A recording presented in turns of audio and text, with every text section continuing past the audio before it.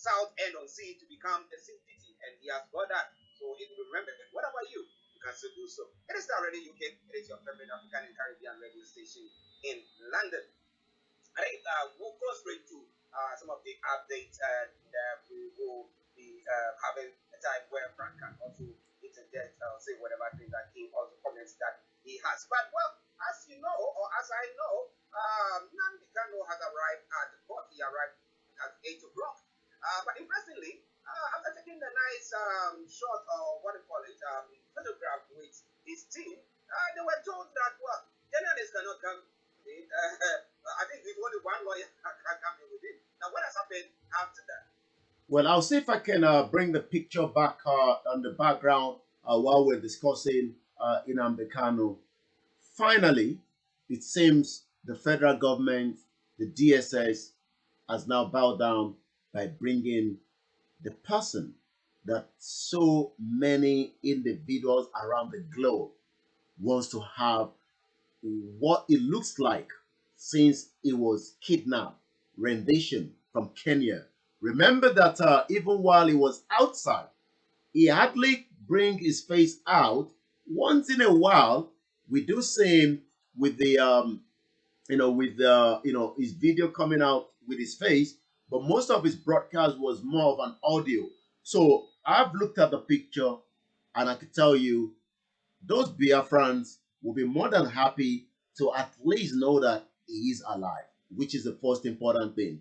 Yes, the court premises was in a very, very high, very high security. But eventually, just before 8 o'clock, Nnamdi Kanu arrived at the Abuja High Court.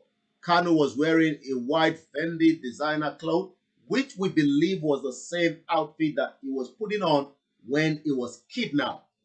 He was not arrested. We must continue to say that, even though the federal government say he was arrested, because no proceeding was taken or allowed while he was kidnapped in Kenya, until brought back to Abuja as well.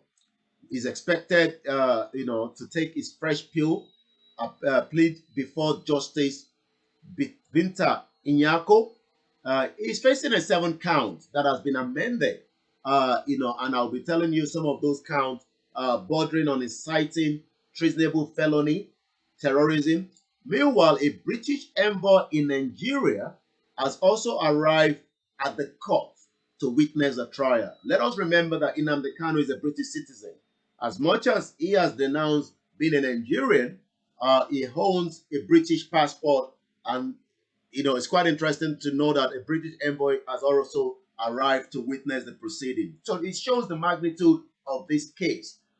It will also be recalled that Kanu, who is also, like I said, a British citizen, his arrest was in June. So when you look at June, this is July, August, September, October, 4 months. I remember when he was presented after he was taken away, kidnapped, for almost 10 days. Nobody knew where he was until the federal government surfaced. But there's something that a lot of Nigerians continue to review back on this case. Because I'm going to hand over back again to you in the studio, because I know you want to have 1 or 2 words. When Nnamdi Kanu when we were told by the Attorney General of the Federation that Nnamdi Kanu has been kidnapped, or even though the government says he has been arrested, for the 20 minutes of that conversation to the press, the Attorney General of the Federation spoke in Hausa language. I'll come back again to you in the studio. Wow, that's interesting. Now, let's start the matter before we move on. Now, when somebody has been arrested, okay, brought to a country, now you have the government spokesperson come to speak. We know that the language, the national language in Nigeria is English. Yeah. Now, for the Attorney General to come and speak on the case, and speaking only Hausa, what were they trying to do? I think there's a disease that came or hit the West African nations, 2 nations. Mm-hmm. Ghana and Nigeria. One in 2015 and 2016. Because not too long ago, we also had a similar situation in Ghana when the prosecutor, Archie, went on the street, and there was was an outreach. Now, what you can do, there can be an interpreter, but officially, when official business is being conducted, it has to be conducted in your language. Yes, understanding English might not be our mother tongue, but look, if I have a daughter here, what's their mother tongue? When she grew up to know only English, she might be a Ghanaian, she might be a Nigerian, but she doesn't understand Hausa, she doesn't understand. So if you tell me that my mother tongue is where I was born, that's the language I speak. We adopted English as official language. We've not come to a point where we say Yoruba, Igbo, or all other. I mean, Nigeria has over 100 dialects and languages. Now, so for me, I think it's wrong to go and be speaking. I told Nigeria we're going to be speaking Hausa in court. One, there are journalists over there that should report, right? The person typed the judge, and we being told that all of them, and all the witnesses who are there can speak Hausa. How did we even determine that? How did we even determine? Because if you come to court and you cannot speak English, you ask provisions to be made for An interpreter. Now, if assuming I'm covering the case and I flew into the country and we enter a court and we start speaking, this that it has to be done or conducted in an official language. If you cannot express yourself in an official language as an authority, nothing stops you from telling us that okay, you were appointed based on your tribal lineage and that you cannot speak English, but you know your Sharia law, and that's how you qualify to be attorney general. You are appointed as attorney general and you want to speak English. In that case, the state must appoint what they call an interpreter. We don't have coaches that cannot speak English, but they're able to coach. That is totally unacceptable. Unacceptable. Now let's come to a little bit of the law that I do when I was doing press law, habeas corpus. Now this man has been arrested for how long? Every time they go to the court, they never show him. Now he's appeared in the courts. Yomi has got a picture in the background, but we don't see his. I would adjust that. I would adjust that. We just see only the topic of his body. But as to whether seeing him now will make the Biafrans or the IPOP now calm down, know that okay, he's not being maltreated or mistreated or anything. And then looking at the charges that is being leveled against him. I mean, there's no way. It's like taking somebody to an Iranian court. Once you finish the first one, they'll bring another one. They're charging you until I don't know. For those of us who might have been places before, sometimes when someone is dead, they can dress a person when you see the person is alive. It's true. So at the end of the day, Nnamdi Kanu himself, first we know he's alive. I mean, he's full, people go with the lawyers as confirmed. That is it. He's not a cloned person. Okay, he's not a cloned person. Secondly, we do know that he is a good help. He's not disabled or anything like that. The next thing we need to ensure is that he needs to tell us whether he was actually maltreated or not. That will have to come from him. We cannot ascertain that. How was he fed? Was he denied medical attention? Was he allowed to see his lawyers? Was the family in contact with him? I mean, that has to come from him because Archie, for those who have been, they've entered the sea and come out. They can only tell us whether they saw crocodiles, whether they saw alligator or frogs. But for us, we can only see the body they came out with. As to whether they were beaten, alligators, whatever they call it, catfish or whatever we cannot tell. So we have to. But the good thing is actually seeing him in public. Look, actually, it's a very powerful PR for the government. And if the government were to be smart, I think that's what they should have been doing. The person know that he's not being maltreated. That's what they should be doing. You know, and look, come on, 100 charges against you. Say, look, anytime you go to prison, say, oh, I've been treated well, we dropped you. That would have been, say something good about that, boy. You are being treated nicely. Well, listeners, Starr Radio UK. We'll try to bring in some pictures of it because I've got a few of them that Yomi has forwarded them to me. So we'll try to do our best. best to bring it your way. You can assess by yourself to see whether he's been treated fairly. But what is the issue pertaining to his lawyers not being allowed in and only one person maybe being allowed to go in there? John? Well, I mean, I can confirm that his lead counsel, Ifeanyi Ejiofor, has been granted access into the courtroom. Other lawyers and journalists and representatives of the Apex Igbo Social Cultural Group on Heinz Indigo were barred from entering the court. I mean, I won't be surprised. Even the case of the Chief Sunday Igboho with his some of those Yoruba individuals that were removed from his house. You could see that journalists were bad, individuals were bad. So a case like Nnamdi Kanu is a high profile case, and that means the government would try as much as possible to not want as many people in the courtroom, even though this is not allowed again. And this is why so many Nigerians have been questioning, so many things. Are we still in military era, or are we back into the civilian rule where a court is open to at least the journalists? But if you play back exactly what happened yesterday during the memorial service of the NSARS, journalists were put into the Black Maria. Individuals were still maltreated. And all these are questions that a lot of people are asking. We also saw there the former governor of Anambra State, Chief Chukwumeka, that was also in attendance as well. But like I said, the court is still ongoing. Whatever the outcome, his legal team will be giving us a background to that, and then we'll be able to know what is the next step. I mean, like I said, looking at the picture behind me, he's only smile. I mean, yes, like Frank says, we would have to know what happened prior to being kidnapped from that underground car park in Kenya while he was waiting to pick up somebody. Once again, it is still Star Radio UK, your finest African and Caribbean radio station in London.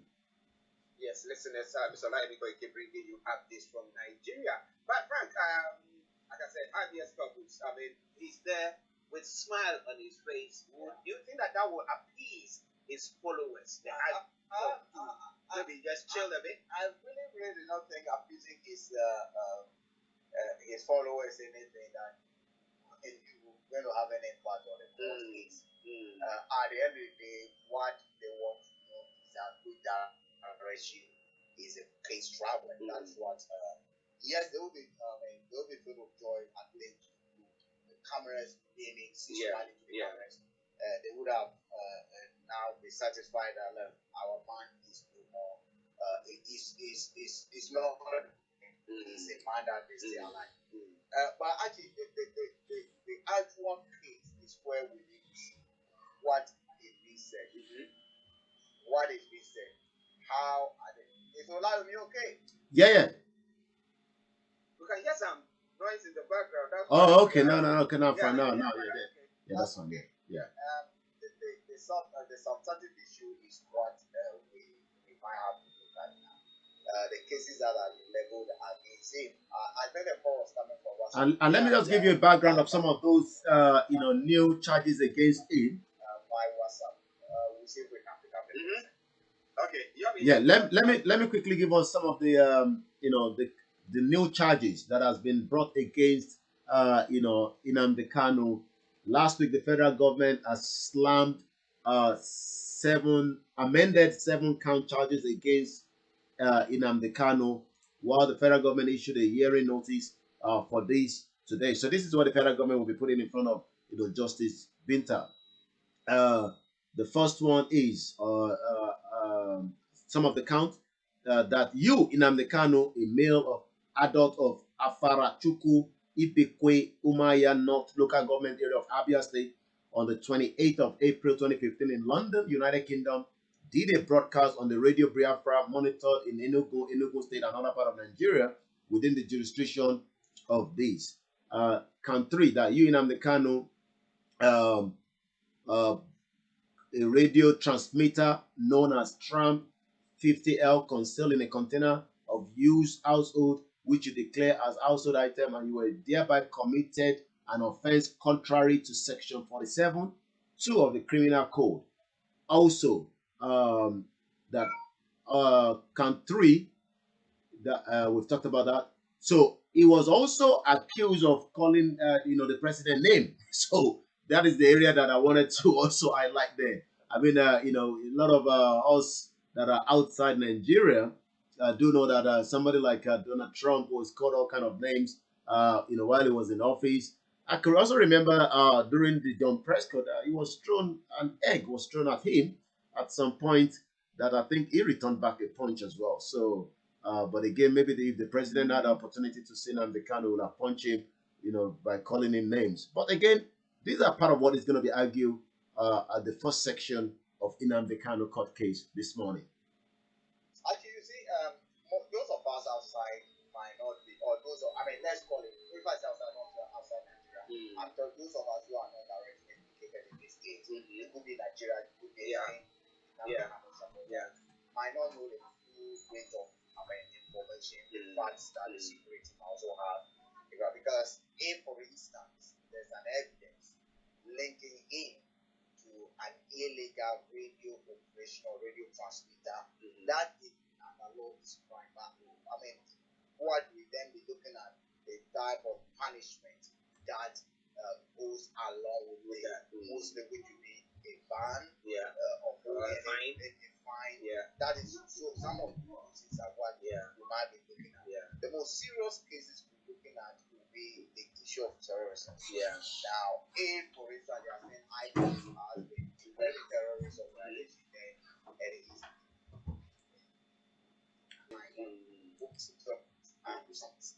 or why would we declare people who are actually just fighting for cessation of their area? Which is what everybody does it. Terrorists, especially when they've not officially taken away, all they are doing is complaining, which is their right in the democracy. Those are some of the things that because if you say that the court they've expressed opinion to break away the terrorism act. But basically what you are telling us that anyone, all of us may basically disagree what the leader is doing in of Nigeria to be labeled a terrorist. Is basically falling to that category. Okay, listeners, it is Starr Radio UK, your favorite African and Caribbean radio station in London. Shadi will thank you very much.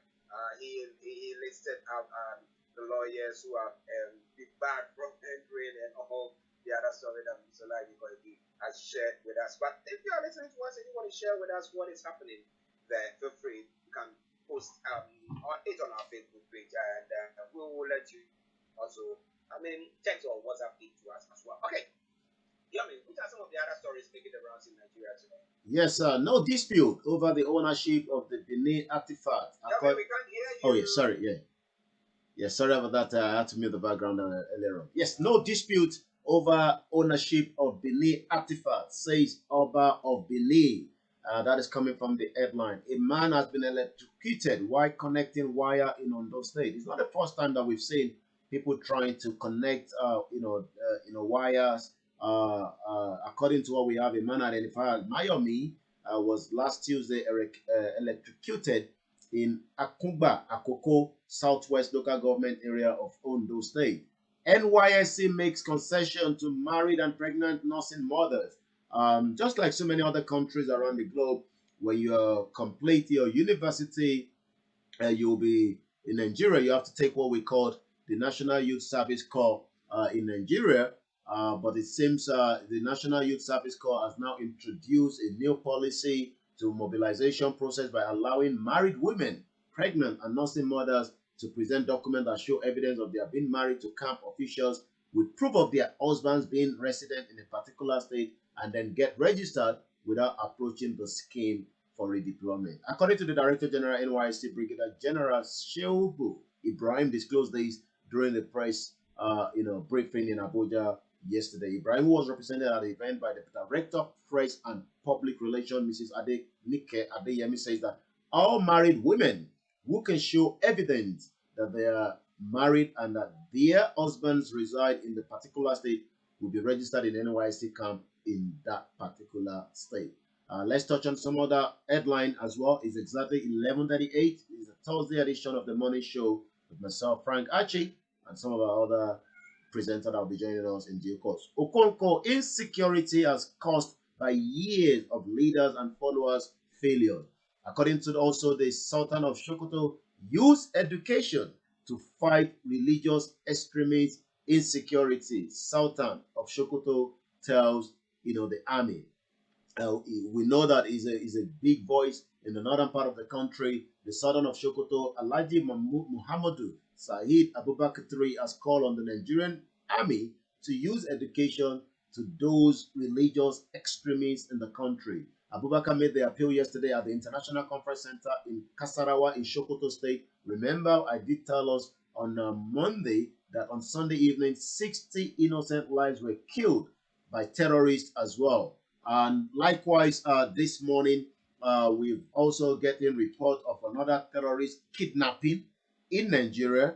And I'm going to be telling you where in Nigeria and what particular area.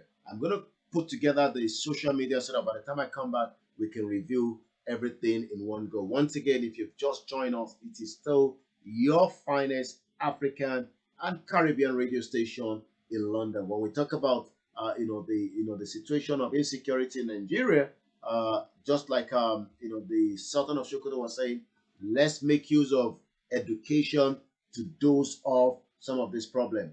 But what is the statistics when we talk about uh, most of the children out of school today in Nigeria? We have just about 13 million of them that are out of school. Terrorists killed 4, adopted 9 persons in Kaduna, just as we are continuing to talk about the insecurity. Also, just coming in just about 2 hours before we came on air on this morning show, we can confirm. Okay, I'm also seeing a video, a match of a military officer reprehended a police officer for unprofessional conduct during a protest management.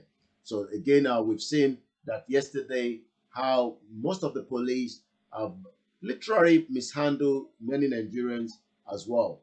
I can tell you, just like I said, I'm just trying to bring the one of the insecure. Yes, I've got it here. Terrorists adopt over 30 passengers commuting along Zunguru Garin Gabas Highway in the local government area, Rafi local government area, and that is in Niger State. So again, 30 individuals have been adopted this morning as we speak as well. So most of what is trending on the social media this morning, I'm sure you know that, is the conversation around Mazi Nnamdi Kanu. So let's see what we can pick from there. 11:41. It is Star Radio UK. It is your finest African and Caribbean radio station in London. Remember to follow us on all our social media handles on Twitter, on Instagram, and likewise, you can also reach out to us. So when I look at what is trending, yeah. Just a minute. Okay. When it came to the school dropout, Frank wanted to make a I wanted to do a bit of clarification. Are these the whole population in Nigeria? Because if you look at the total population of Nigeria, and we're talking about 30 million dropout. Not dropped out, not even in school at all. These are not dropped out. They've never been in school. 13 million. Okay, so it is not people who are of school and are not in school, but we are that is why today. Nigeria population is about 190 million. Yeah. So if you are taking a youth,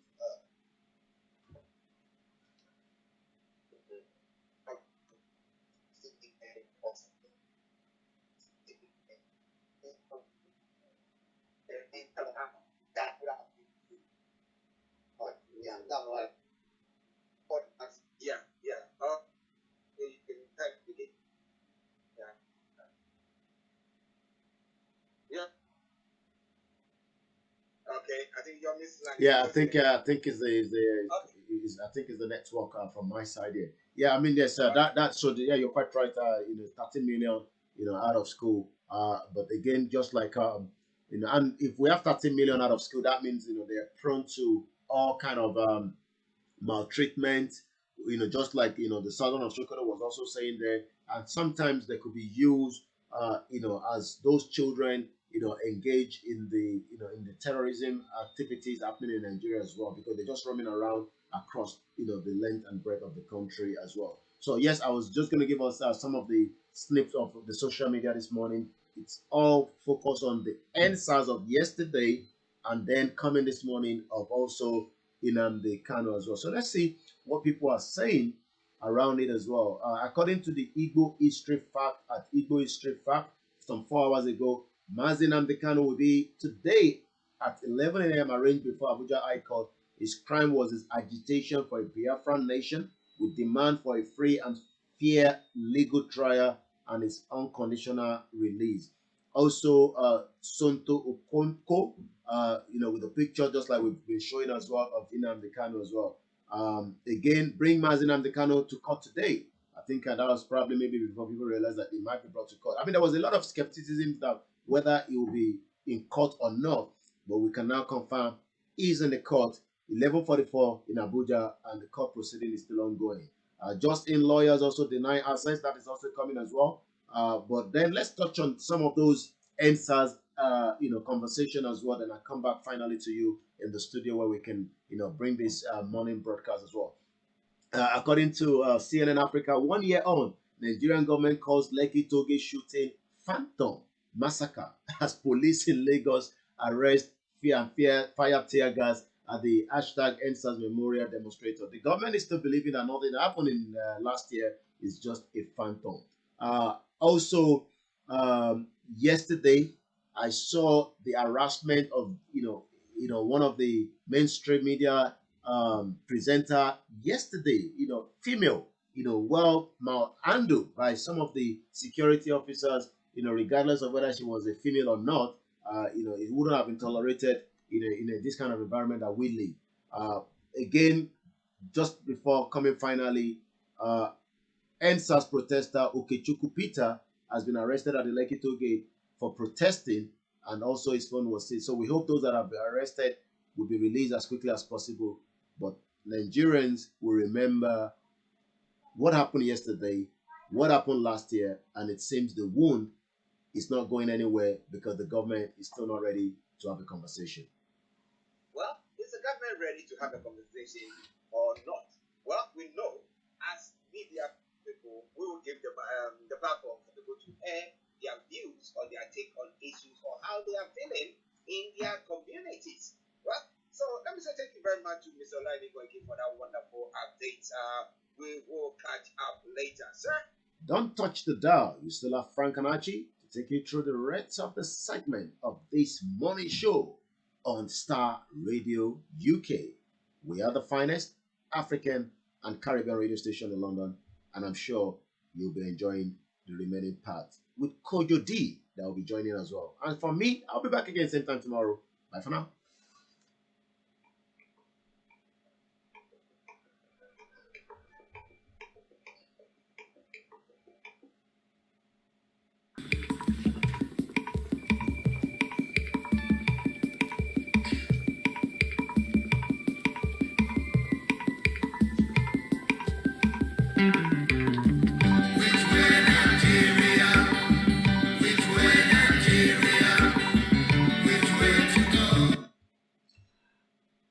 Okay, let's come back to a new screen, and then we might just continue the conversation right and there. Mo kí gbogbo wa pé ẹ káàsán, ẹ káàárọ̀, ẹ kúrọ̀lẹ́ níbikíbi tí ẹ ti láǹfààní àti máa wò wá tí ẹ ti ń gbọ́ wa.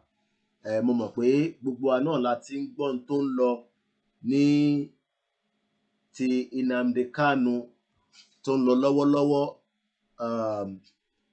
Àsìkò tí ẹ̀yin náà lè wá bá wa sọ̀rọ̀ lé lórí. Is the government now worried? That's why Nnamdi Kanu was brought to court. What is your take on that? What can you tell us? Let's first say good morning to those of you that have joined us this morning, and then we would now have a conversation with ourselves, and let's see.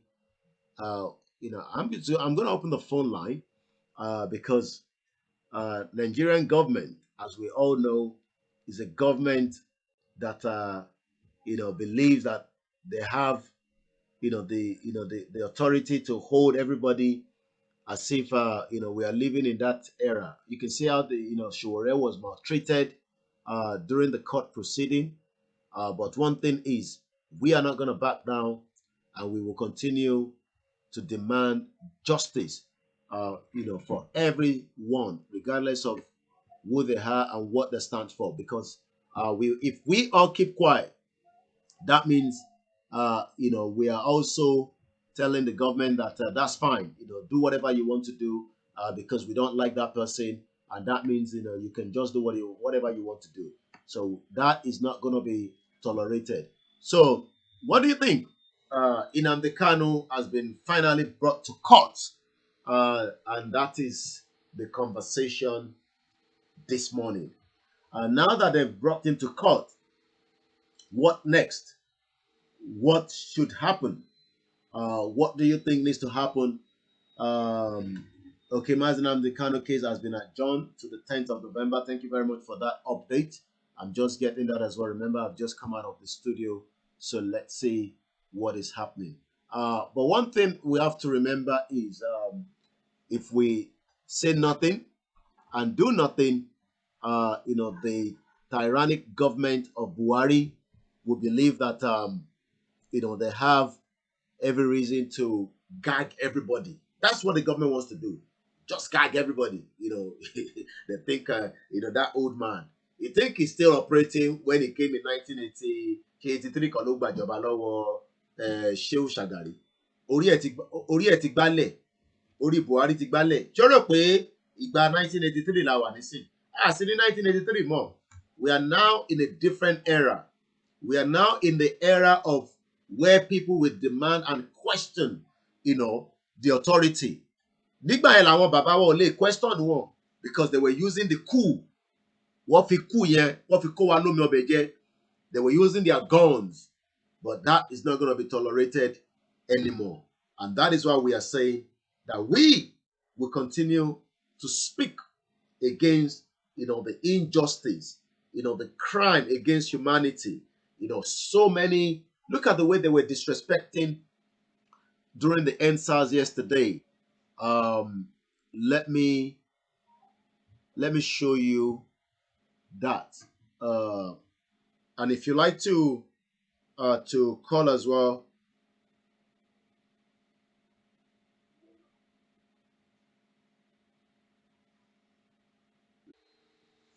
So yesterday, these are our beautiful sister, whether they agree with what we are doing or not, you'll be shocked. I'm going to get the video out. What? What?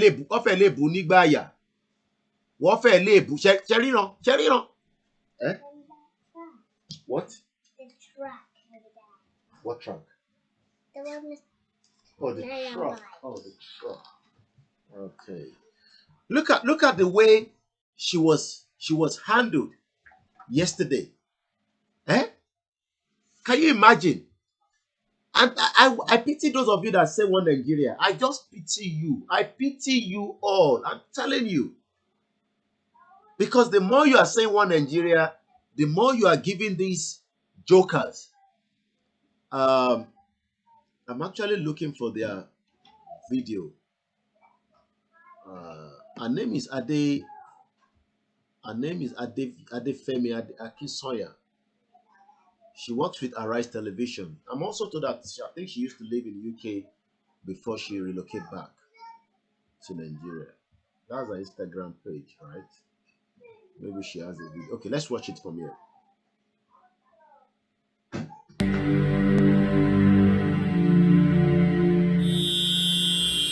Who polices the police? At an NYSC commemorative protest at the Lekki tollgate, a year after one of the darkest days in Nigerian history, a light was shone on just how prevalent police brutality still is. This protester was the first we saw to be apprehended by the police at the tollgate. After approaching security forces with an NYSC poster, he was ushered into the back of this van. Inside, he says his phone was taken by police, who also beat him. That too was the account given by Abisola Alawode, a Lagos-based journalist who had also been apprehended while he says he was on duty. Punches! That's my lip is literally, I just cleaned my mouth. I was from within this vehicle here. I was dragged here. I kept on identifying myself. My ID card was as they were dragging me. I have order and my ID card, my driver's license, everything that identifies me as a journalist. No, you cannot say that. No, you can't take our arguments. No. Keep it. Let go of it. Let go of it. Let go of it. Let go of it. Let go of it. What a country. What a country. Hey.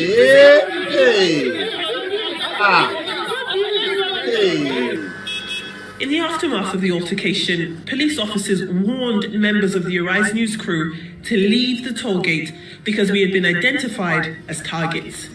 We stayed, and with a direct threat from the police, we reported it to the police. The Lagos State Commissioner of Police, Hakeem Odumosu, was apologetic. Commissioner, my final question is flying a drone against your rules of engagement. We did fly a drone and we were directly harassed by members of your force because we flew a drone. Any harassment given to you, my apologies. Any harassment. So we were in fact allowed to fly a drone? Any harassment given to you is an apology. So it is just a misbehavior of one or two leaders among us. And we'll take action. Because if we are to do that with the leaders, or at least you have the number of policemen that we have here. If it's our normal behavior, almost all of them will have brutalized everybody.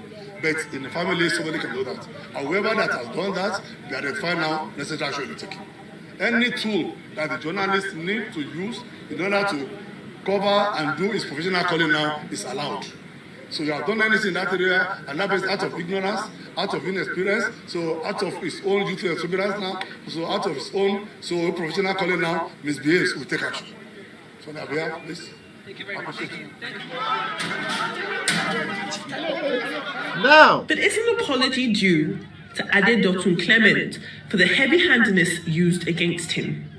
He says he's an Uber driver who was forced to leave his car when police used tear gas to disperse the crowd in the aftermath of the procession of cars. On his return to the vehicle, he was put under arrest and forcibly taken to the back door of this police van. He resisted the arrest. As a result, he was slapped, sprayed directly in his eyes, and manhandled by police and Lagos State security officials.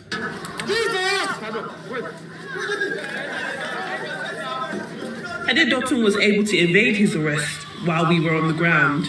It's unclear if he escaped or was released, but one thing we do know is police are there to protect. But it's possible that after at least 22 officers were killed and more than 100 more injured during the NYSC protests in 2020, some may feel unprotected. And while officers are entitled to respect and a certain amount of power while enforcing the law, as the Lagos State Commissioner of Police put it, brutality is not one of them. Adefemi Akinsanya, Arise News, Lagos. Now, Sherry, ẹ̀yin tí à ń sọ fún pé is not working.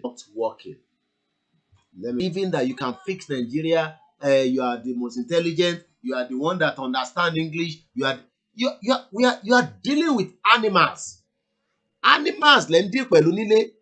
Animals that does not respect you as a person. Whether you are somebody coming from abroad, whether you are somebody coming from Ukukumaiko, whether you are coming from southeast, coming from southwest, these are animals you are dealing with. Animals. So we will open our phone line so that let's engage on this conversation in Nnamdi Kanu. From what I'm hearing, that the court case has now been adjourned till November. November is just around the corner. Abawalaye again. But one thing they have to understand is We've also seen, let's show you some of those images, and let's hear what you feel. After since June, nobody had a glimpse of what it looks like. Are we now saying that at least having him at the court is something that is also, but quite a lot happened at the courtroom or the court premises as well.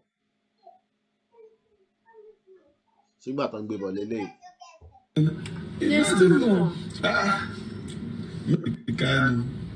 Yeah. So let me start showing out some of those. Yes, we just went straight from Star Radio UK coming down back to our own program. Normally we could have leave it to some other few hours, but I just thought let's just continue. So let's just watch some of those. It's still coming now. You said yes, no. Maybe this is the entourage bringing him. Abi, say now we can do last. So you see. Government is scared of Nnamdi Kanu. Ẹ̀rù ń bà wọ́n fún Nnamdi Kanu. But it's busy. How many soldiers and police are the guiding Nandi?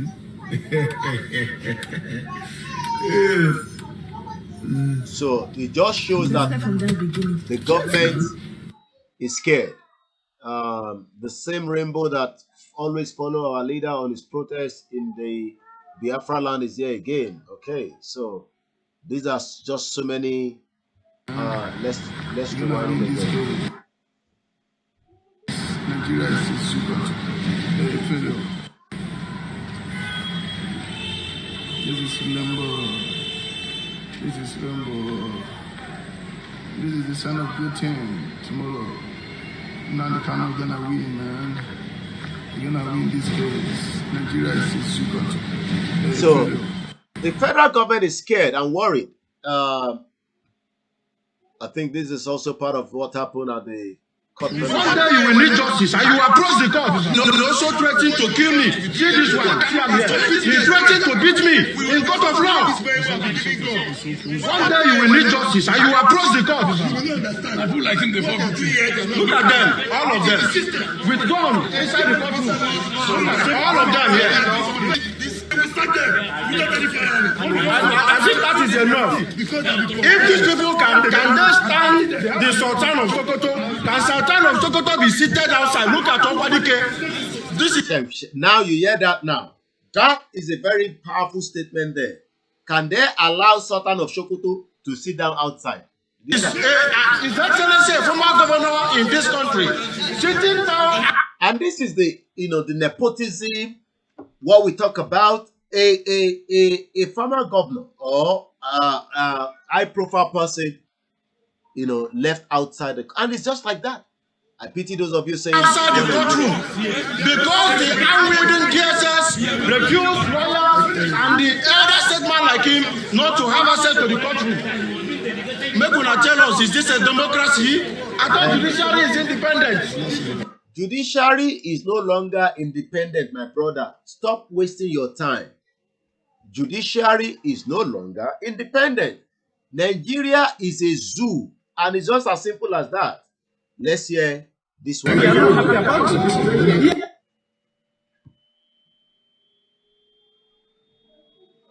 From other parts of the country, and we are not happy about it. We are not happy about it. Here is a former federal permanent secretary, a former governor of Anambra State, and the man who is leading the delegation is kept here. It's not right and shouldn't be tolerated. We are not happy about it. Thank you very much. We are interested in making peace, and the youth at home are. You can't make peace with these animals. There's no way you want to make peace with them. The federal government is not going to give you peace. So when people are saying we are trying to make peace with them, make peace with who? Make peace with Fulani and Hausa that hates every single one of us. Make peace with who? You can't make peace with them. How can you make peace with animals that have maltreated you? They kept, Lady K in the prison. They kept Nnamdi Kanu in the prison. They kept Showore in the prison. So peace will never make one. You cannot make peace with these animals, my brother. The only way out is let everybody go. Let the Biafra go. The Middle Belt go. Arewa go. Oduduwa go. Let everyone go. They want to see what is happening. We are here to identify with issues so that when we go home, they will listen to us. But that opportunity is being scratched. It's all right. Nobody is going to listen to you. Again, more videos. You see that? Look at how many police, how many soldiers. They can't go to forest to go and look for people that are killing you. But look at what they can do. Right? A messed up country. Good morning. Thank you for coming in here. Sir, despite that they gave you to relax, did you expect what you are saying here this morning? It shows that we are not one. Sherry, let me come back to the screen. Sherry, most of you that are saying that those of us that seems like we hate Nigeria, we don't like Nigeria, it is you that love Nigeria more than us.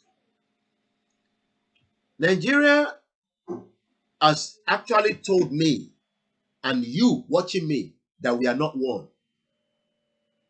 And we can never, never, never, never be one. So for you, we are one. You okay? What do you want? Kò yẹ nísìn, ìwọ ló ń rò pé àwa àti àwọn ẹ̀yà yẹn. Even we know that even with the Biafra we are not one, but the Biafra wants to go. We want to go, and then we can all go and work, as neighbors. But you are trying to save a country that does not like you and your ethnic group. You think this Hausa Fulani, they like you. Yesterday, at the embassy, a Yoruba man spoke Hausa to the controller that controls the passport in Nigeria embassy here in London. And the guy was like, "Are you an Hausa man?" The Yoruba man said, "No. I just know how to speak Hausa." And right there and there, he got his passport. Ọ̀rọ̀ anonymous saw you. This is not me, Angenuso. Because I saw the brother when he came, while I was there at about 10 o'clock. Nígbà tó di nǹkan bí 5:30 ká tó bẹ̀rẹ̀ the vigil nírọ̀lẹ́, mo rí wa tí lọ látàárọ̀ wọ́n ní tẹ̀ máa bá wọn dúpẹ́ pé àwọn rí passport àwọn gbà. Pé kí n máa bá wọn dúpẹ́ pé àwọn rí passport wọn gbà. Nítorí pé nígbà táwọn sọ Haúsá sí arákùnrin yẹn ló fi jẹ́ mo rí bẹ́ẹ̀ màmá wa Janet Martin. The only peace we have is separation. I wish they quickly understand what we are saying. Wọ́n ọ̀gbọ́n náà ni màmá wa. Òun la ṣe ń jágbe. Ẹ bá mi wá remote TV ẹjọ́ ẹ̀yàn ara lé wa. Kí lè máa rí kọ́mẹ́ǹtì YouTube yẹn kà. So that màá lè focus the other one lórí. Mo kí gbogbo kí n bẹ̀ màmá wa Pastor Mo for treating those eminent men like that. Further make it clear. Àníwọ̀ like Hausa or like Igbo. Àwa náà lè má like wọn torí pé àwọn kan máa náà wọ̀ like wọn. I understand. Àní kì í ṣe kankan náà, but at least àwọn ṣe àìsàn fáwọn náà pé lọ. Ẹ má trust wọn àti gbọ́ trust wọn. Ìwọ náà ṣe trust ara ẹ. Àníṣe ẹ jẹ́ ká máa lọlé ká padà gẹ́gẹ́ bí ọmọlúàbí wa ta jẹ́. Ẹ jẹ́ ká fi àwọn ìran yìí sílẹ̀. Kọ́ máa ṣe tiwọn, káwa náà máa ṣe tiwa. Kólúkálukú máa ṣe tiẹ̀. We can develop better and faster as a new nation than this mess. Sori wọ́n tó ń sọ pé I'm a proud Nigeria. O lè débì kankan ní Nàìjíríà tó o bá mọ Hausa man, tó o bá mọ Fulani man. Wàá kàn máa parabolate pẹ̀lú certificate ẹni. Because wọ́n ti gáàgì wa. Kí ni Nnamdi Kanu ṣe? Olóhùn fẹ́ Biafra. Olóhùn fẹ́ ṣe Nàìjíríà mọ́. Ẹ̀ṣẹ̀ wo ló wà níbẹ̀? Lai Muhammed bàbá wèrè yẹn ẹ jẹ́ n play video tó sọ níjẹta Lai Mohammed, ẹ jẹ́ kí n play video tí tó fi compare Nnamdi Kanu àti The ground is not level. Why is it? Let's hear what Everybody, seen as this man. Ta ló mọ̀ Lai Mohammed dáadáa no? Who is he? All this old ragged man thinking that they can determine our future by saying we should be in Nigeria. Ṣé ó fi pé ó máa wà láyé títí forever ni? Tó bá wá kú nísìn, àwa sì máa wà nínú ìyà. Ẹ mọ̀ pé àwọn politician tẹ́lẹ̀ yẹn, ẹ wo Pẹ́pẹ́ nísìn. Kọ́nà kó fọ̀run kẹ́. Torí pé ìyẹn ò gbọ́dọ̀ kú ká máa yọ̀. Gbogbo àwọn ọmọ tó wà lábẹ́ Pẹ́pẹ́, ẹni Koiki sọ bẹ́ẹ̀. Gbogbo wọn nísìn ni wọ́n ti kíkì àsì wọn kúrò nínú politics APC tó ń ṣe ní Nàìjíríà. Ta ló rántí Pẹ́pẹ́? Ẹ jẹ́ lọ wá picture jáde. Pẹ́pẹ́ ló máa ń pè. APC politician ní Nàìjíríà. Ó ṣaláìsí láìpẹ́ yìí. I'm sure a lot of you remember him. Òun náà pé nǹkan náà pè ní Adébáyọ̀ mo ti rí. Adébáyọ̀ Òsínọ́wọ̀. Ta ló rántí ẹ̀? Kí n tó lọ mú yín bá etí Lai Mohammed sọ. Ta ló rántí bàbá yìí? Mo láǹfààní àti bá àwọn tó súnmọ́ Pẹ́pẹ́ yìí sọ̀rọ̀. Wọ́n ní gbogbo àwọn tó ń ṣiṣẹ́ fún Pẹ́pẹ́ wọ́n fún wọn láyè ní APC Congress tó ṣe ní last week Saturday. Tó bá jẹ́ pé irọ́ ni ẹni kọ́ jáde kọ́ debunking tí mò ń sọ. Ẹni kọ́ jáde kọ́ debunking pé gbogbo àwọn tóun náà ní gẹ́gẹ́ bí àwọn boys kọ́ gbogbo àwọn politician ló ní boys. Àwọn boys ẹ̀ kọ́ wà ní industry kọ́ máa ṣiṣẹ́ kọ́ máa ṣe innovation káwọn òṣèlú máa lé wọn pé a nídìí owó ẹ fún wa ní owó. Àwọn èèyàn ló wá nọ́mbà olóṣèlú wọ́n máa ń lo àwọn ọmọ yẹn. Àwọn ọmọ yẹn tó bá ti wá fún wọn ní 1 million tó gbé 10 million léyìn lọ́wọ́ ìwọ náà wá ráyè kọ́lé ó wá lọ kọ́lé sínú inú abúlé. Pẹ́pẹ́ ń gbé ní Àbújá wọ́n ló nílé káàkiri ó ní so many wealth. Ẹ mọ̀ pé politician òun náà gbogbo wọn they are all the same. Òun kàn ti kú ni kọ́nà gbogbo ẹ̀ṣẹ̀ tó gbogbo tó bá ṣe kọ́ lọ wọ́n àti bàbá gan kọ́jọ́ máa lọ yanjú ẹ̀. But àwọn tó fi sílẹ̀ tí wọ́n ń tẹ̀lé lẹ́yìn tó ń ṣe bọ̀ìbọ̀ì fún wọn ní gbogbo wọn ni wọ́n kìkì dànù nínú APC Congress tó ń ṣe lọ́wọ́lọ́wọ́ ní ìjọ Saturday tó kọjá. Fraction wá pọ̀ rẹpẹtẹ nínú party. Tó bá jẹ́ pé wọ́n ń ṣe dáadáa tí gbogbo èyí tẹ̀ ń tẹ̀lé wọn èyí tí ẹ̀ ń sọ pé àwa lọmọ Tinubu àwa lọmọ APC àwa lọmọ Dàpọ̀ Abíọ́dún tó bá jẹ́ pé wọ́n ń ṣe dáadáa sí gbogbo yín ni tó jẹ́ kí fraction wà. Ẹ wá ń ṣe bọ̀ìbọ̀ì ẹ ń gbé folder tẹ̀lé wọn for years. Àìmọye àwọn tá a mọ̀ bàtà yìí ti lá níbi tẹ́ ti ń tẹ̀lé wọn kiri. Ẹ wá ń show face tó bá show face wọn nímọ̀ kó ṣe wà ó sì jẹ́ politician láàrin wọn. Mo rí bẹ́ẹ̀ màmá mi Tómilọ́lá Agnes màmá rí lóòrèkóòrè àní rí ní tìbànújẹ́. Mo rí bẹ́ẹ̀ Ọmọyẹlú Bùsíyì Táíwò. Mo rí bẹ́ẹ̀ Ọmọ́táyọ̀ Ayọ̀ọ́lá. Mo kí gbogbo wa ẹ káàárọ̀ láti Star Radio láti join ẹ̀ mọ́ ìta ń bá lọ báyìí. Àǹfààní wà fẹ́yìn tẹ́ bá fẹ́ dá sí náà. Nnamdi Kanu is from Lagos bẹ́ẹ̀ ni ó ti ṣaláìsí ó ti kú báyìí. But ẹ sọ pé Koiki sọ lórí program ẹ̀ pé gbogbo àwọn tó ń bá ṣiṣẹ́ tó jẹ́ boys ẹ̀ wọ́n ti lé gbogbo wọn dànù. Yes, Igbos are the most fearless people in the whole world. Yoruba agitator work together with IPOB, but there are some people say make we no work with them. So make we go work with Fulani Hausa people. Hausa and Fulani hate Igbo and they also hate Yorubas. It's as simple as that. Ní láti máa hide yẹn. And the reason why they hate the Yoruba is because our Yoruba politicians have sold us out. Just like they are trying to sell us again. The Hausa are trying now to say we will support Osibajo. Tirini, Moriembe, Michael Godwill, Moriembe, Karimat Mohammed, Moki gbogbo èyí tẹ́ wà ní Saudi Arabia, ní UAE, ní Oman, Moki gbogbo èyí tẹ́ wà nílẹ̀ Káàárọ̀ Oòjíire. Àníṣe Pẹ́pẹ́ tó ṣaláìsí, gbogbo àwọn boys ẹ̀ wọ́n lẹ́nu mọ́ nísìn. So what is now the what is now the point? What is now the point? Iṣẹ́ òdo wá ṣe sílẹ̀ nísìn. Òun ti lọ nísìn. Ó ti dá wàhálà sílẹ̀ by supporting one Nigeria tó fi kú. Ó ti dá wàhálà sílẹ̀ because tó bá jẹ́ pé irú bàbá yìí náà ti sọ pé no, a ṣe Nàìjíríà mọ́. Òun ti kú nísìn. Ó fi problem Nàìjíríà. Ó fi sílẹ̀ fáwọn tó ń tẹ̀lé lẹ́yìn àti àwọn family ẹ̀. yes, àwọn family ẹ̀ lè lówó lọ́wọ́ nítorí pé òun rí owó nínú politics. But what about àwọn ọmọ tó fi sílẹ̀ tó ń ṣe bọ̀ìbọ̀ì tẹ̀lé lẹ́yìn? Ibo ni position àwọn èèyàn wà nísìn? Ẹ̀ṣẹ̀ wo ni Nnamdi Kanu ṣe? Ẹ̀ṣẹ̀ wo ni Chief Sunday Adéyẹmọ Ìgbòho? Ẹ̀ṣẹ̀ wo ló ṣe? Pé a ní àfẹ́ ṣe Nàìjíríà mọ́. And then iṣẹ́ wọn ṣe big deal.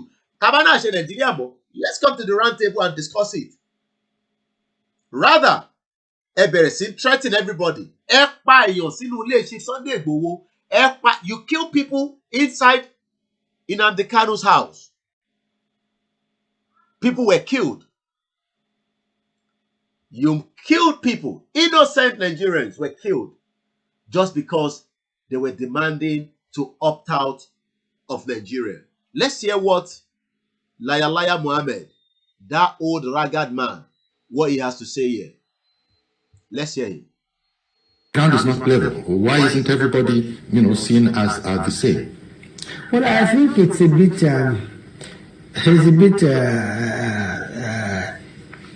We have to be very careful in how we. How we use nomenclature.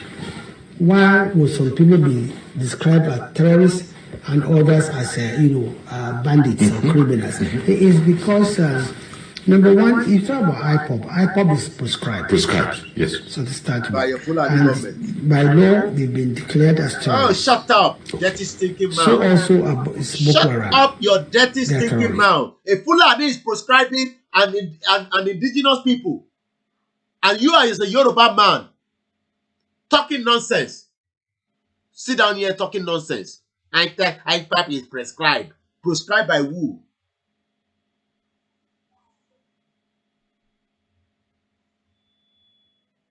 IPOB is prescribed. Prescribed by who? Kilonsa. Prescribed by Fulani government of Buhari that is putting nepotism in everything he's doing. But eléyìí náà nísìn tó bá dàgbà nísìn tóun náà bá kú nísìn á fi problem yẹn lẹ̀ fún gbogbo wa. Àwa la máa dín pẹ̀lú problem wọn. Ẹ rí i pé lórí burúkú ni gbogbo wọn. They are all bastard. Ọmọ àlè Yorùbá ní gbogbo àwọn eléyìí. Because tóun náà bá kú nísìn á fi gbogbo problem yẹn sílẹ̀ fáwa láti máa dín pẹ̀lú. IPOB is prescribed. Prescribed by who? Prescribed by your stinking dirty mouth, politician, corrupt terrorist. Let's continue. Mumbo. The difference between IPOB, Boko Haram on the one side and bandits is that while both Boko Haram and IPOB are driven either by ideology or driven by a belief in that they don't be part of Nigeria. They have their own flags. They always their own flags. Bandits have no flags. Bandits are simple criminals. And there's no difference between bandits and other type of criminals except in terms of ìyá rò pé bí ọba rírọ àwọn bàbá yìí wọ́n ní ọpọlọ lórí àwọn eléyìí ní káwá ní kọ́ bá wa dúró ká fi wà nínú Nàìjíríà. Ẹ wọ̀rọ̀ òmùgọ̀ tí bàbá yìí sọ lẹ́nu. Ẹ wọ̀rọ̀ ọ̀dẹ̀ pé àwọn bandit abẹ́ ìgbọ́bẹ̀ yẹn ẹ̀jẹ̀ rìn wáìnẹ̀ ó ní àwọn bandit ò ní flag so àwa Yorùbá náà ní sí tó bá yá nísìnyẹn máa pè wá terrorist ẹ ní kú re gbogbo yín gbà díẹ̀ ló kù fún gbogbo wa ẹ̀jẹ̀ àgbọ̀n kan tó sọ. Other type of criminals except in terms of their ferocity. So this is the problem. This is the issue of nomenclature. When you declare somebody terrorist or just criminals, terrorists have political connotation because when a person or a group says would not believe in the sovereignty of how can we believe in the sovereignty of a country where you don't like the Biafra, you don't like the Yoruba, but you as a Yoruba man, because you are licking the ass of the Fulani Hausa man, you are now telling us that we must all keep one Nigeria. I say Pepe, he was a Yoruba politician. He has died now. This man, Baote Lukuno, Nigba Oloku, he died when? Okay, then Kokolowa, Uruko Dada. This was him, a Nigerian businessman, a politician. He died in June 2020, last year. Last year he died. Go to his constituency, you will cry. Go to his constituency, this man. Adebayo Sikiru Osinawo, also known as Pepe, was a Nigerian businessman and a politician. Osinawa was a member of the Lagos State House of Assembly. Yes, prosperity will judge them by God's grace. Baba Akotileta. If you listen to this somebody like Lai Mohammed, you would think he's supporting, you would think, what is he supporting? Look at this man now. Like I said, whatever he has done, I don't say he's so rest in peace because I don't know what he has done. But that is between him and his creator now. But what I'm asking is, go and look at his constituency.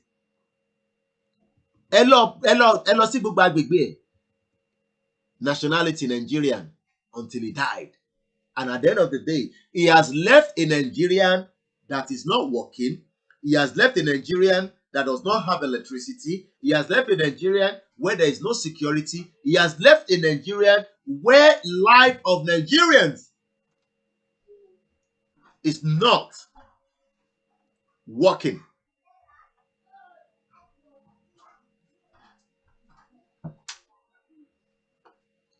And he's gone now. He has left the problem of Nigeria to those of us that are left behind. He was age 64. These are the same people that enjoyed during Awolowo time. Looking at that age. 64. He was born in 1955. Just 5 years before the fraudulent independence. So this individual enjoyed during the Baba Awolowo time.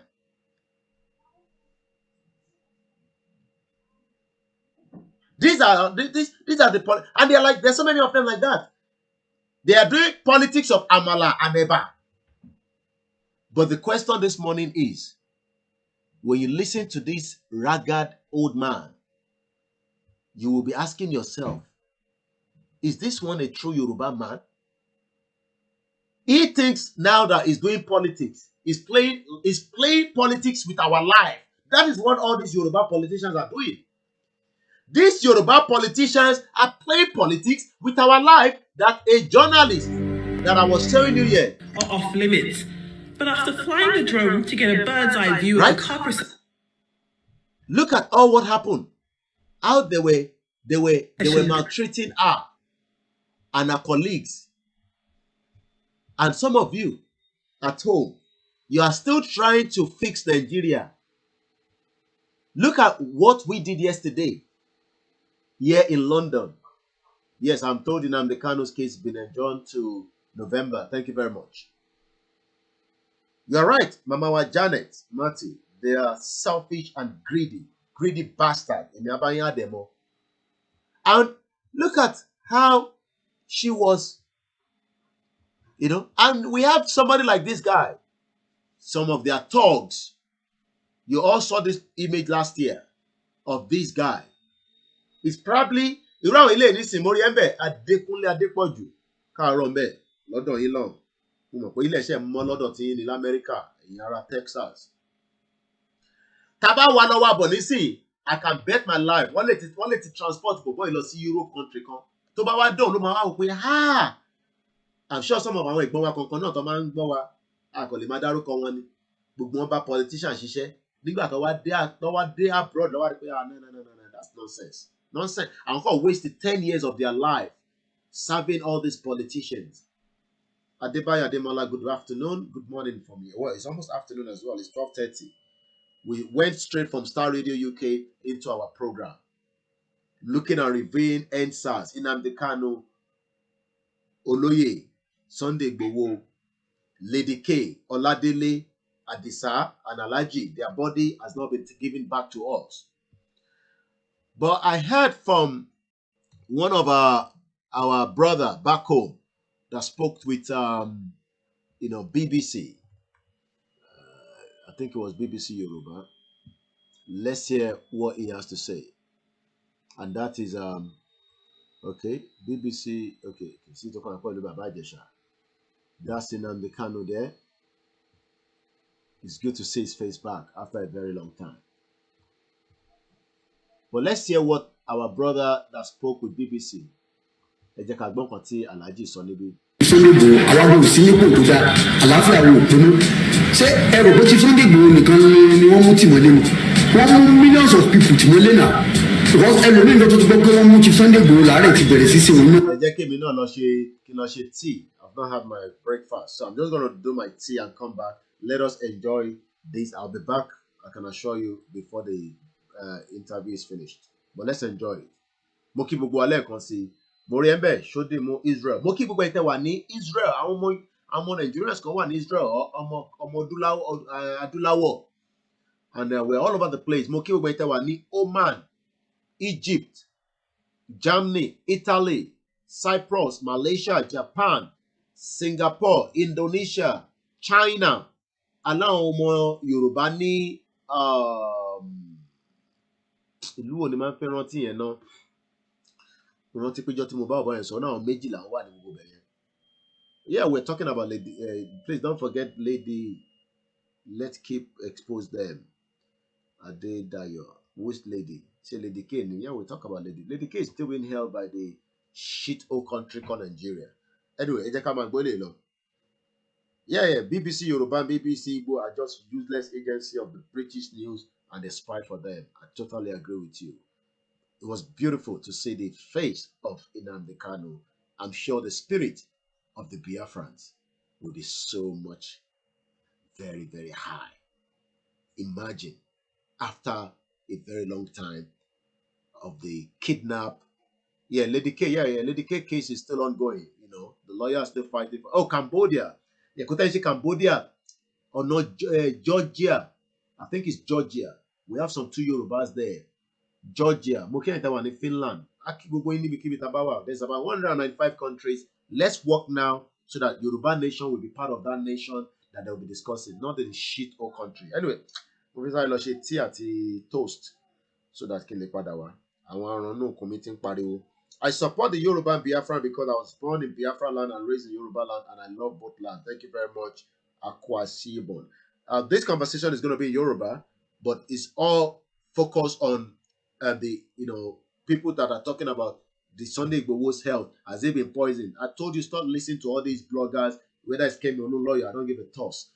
Say Koiki say so. She doesn't have that proof that she's talking about nonsense talk. She's talking about Sunday Igboho has been poisoned. And those talking about kidney problem and all that. Yes, he's not feeling well, just like any other person. Last week I was down with flu and I was not on for almost a couple of days. I'm back now. You can still see even in my voice that it's still a little bit there, but it's much better than last week. So anybody can, and we know, as somebody that is moving from one end to the other, now kept in one location. Kileshe, he hasn't committed any crime, just like Nnamdi Kanu hasn't committed any crime. But these governments are thinking that they are still in that era of military rule. We will break Nigeria. Even you that you like Nigeria, if you don't care, go with the North. We will break Nigeria. And those of you in the North always saying, what about we the Yorubas in the North? Come back home or you continue to live with them. Orúkọ mi ni Alhaji Yusuf Ajikobiwa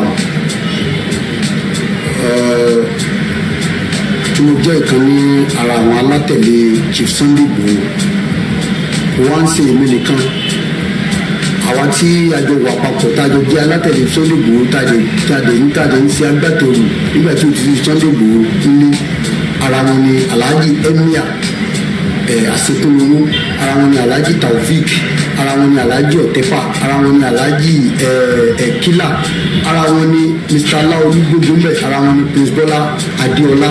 So àwọn ilé ni àjọ wà papọ̀ tájọ ń ṣe agbátẹrù àti ọ̀pọ̀lọpọ̀ èyí tí mi nílé ní àǹfààní àti dárúkọ. Nígbà tí Chief Sunday Igboho wà ní Nàìjíríà kò sí àìsàn kankan tó ṣe Chief Sunday Igboho, kò sí àìsàn kankan tó ṣe wọ́n, ṣùgbọ́n ṣe mọ̀ gbé àsìnbẹ̀ irú oúnjẹ tí wọ́n ń jẹ àmọ́, irú omi tí wọ́n mu àmọ́, àwọn tí wọ́n ń ṣètò ìlera wọn gan bí dókítà àmọ́, lè fẹ́ pé ìgbàgbọ́ ọ̀pọ̀lọpọ̀ ni pé bóyá nínú oúnjẹ tí olóyè ń jẹ bóyá nínú omi tí wọ́n mú bóyá nínú ìtọ́jú tí wọ́n sọ pé àwọn fún wọn bíi ìlera ara wọn wọ́n lè ti dọ́gbọ́n kan láti fi irú àìsàn tá a gbọ́ pé ń ṣe wọ́n yẹn láti fi jẹ́ pé kọjá pé àìsàn yẹn látọwọ́ àwọn èèyàn agbẹ̀yìnbẹ́bọ jẹ́ àtàwọn ọ̀dàlẹ̀ èèyàn ló ti wáyé látọwọ́ wọn sọ́dọ̀ ti Sunday Igboho gbogbo wa náà la mọ̀ pé àwọn èèyàn ti sọ òun ṣèròyìn mọ́ gbogbo wa la mọ̀ pé akíkanjú ni ti Sunday Igboho ẹni tó ń lọ tó ń bọ̀ oníṣòwò ni ó ń lọ lóyìnbó ó ń bọ̀ ó ń wà nílé ó ń káàkiri so káwá múlò ẹni bẹ́ẹ̀ nígbà tá a fi síbi tá a fi sí yẹn gbogbo wa la mọ̀ wípé kódà kó jẹ́ ẹranko la dé mọ́lẹ̀ káàjọ kó jáde amọ̀kò ló ṣàìsàn ámbèlèǹtè èèyàn ẹlẹ́ran ara tí ètò wa ṣe ordinary èèyàn tó jẹ́ pé èèyàn takuntakun nínú ayé táwa fi síbi kan tí ò sí movement so ó dẹnu kí kó ní ìlera nínú ara rẹ̀ àwa tá à ṣe ìyàwó àtọmọ ti Sunday Igboho àwa kò sí nípò tó dáa àlàáfíà wo òpinnu ṣé ẹrù pé ti Sunday Igboho nìkan ni wọ́n mú tìmọ́lé ni wọ́n mú millions of people tìmọ́lé náà because ẹlòmíì tó ti gbọ́ pé wọ́n mú ti Sunday Igboho láàárẹ̀ ti bẹ̀rẹ̀ sí ṣe òun náà ẹlòmíì ṣé ẹni tí ń wọlé wá tí wọ́n ń jẹun ọ̀fẹ́ tí wọ́n ń gbowó ọ̀fẹ́ tí wọ́n ń gba gbogbo ọ̀fẹ́ tí ò wá sílò ẹni bẹ́ẹ̀ yẹn mọ́ ọ̀pọ̀lọpọ̀ wọn ló ń ṣàìsàn náà kèsì ti Sunday Igboho nìkan lẹ mú síbẹ̀ yẹn millions lẹ mú síbi tó mú ti Sunday Igboho sí yẹn ṣùgbọ́n sẹ́ mọ̀ pé tí nǹkan bá ti lọ́wọ́ àwọn alágbára nínú ọwọ́ àwọn alágbára ló wà ń bẹ nínú ìrìta tí ìrìta di ti mọ̀ ṣùgbọ́n àwọn ń bẹ̀ yìí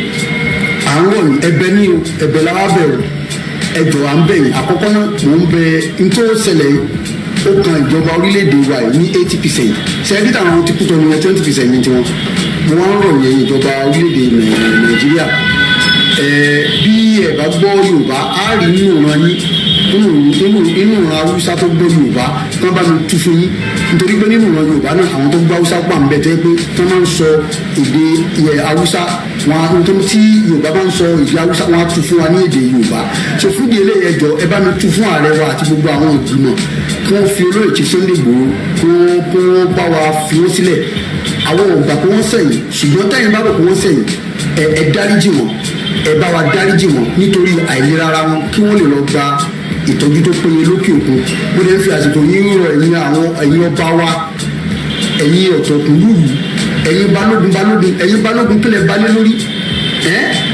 kílẹ̀ balẹ̀ lórí ẹ̀ ń pera yín balógun àsìkò tí ó yẹ ká rí ilé lé pé ẹ̀yin balógun ń bẹ lọ́yọ̀ ó ń bẹ nìbàdàn ó ń bẹ ní Abẹ́òkúta ó ń bẹ ní Iléṣà ó ń bẹ ní gbogbo olùkìlì ó ń bẹ ní Iléṣà gbogbo ilẹ̀ Yorùbá pátápátá ní balógun wà ń bẹ ǹjẹ́ yìí ń ṣèpàdé báwọn lọ́balọ́ba ṣe ń ṣèpàdé lórí ọmọ Yorùbá àìmọye tó kọjú dà wá gbọ́dọ̀ tí àwọn elédè kan tán wá tán ń dà wá láàmú tán ń bá wa jà ààrẹ yìí ti ń jẹ balógun ipò tó ń fi ṣe bá mọ̀ pé lè ṣe ẹ lọ kólẹ̀kẹ̀ yín dálẹ̀ mo ń fi àsìkò yìí rọ̀ yìí ẹ bẹ̀rẹ̀ sí ṣèpàdé kẹ́ ẹ rí sí ọ̀rọ̀ ilẹ̀ Yorùbá ẹ̀yin lọ́balọ́ba ọmọ yín ni ti Sunday Igboho wọ́n dẹ̀ ní àkìnílé ọmọ burúkú fẹ́kù pàjẹ́ sọ̀wọ́ yìí ò ṣiṣẹ́ mọ́ nílẹ̀ Yorùbá ni káṣí ẹ̀ ní sọ pé ti Sunday Igboho sẹ́yìn à ń bẹ̀ yín ni o ẹ bá wa wá gbogbo ọ̀nà bàbá wa Aláàfin bàbá wa Onírìṣà bàbá wa Àkànjà bàbá wa Aláké bàbá wa Gani Adams ẹ̀yin ni Minister of Defence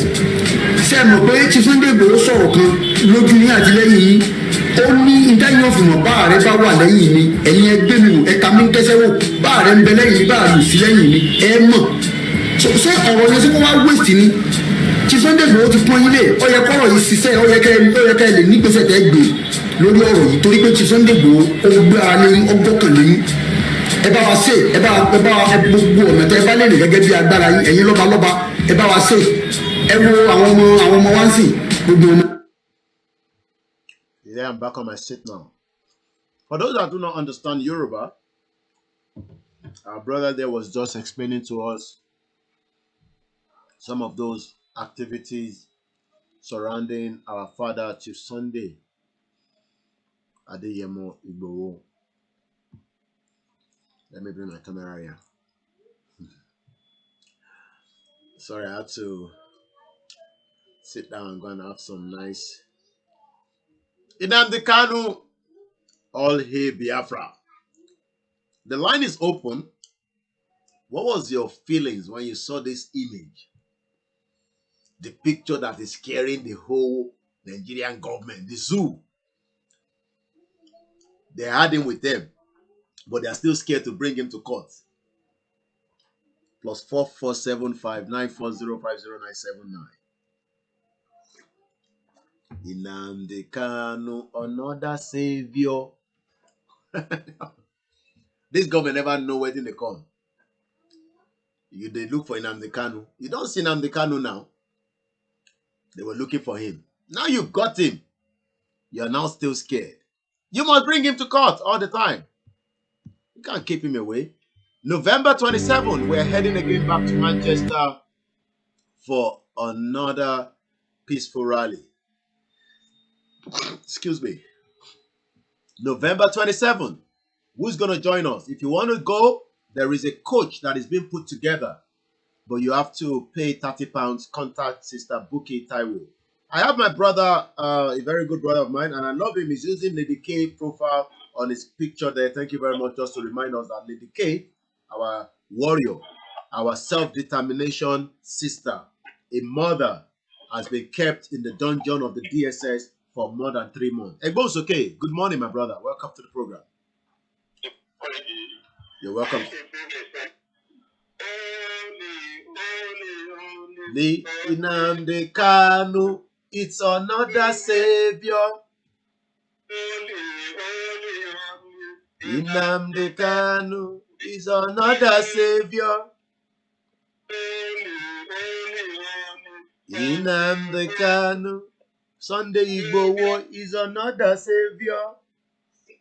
This is what the federal government and the British and the Western world did not know, that a message of the past to the whole world that let my people go. That is the message to the whole federal government. Almighty God has already passed a message to them, but they refuse. They will not know that there will be a time that this kind of situation will come. They do not believe. This kind of situation will because the Western world has already known that the life of the world is from the Africans. Life of the world is from the Africans. So that's why they are playing game with us. So Nnamdi Kanu will know the federal government, they are playing game with them. And it will lead to violence. Because they will not release him easily. It will not be. And the violence will come before the federal government can know that, wow, these people, they do not take it easy with us. Let me tap your brain. Let's have some conversation here, my brother. Let's interact. I know you have a lot to say. Do you think that Nnamdi Kanu has a voice? I want to play devil advocate. Do you think he has a voice in today's, Biafra land, outside the world? Because the whole world was watching today. I'm listening. Yes, Nnamdi Kanu, he has a voice. He's a Messiah to the whole Biafra land. And the whole world are watching. Logically, psychologically, and physically. They are watching. They know that Nnamdi Kanu is the Messiah to the whole Biafra people. And they know that he has a lot of people that still against him. So the best bet is that we should just go for the diplomatic way, not in a violent way. But the United Nations, the European Union, they say that once the Biafra, the Yoruba, the Yoruba have the freedom to do it. One is going to say that we should believe that the Western world, the European world, the Asia, and the Australia, they will collapse. They will collapse. Once we have our life, they will collapse. That we have the fantastic resources that we can use it to do what? We can use it to do what? To feed the whole world. So now, the United Nations, they know what we want, But not worried. What we want, international community, all of them know what the Yoruba, the Biafra, and the Middle Belt, even they include the IRL, they know what we want. And we don't want violence. We want in a peaceful way. They should release Mazi Nnamdi Kanu. They should release our mother, Lady K, and our brother, Noah, and our Sunday, just unconditionally. Okay. Because they are not a criminal. They are not a terrorist. Okay. They are the freedom of the citizen. And it is inside the constitution of the European Union and the African Union and the international community that anybody, any ethnic, who wants self-determination, they can do it. They can apply for it. If I know what to be in the country, I have my right to self-determination. It is inside the under the United Nations, under the European Union, under the international community, under the African Union, that any ethnic who wants self-determination, they are free to go. So why the federal government are keeping our allegiance today? We all know the case. We all know the politics they are in. So let me ask you this again. Sorry. The picture of Nnamdi Kanu surfacing back out after so many months that he has been kept in the hands of the DSS.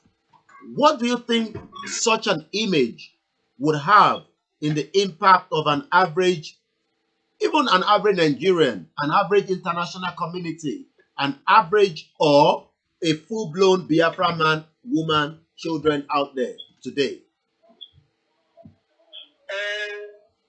The vision of Mazi Nnamdi Kanu is a message to the real world. Is a warning, is a message to the real world that this man is a messenger to the Biafra people. And they have to release him unconditionally. Because what is coming? Maybe this will lead to the Third World War. Because the Biafra people, they have a lot of countries who are supporting them. Why the Nigerian people too? Why the Nigeria? They have some countries who are supporting them. So we don't beg the United Nations that Mazi Nnamdi Kanu is not a terrorist, is a freedom fighter. And if they know it, they know that Mazi Nnamdi Kanu is a freedom fighter. He's not a terrorist, he's not a criminal. So we are just begging the United Nations because I'm saying right now, the United Nations, they are inside the control room, monitoring and monitoring the situation that is going on all over the world. They have it. So we are just begging the United Nations to talk to the federal government of Nigeria that they should release Mazi Nnamdi Kanu because what is coming?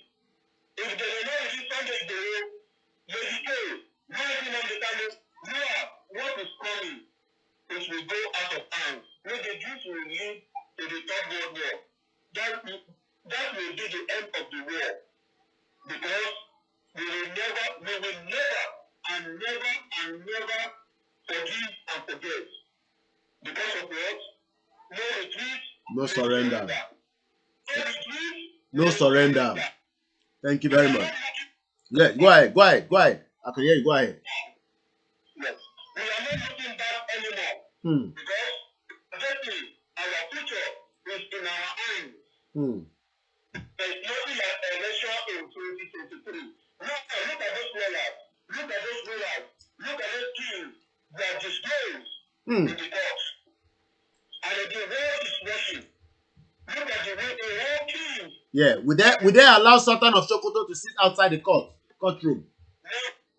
No, they can never allow Sultan of Sokoto inside the court. Because we all know the game that these people, they want to attack Nigeria.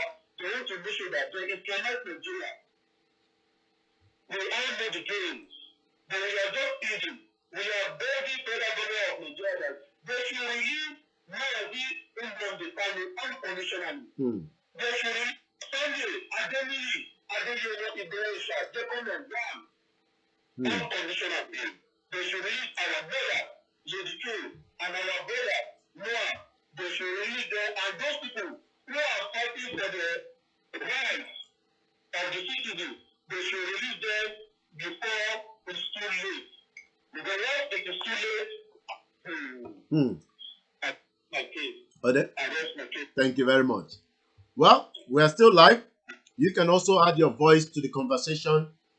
We're discussing Nnamdi Kanu. He was eventually brought to the court today. Let's hear this video of this was in January when we talk about the kind of crowd that comes with Chief Sunday Adeyemo Igboho.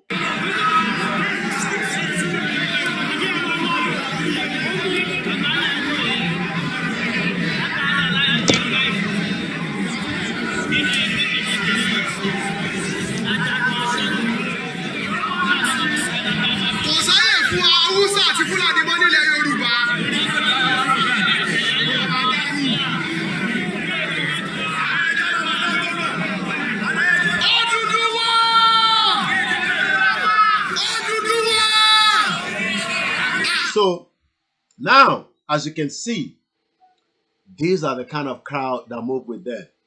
I was also able to pick up this video. Let's hear what she has to say. I know you're not worried. I'm also not worried, although this situation is very frustrating. But we have to remember that how Mazi, we have to remember how frustrated Mazi is. Every time we feel badly and angry, we have to remember that he's actually the person facing all of this nonsense. So anyway, I really hope today is a brand new chapter for Biafrans. And guys, this is my thoughts. This is gonna keep me in the good mood today. So yes, Ututu Oma, good morning. This is gonna be a good day, I hope, and let's keep positive. All right, that's just all I wanted to say. What they're dealing with, I think they're dealing with just individuals. You are dealing with spirits because you hold Nnamdi Kanu. It has not stopped Biafra from doing what they are doing. You hold Chief Sunday Igboho. Let's hear this. Manchester, 27th of November. Also, at the end of this month, I'll be hosting the Yoruba. Let me make sure I got the name right. Yoruba Strategic Alliance. Yes, Yoruba Strategic Alliance. You can check it out on www.koikimedia.com. We're gonna be uploading more stuff on our website. We do every day. Also, they'll be coming to discuss about the proposed Yoruba Nation Constitution. Yoruba, Constitution. Discuss Lelori. So let us join them. It's a Zoom link. We have shared the link. We will continue to share the link. Good morning, Okweyemi. Good morning, Abolaji. Good morning, Adedayo. We will continue to expose this government. So let's come here. 27th of November, which is next month. Gbogbo surroundings Manchester pátápátá là ń pè ká jáde ká wá ní aago 12 ọ̀sán ní on the 27th of November. Venue Manchester Piccadilly Garden. The meeting point is Short Hill Bus Station. Gbogbo ẹni tó bá nífẹ̀ẹ́ sí that you want to join, contact Sister Debunking. I'm sure you all know her. Our own sister Oloyinbo. There's a bus that is being organized from London to take us down there, but it's a £30 for those of you that would like to go with us. But I'm sure there's a concession for those that might not have the means as well. But again, let us continue to tell everyone within the surroundings that we are coming on the 27th. Let's hear this together. Ọmọ Yorùbá àtàtà tẹ́kù lọ́jọ́ tó sọ fún Soko tájọ́ gbọ́dọ̀ sọ fún ọ̀bẹ wípé àtúgbẹ́dẹ́ o.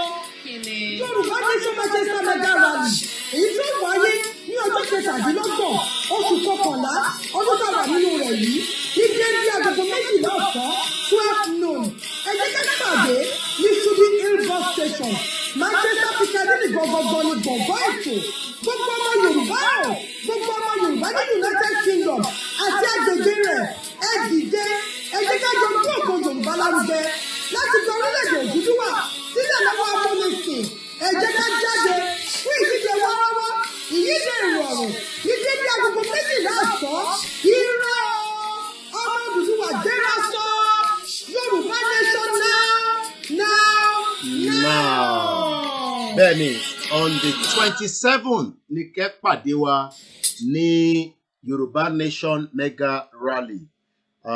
Yes, the union is a big fraud and we must bring it down. Good morning, Maze Gold. Good morning, NG. Good morning, Are Joseph. Moshiki Bubaiti, Ewa Lorieto Pelua. R. Rea K. You say if you are still waiting for the Obas, you are wasting your time. View AZ TV. Hope the whole world see what the zoo did to Showore in court today. Well, I saw that as well. Like we always say, Nigeria is not working. Let's come back again to the full screen. Let's do it another refresh. Some of the, you can also call, it's an interactive platform. Hello, good morning. And maybe I should open a Zoom link so that anybody that wants to join us, you can also join by the Zoom, because this is the only way, especially, this is the only way for you don't have to show your face, but you can join the Zoom and you can come in and say whatever you want to say to Buhari or the government, because some of you are told what the gagging and the sorrow. But so I'm going to set up a Zoom link now so that you can join that link as well. To Mamawa.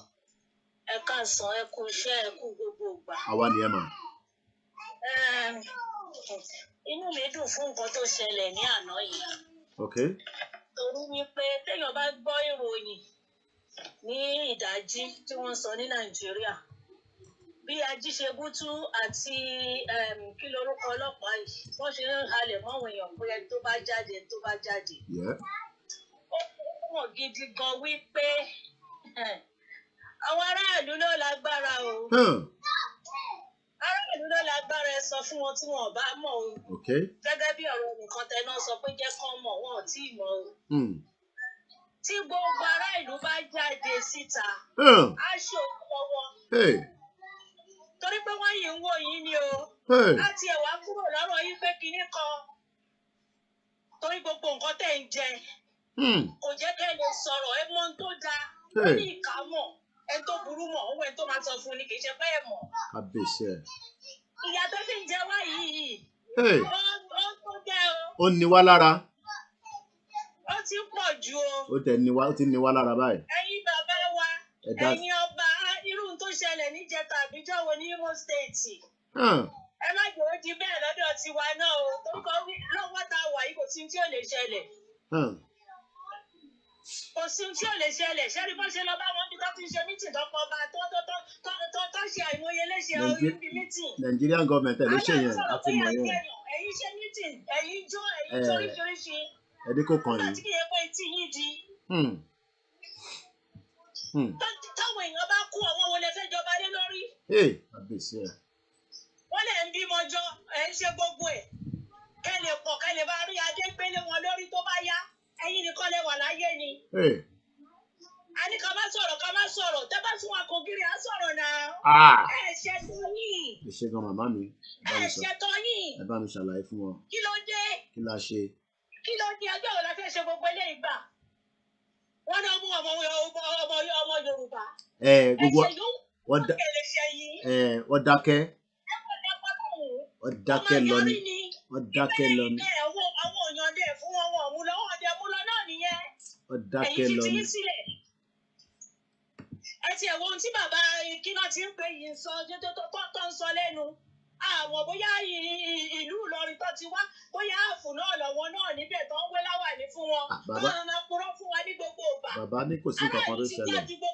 Àwọn ní kò sí nǹkan kan tó ṣẹlẹ̀. Ẹ sọ yìí lẹ́nìí, ẹ sọ yìí tó bá ní ẹ káàárọ̀ ọ̀dẹ yẹn tó bá fi wò tá ń sìn òkùnkùn ló máa tú kí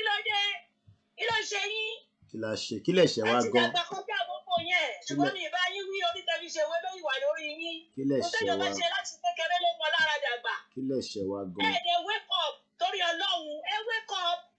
kí lẹ ṣe wá gan. kí la ṣe fún yín aráàlú ló lágbára. kọ́ ìdí aráàlú ló ní agbára gbogbo ìtẹ̀yìn ṣe yẹn kẹ́kọ̀ọ́ ológun kẹ́kọ̀ọ́ gbogbo ẹ̀. ó máa dé stage tó jẹ́ wípé. ó máa fọ́ yányán ni. ọkọ̀ tẹ bá gbé wá tẹfẹ́ lẹ́kọ́ rẹ̀ lẹ́kọ̀ọ́ àwọn èèyàn tí ẹ̀ ní pé kúrò ń bẹ̀ lódindi. kábíyèsí Ọlọ́run wọn ọmọ ní màmá mi. wọ́n máa ju wọ́tà àti nǹkan míì sí báyìí ni. ẹ̀yin náà nílẹ̀ ayé rìn kúrò níbi tẹ́ wà yẹn. tó àwọn èèyàn ní wọ́n kan tó máa dá. sún fún mi ní bí ọ̀rọ̀ Aláàjì Barrister ọmọ oní kàlẹ́ndà ọmọ náà bá kọ̀ kiri nǹkan. sún fún mi. ọmọ yìí tún padà ní. ẹ bá dé tó bọ̀ bàbá mi. ẹ ṣe gan màmá wa a ti ṣí Zoom link ká tẹ̀ fi bára wa sọ̀rọ̀ nítorí pé bí ṣe máa ń sọ àwọn tí wọ́n wà nílé wọ̀ fún yín láàyè but lórí Zoom ní láti fojú yín wọ̀n tẹ́ ẹ̀ bá fẹ́ jẹ́ kí a rí ojú yín torí ẹlòmíín bẹ̀rù pé ìjọba Buhari àwọn ò bẹ̀rù ìjọba Buhari láyé we have no reason to be scared of them nígbà kan nìyẹn we cannot be threatened anymore we are not in military rule I keep telling everybody at home but we understand a lot of you are scared but tí gbogbo ọba wa ń bẹ̀rù tá à ń bẹ̀rù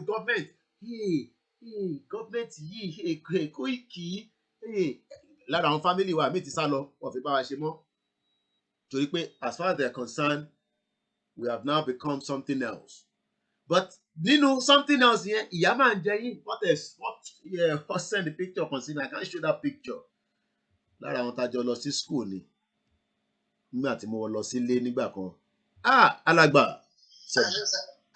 ṣe mọ̀ pé mo wà lórí ètò. ẹ jẹ́ ká sọ̀rọ̀ later tó bá yẹ pé private conversation ẹ jẹ́ sọ̀rọ̀ later mọ̀ fáwọn ilé òní pé wọ́n send picture kan sí mi I will show you the picture. This picture was taken when I was in Nigeria October 21st 3 years ago. I tell you I come to Nigeria all the time. Some of you don't believe it. Ìkòròdú láti ya picture yẹn èmi àtàwọn tájọ lọ sí school ni.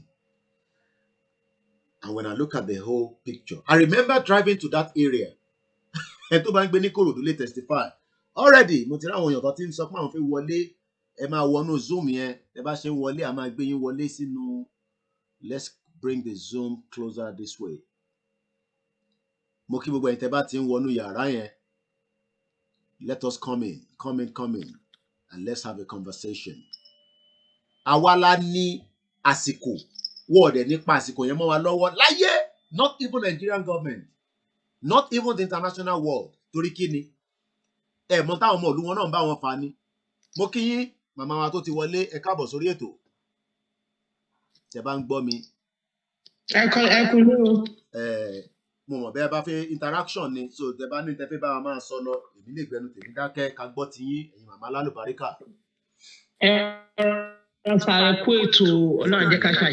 I'm so glad, I'm so happy yesterday when I see the youth turn jáde.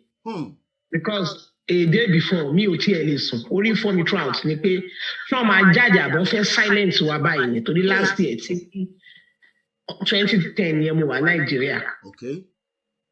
Mo dẹ̀ rí gbogbo àwọn èèyàn bínú wọn ṣe bàjẹ́ táwọn èèyàn sunkún everybody jáde síta. Mo wá rò pé ṣó máa ṣe bọ̀ mo fẹ́ kí yín gbogbo ẹ̀yin tí ẹ̀ ń bá wa ṣe self determination yìí pété ẹ̀ ń bá wa jàjàgbara mo dúpẹ́ torí yóò dàbí pé torí tiyín nìkan tó ṣẹlẹ̀ lánàá fi ṣẹlẹ̀ nǹkan tó bá ṣe pé everybody silence tí ò ṣe pé à ń sọ̀rọ̀ pa Yorùbá nation táwọn Biafra ò máa ṣe Biafra àwọn ọmọ yẹn wọ́n lè má lè jáde inú mi dùn gan bó ṣe ti kọ́kọ́ jáde ní Lagos State because one thing tí mo rò ní pé ibi tó dà pé ibi tó bá fi ìkú dáa which Lagos State tó dáa àwọn tó bá wà bẹ́ẹ̀ wọ́n á fi ìkú dáa ó dà pé ibẹ̀ yẹn ni Nàìjíríà ti kọ́kọ́ máa pín torí àwọn ọmọ yẹn wà determine lánàá mo wà ní orí kí la rí gbọ́ yẹn ìgbà tán bẹ̀rẹ̀ sí àgbà. ṣé pé ìtẹ́ rí lánàá ẹ̀ màmá mi àwọn ọmọ yẹn wà determine. wọ́n wà determine ní nǹkan máa ṣẹlẹ̀ ìgbà tó wá máa ṣẹlẹ̀ òní ò tí something is going to happen kò wá ní pẹ́ pẹ̀lú nǹkan tí mo rí lánàá tí gbogbo wọn gbé mọ́tò síta Okay. Ṣé mo sọ pé ṣe fẹ́ pa wá torí pa dúró lẹ́yọ kọ̀ọ̀kan. Bó ṣe wá plan over bí a 2 weeks 1 month tó fi ṣe plan yẹn pé let's go with cars. Ṣé tó rí ọpọlọ wà lára wọn? Yeah, so at the time then ṣe rí gbogbo kinní tá à ń ṣe yìí. One thing will happen very soon. Gbogbo ọ̀rọ̀ tí ẹ̀yin ń sọ, tí olóyè ń sọ, tí Sister Dara ń sọ, tí gbogbo ẹ̀yin tẹ̀ agitate tẹ̀ ń sọ, ó làwọn ọmọ yẹn sọ lánàá sá o. Kódà mo rí ẹ má bínú màmá mi, mo rí picture banner Lady K ní Abuja lánàá gan, wọ́n gbé jáde lánàá ni. I was so happy. Mo mọ àwọn tó plan ẹ̀, mo mọ àwọn tó organize ẹ̀, but whoever was behind that, I see nǹkan tó ṣẹlẹ̀ yẹn. Ṣẹ́rí last year, EndSARS náà tẹnumọ́ pé ẹ̀kọ́ increase wages ọlọ́pàá so that wọ́n bá gbowó gidi wọ́n ní ṣe. Ọdún yìí wọ́n fi kún pé àwọn ò ní good road. They never said that last year. Wọ́n ronú débẹ̀ sá. Ẹ ń ṣe iṣẹ́ takuntakun. Kábàárẹ̀ tó bá sọ pé kí lẹ̀ ń ṣe bóyá ni ò lọ gbọ́n mo sọ́rí láti sọ ní online. Gbogbo nǹkan tí ẹ̀ ń sọ gbogbo yín sọ pátá náà repeat. Wọ́n ní kó àwọn ò ní good road. Kò sí hospital. Àwọn oníṣẹ́ àwọn jáde abandon àwọn kò sí ẹni tó mọ̀ pé tó bá ṣe nǹkan fún yẹn Nàìjíríà ó gbọ́dọ̀ gba compensation. Gbogbo ẹ̀ láwọn yẹn sọ lánàá sàkẹ́bá torí èmi wà 24 mo wà níbi iṣẹ́ àbọ̀tẹ̀ mi àti APC mi mo wà ní live tí mo fi ṣe tán ni. Gbogbo nǹkan tí ẹ̀ ń sọ náà ń béèrè fún lánàá o. Tó jáde gbogbo àwọn ọmọ tó ń yìn níbọn wọ́n ní courage láti jáde pé ẹgbẹ́ mi èèyàn 3 ló kú lẹ́gbẹ̀ẹ́ mi o. Ẹ̀wẹ̀ nìkan ọmọ kan private part. Ẹ máa sọ̀rọ̀ lọ́tún wọ́n ṣàyìn ẹni sùúrù girama tó wà lórí call ẹ̀yìn ẹni sùúrù a ṣe ń gbọ́ tí àwọn màmá wa tó wà lórí Zoom bá wa sọ̀rọ̀ lọ́wọ́ girama ẹ má ì sí kọ́tọ̀ kẹ́yìn náà lè gbọ̀n tó ń sọ yìí náà lè bá mi dá sí i. Mo ń gbọ́ yín màmá wa tó ń bá wa sọ̀rọ̀ lọ lórí Zoom ẹ̀yin mọ́mí àlájá. Private part náà ti yìn níbọn ọmọ kan ẹsẹ̀ náà ti níbọn tí ọmọ yẹn sọ pé bàbá lòun ò lè ṣiṣẹ́ mọ́ torí gbogbo sí ìkọ́ tó ṣẹlẹ̀ lánàá ti ní Nàìjíríà bí ìgbà tí mo wà lẹ́nu torí kí ni ẹ̀ ṣẹlẹ̀ lójú mi last year ni mo wà Nàìjíríà last year tó ṣẹlẹ̀. Torí náà mo wà determined pé gbogbo anyway tó bá ti ń ṣòyẹ mo máa from one place to another gbogbo nǹkan tí àwọn yẹn ń béèrè fún ó tún kọjá ti last year. Ẹni sọ̀rọ̀ mọ́mí mi kó tó di pé a máa bá girama tó wà lórí line sọ̀rọ̀ ṣé that means pé inta ń ṣe lọ ká má jẹ́ kó sú wa ní awareness ní gbogbo àwọn àbíyá tá à ń sọ̀rọ̀. Nǹkan tí èmi fi pè nìyẹn pé nǹkan tá à ń ṣe ó ti kárí kò ń ṣe pé ó ti ń kárí ó ti kárí sà gbogbo wọn. Bàbá tó bẹ̀ mí sọ́fà 90. Bàbá mi wá sọ fún mi pé ń gbọ́ wọ́n sọ pé ìjọba ló yẹ kó mọ̀ fún wa lówó oúnjẹ. Mo ní owó oúnjẹ gíga wọ́n là gbọ́ bí tajú kò sí ni. Àdúpẹ́ fọlọ́ ẹ ṣe sùúrù bẹ́ẹ̀ màmá mi àlájà. Grandma ẹ ti gbọ́ nǹkan tí àwọn ọmọ mi wá ń sọ lórí Zoom. Ẹ tó bá fẹ́ darapọ̀ mọ́ Zoom yẹn náà ẹ lè wọlé tẹ bá ti wọlé àìní àǹfààní àti sọ̀rọ̀ bá ti ní kọ́là tó wà lórí line ni. Grandma kílẹ̀ máa bá wa sọ sí gbogbo tó wà nílẹ̀ àti ti Nnamdi Kanu àti Sowore àti Dadiyata kódà táwọn Haúsá tó dì mọ́lẹ̀ gan aníkólúkálukú máa lọ kílẹ̀ fẹ́ sọ sọ́rọ̀ tó wà nílẹ̀ Grandma. Ẹgbọ́n sókè Grandma ẹ tó wà lórí Zoom ẹ ṣe sùúrù ẹ má ti sọ̀rọ̀ àníyàn lórí phone line ní ẹgbọ́n sókè Grandma ilẹ̀ mìíràn ní ká sọ̀rọ̀ nísìnyí àgbọ̀ ìmọ̀. Ẹ ṣe Uncle Koiki mo kí gbogbo àwọn Grandma náà tó wà lórí Zoom mo dẹ̀ kí àwọn tó ń gbọ́ wa náà. Ṣe rí ní àná yẹn Uncle Koiki fọ́ọ̀kù tó wà lọ́wọ́ mi ni mo connect wọn bí mo ṣe ń wo tèkìtì Ondo State ni mo ń wo ti Ọ̀yọ́ ni mo ń wo Lagos but mo wá ń gbàdúrà torí ìgbà tí wọ́n gbé kíní jáde pé àwọn ọmọ yẹn wọn ò gbọ́dọ̀ jáde o wọ́n fún wọn ní instruction mo ní kí ló dé mo láwọn ọmọ ìyá jáde lágbára Ọlọ́run mo ní because they are not callous. Àwọn ọmọ tó determine ni wípé wọn á jáde ṣe rí ìgbà tí mo bọ́ sí yàrá mi mo gbàdúrà pé Olúwa Ọlọ́run bá mi fún àwọn ọmọdé yìí ní inner spirit kó bá mi ṣéǹjì ìgbà tó máa fi jáde but you know this God is great ṣé wọ́n pé àwọn ọmọ yẹn ìgbà tí mo rí wọn ní Lẹ́kì inú mọ́tò ni gbogbo wọn wà mo ní yes. Money, this is it. Money, God. Yes. Ọlọ́run ti gbọ́ àdúrà wa. Ipe àwọn ọmọ yẹn nǹkan tó ní fún ìlú yìí nǹkan tó máa ṣe àwọn tí mo gbà yẹn. Ìgbà tí mo tún wá lọ sí tí mo tún sí Ìbàdàn mo tún rí àwọn ọmọ yẹn náà. Ẹ wá mọ̀ nǹkan tó yà mí lẹ́nu níta àwọn Ìbàdàn yẹn. Bẹ́ẹ̀ni ma. T-shirt Yorùbá Odùduwà náà wọ̀. T-shirt Odùduwà náà wọ̀. Yes. So these children want to make up mind when enough is enough. Enough is enough. Èyí tó bá ṣe fún wa ti tó gẹ́. Èyí tó ṣe fún wa ti tó gẹ́. Bó ṣe wá rí Èkó yẹn. Ẹ wo nǹkan tó ṣe fún wa. Ẹ wo nǹkan tó ṣe fún wa tó kó aṣọ funfun. Bẹ́ẹ̀ni. Wọ́n mú aṣọ yẹn wọ́n fi wọ́ bí ẹni in fact. All disrespect. They don't learn from their lesson. And they will not learn. Okay. Bí wọ́n ṣe máa continue nìyẹn.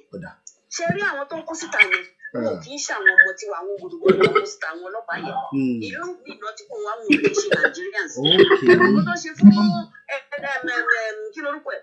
Àwọn reporters I think. Arise àti legit. Arise àti ìkan náà tó sọ pé òun. Legit òun náà ni Legit TV.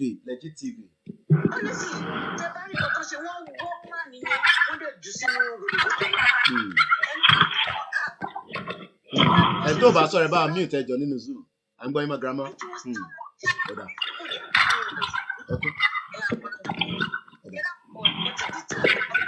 Wọ́n ti di ta. Ẹ ṣe gan ni.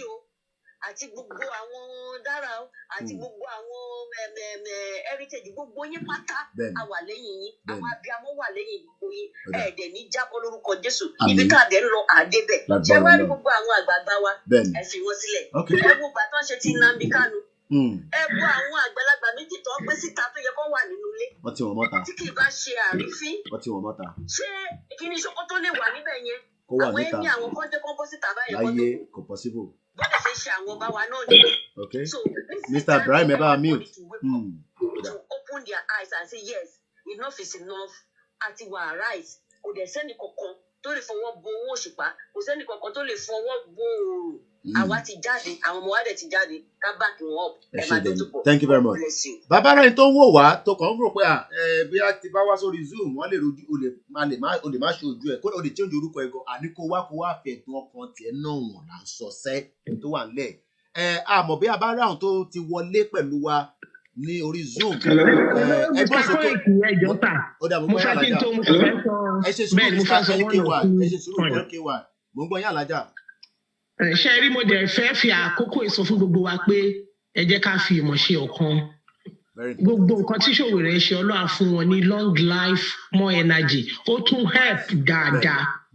This one jẹ́ ká mọ̀ pé ká bá jọ fọwọ́sowọ́pọ̀ òun la lè dojú tá a lọ o àtẹ̀tẹ̀ tó ń ṣe revolution àtẹ̀tẹ̀ tó sọ pé Yorùbá nation àti àwọn Biafra ẹ jẹ́ ká ṣe kan because mẹ́ta ni wá tí àwa méjì bá fèsì wọn a máa defeat wọn àyà wọn dẹ̀ ń já ewu nǹkan tó tún ṣẹlẹ̀ ń kọ̀ sínsìn Sowore fẹ́ wọlé orí ẹ̀ ni mo wà kí n tó join Zoom lórí YouTube wọn jẹ́ kó wọnú court gbogbo wọn lọ́nà orúkọ wà nínú list ó lóun nídìí láti jẹ́ kórúkọ òun wà nínú list ó ń jẹ́ káwọn èèyàn mọ right wọn bí nǹkan tẹ́yìn náà ń ṣe you are doing a great job going around in London do everything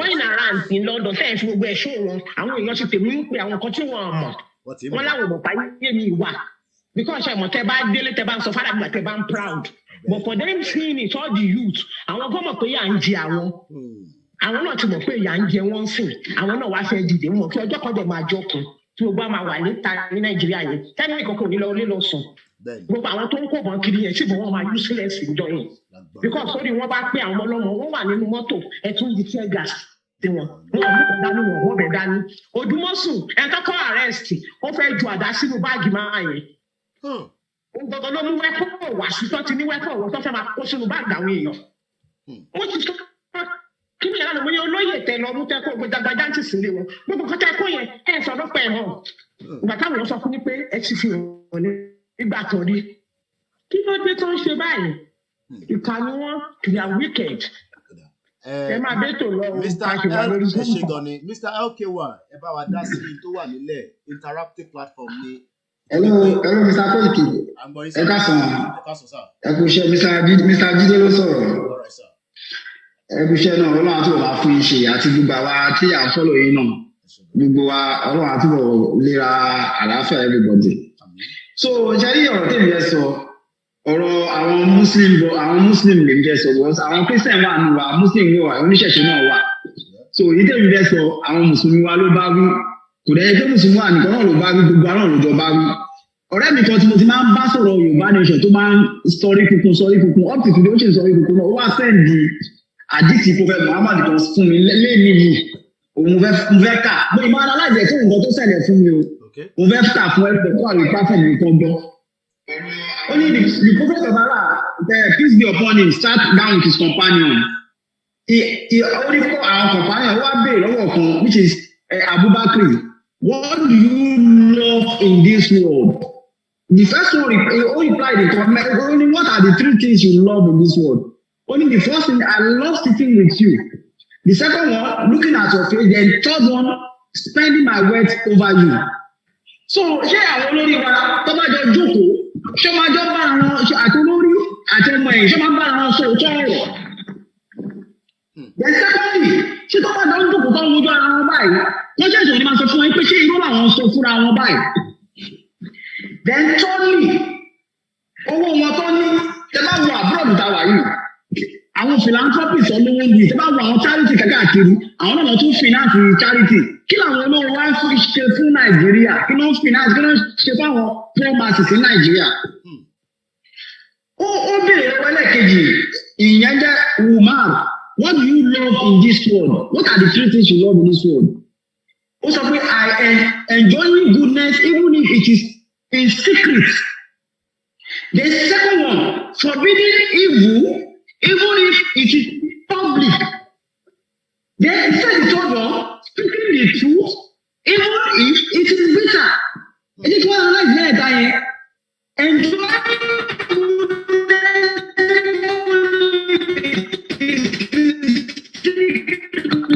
is a secret.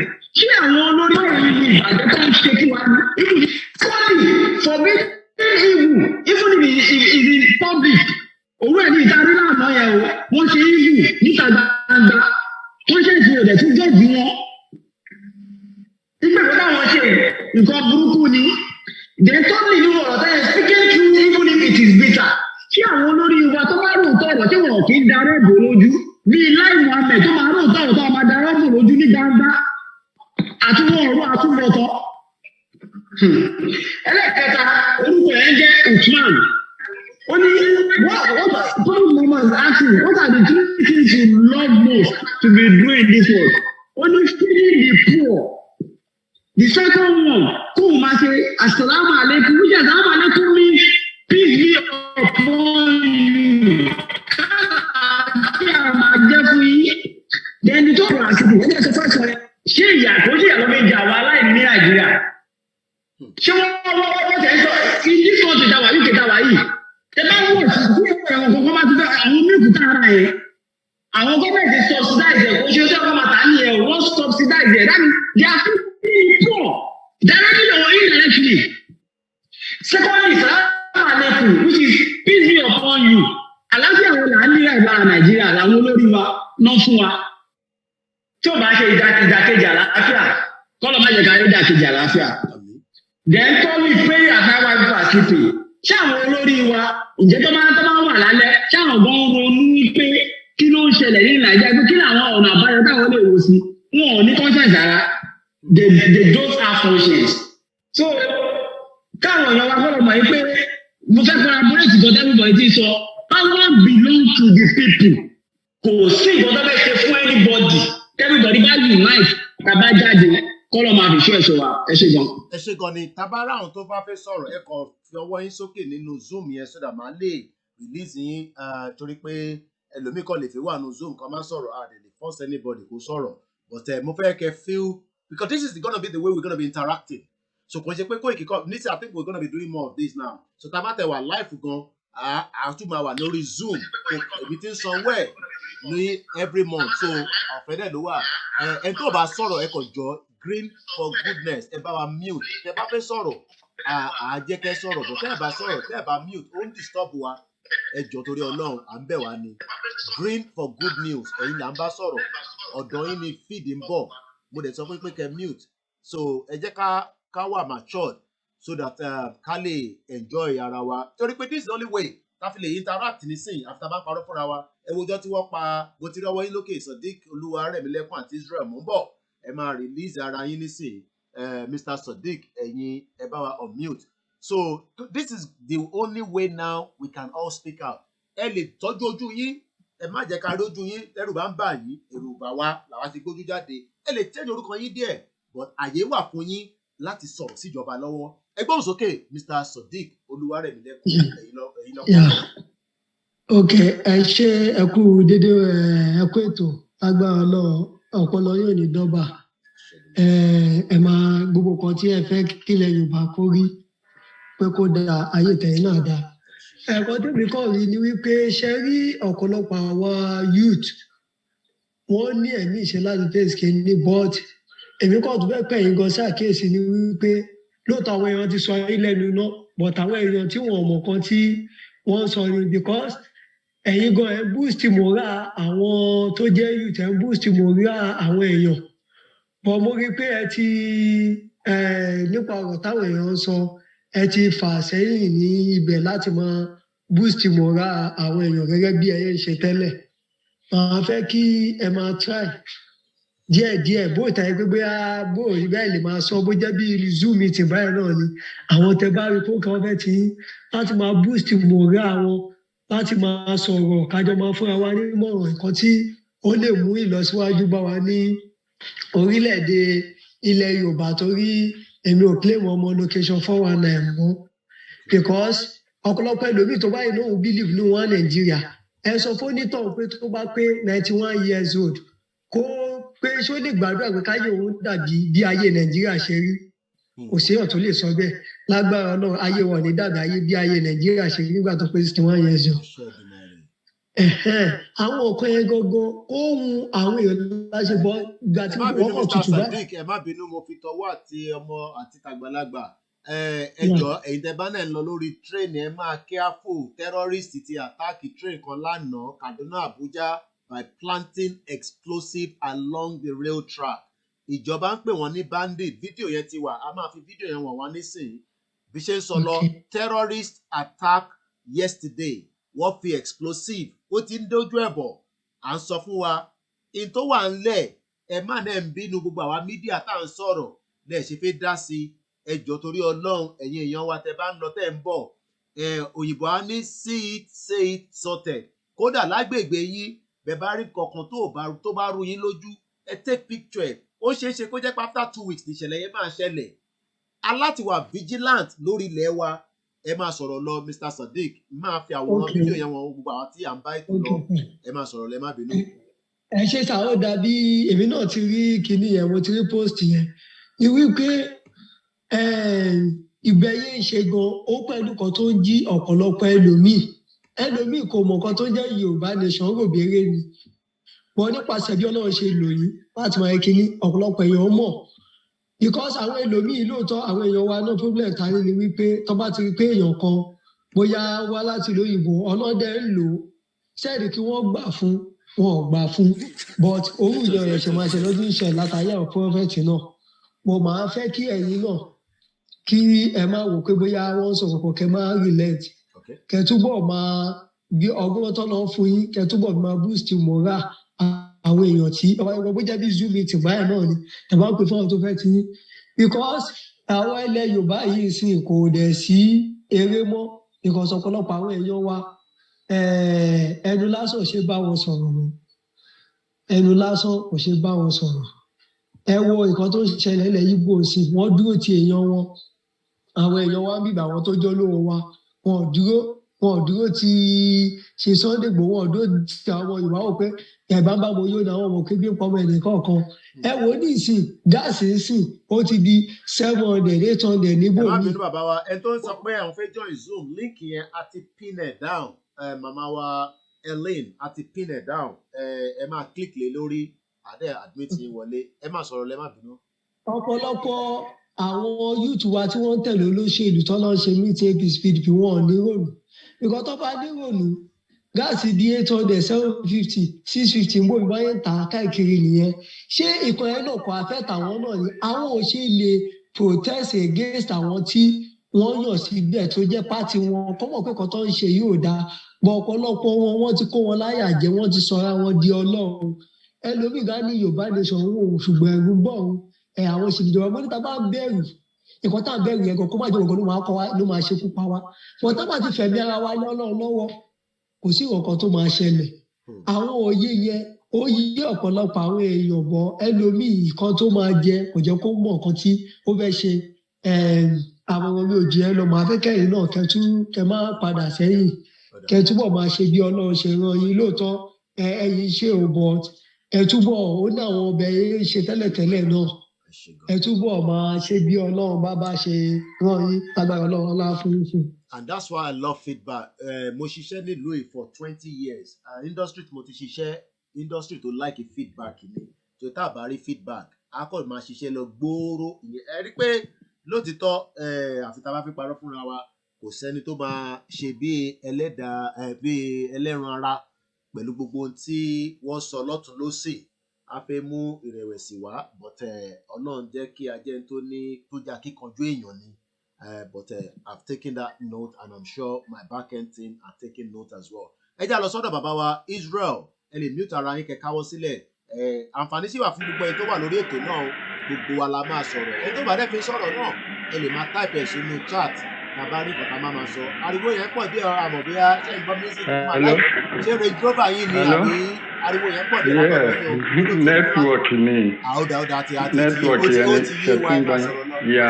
Ẹ káàsán ẹ kú ètò Ọlọ́run máa fún yín lókun àtàgbára àtọ̀gbọ́n tẹ máa fi máa direct gbogbo ẹ̀.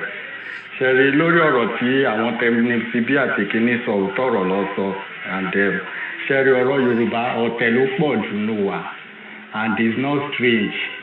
Ìkan tí ó ṣẹlẹ̀ ní àná ní tollgate in fact I was surprised because mi ti ẹ̀mọ̀ kan tiẹ̀ máa jáde rárá but tí ọba gbọ́rọ̀ sí Fáṣọlá sọ ó ní àwọn ọmọ wa táì tí ì bí gan wọn ó yẹ kó contribute to infrastructure.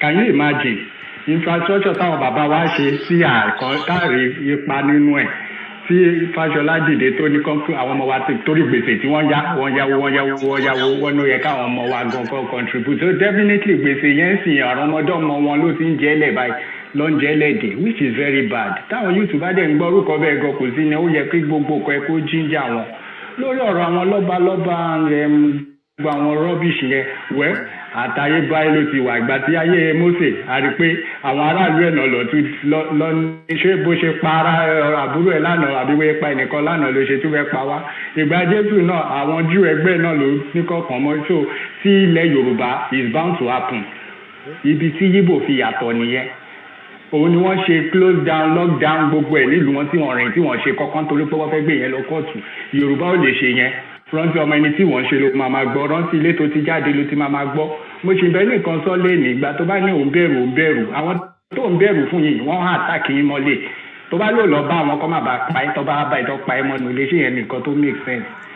So there are so many things but then èèyàn kan lè máa wò ó pé torí ẹnìkan ti ṣe kinní kan olóòótọ́ àwọn olórí wọn owó ni wọ́n mọ̀ wẹ́ àwọn tó mọ̀ ń pa owó kọ́ máa ṣe títówó wọn wú lọ èrè oníkálukú wà lọ́jọ́ iwájú so tàbá ní gbogbo wọn fẹ́ escape àwọn ọmọ tó ń bí ń kọ́ àwọn ọmọ tó ń bí ń kọ́ so gbogbo kínní ẹ mo mọ̀ kọ́ lọ́ọ́ máa fún wa ṣe Yorùbá nation yẹn tẹ̀ ti di ṣíṣe ná ó wá lè pẹ́ ó lè yá o bọ̀ pẹ̀lú títà náà yẹn ó ti di ṣíṣe. Bàbá wa Israel ẹ má bínú pé mo interfere sínú conversation yìí kí làwọn ìgbésẹ̀ tá a tún lè gbé láti fi sọ fáwọn èèyàn wa nílé pé lótìtọ́ lódodo a mọ̀ pé ẹ̀rù ń bà wọ́n àmọ́ ọ̀rọ̀ Yorùbá tá à ń sọ gbogbo wa ló jọ kàn bó ṣe kàn wá tá wà ní ẹ̀yìn odi náà ló kàn àwọn tó wà nílé kí làwọn ìgbésẹ̀ tí a tún lè ṣe fún àǹfààní èyí tí ẹ wà nílé tó yẹ pé ẹ̀yin lè rí wọn bá sọ̀rọ̀ lójoojúmọ́.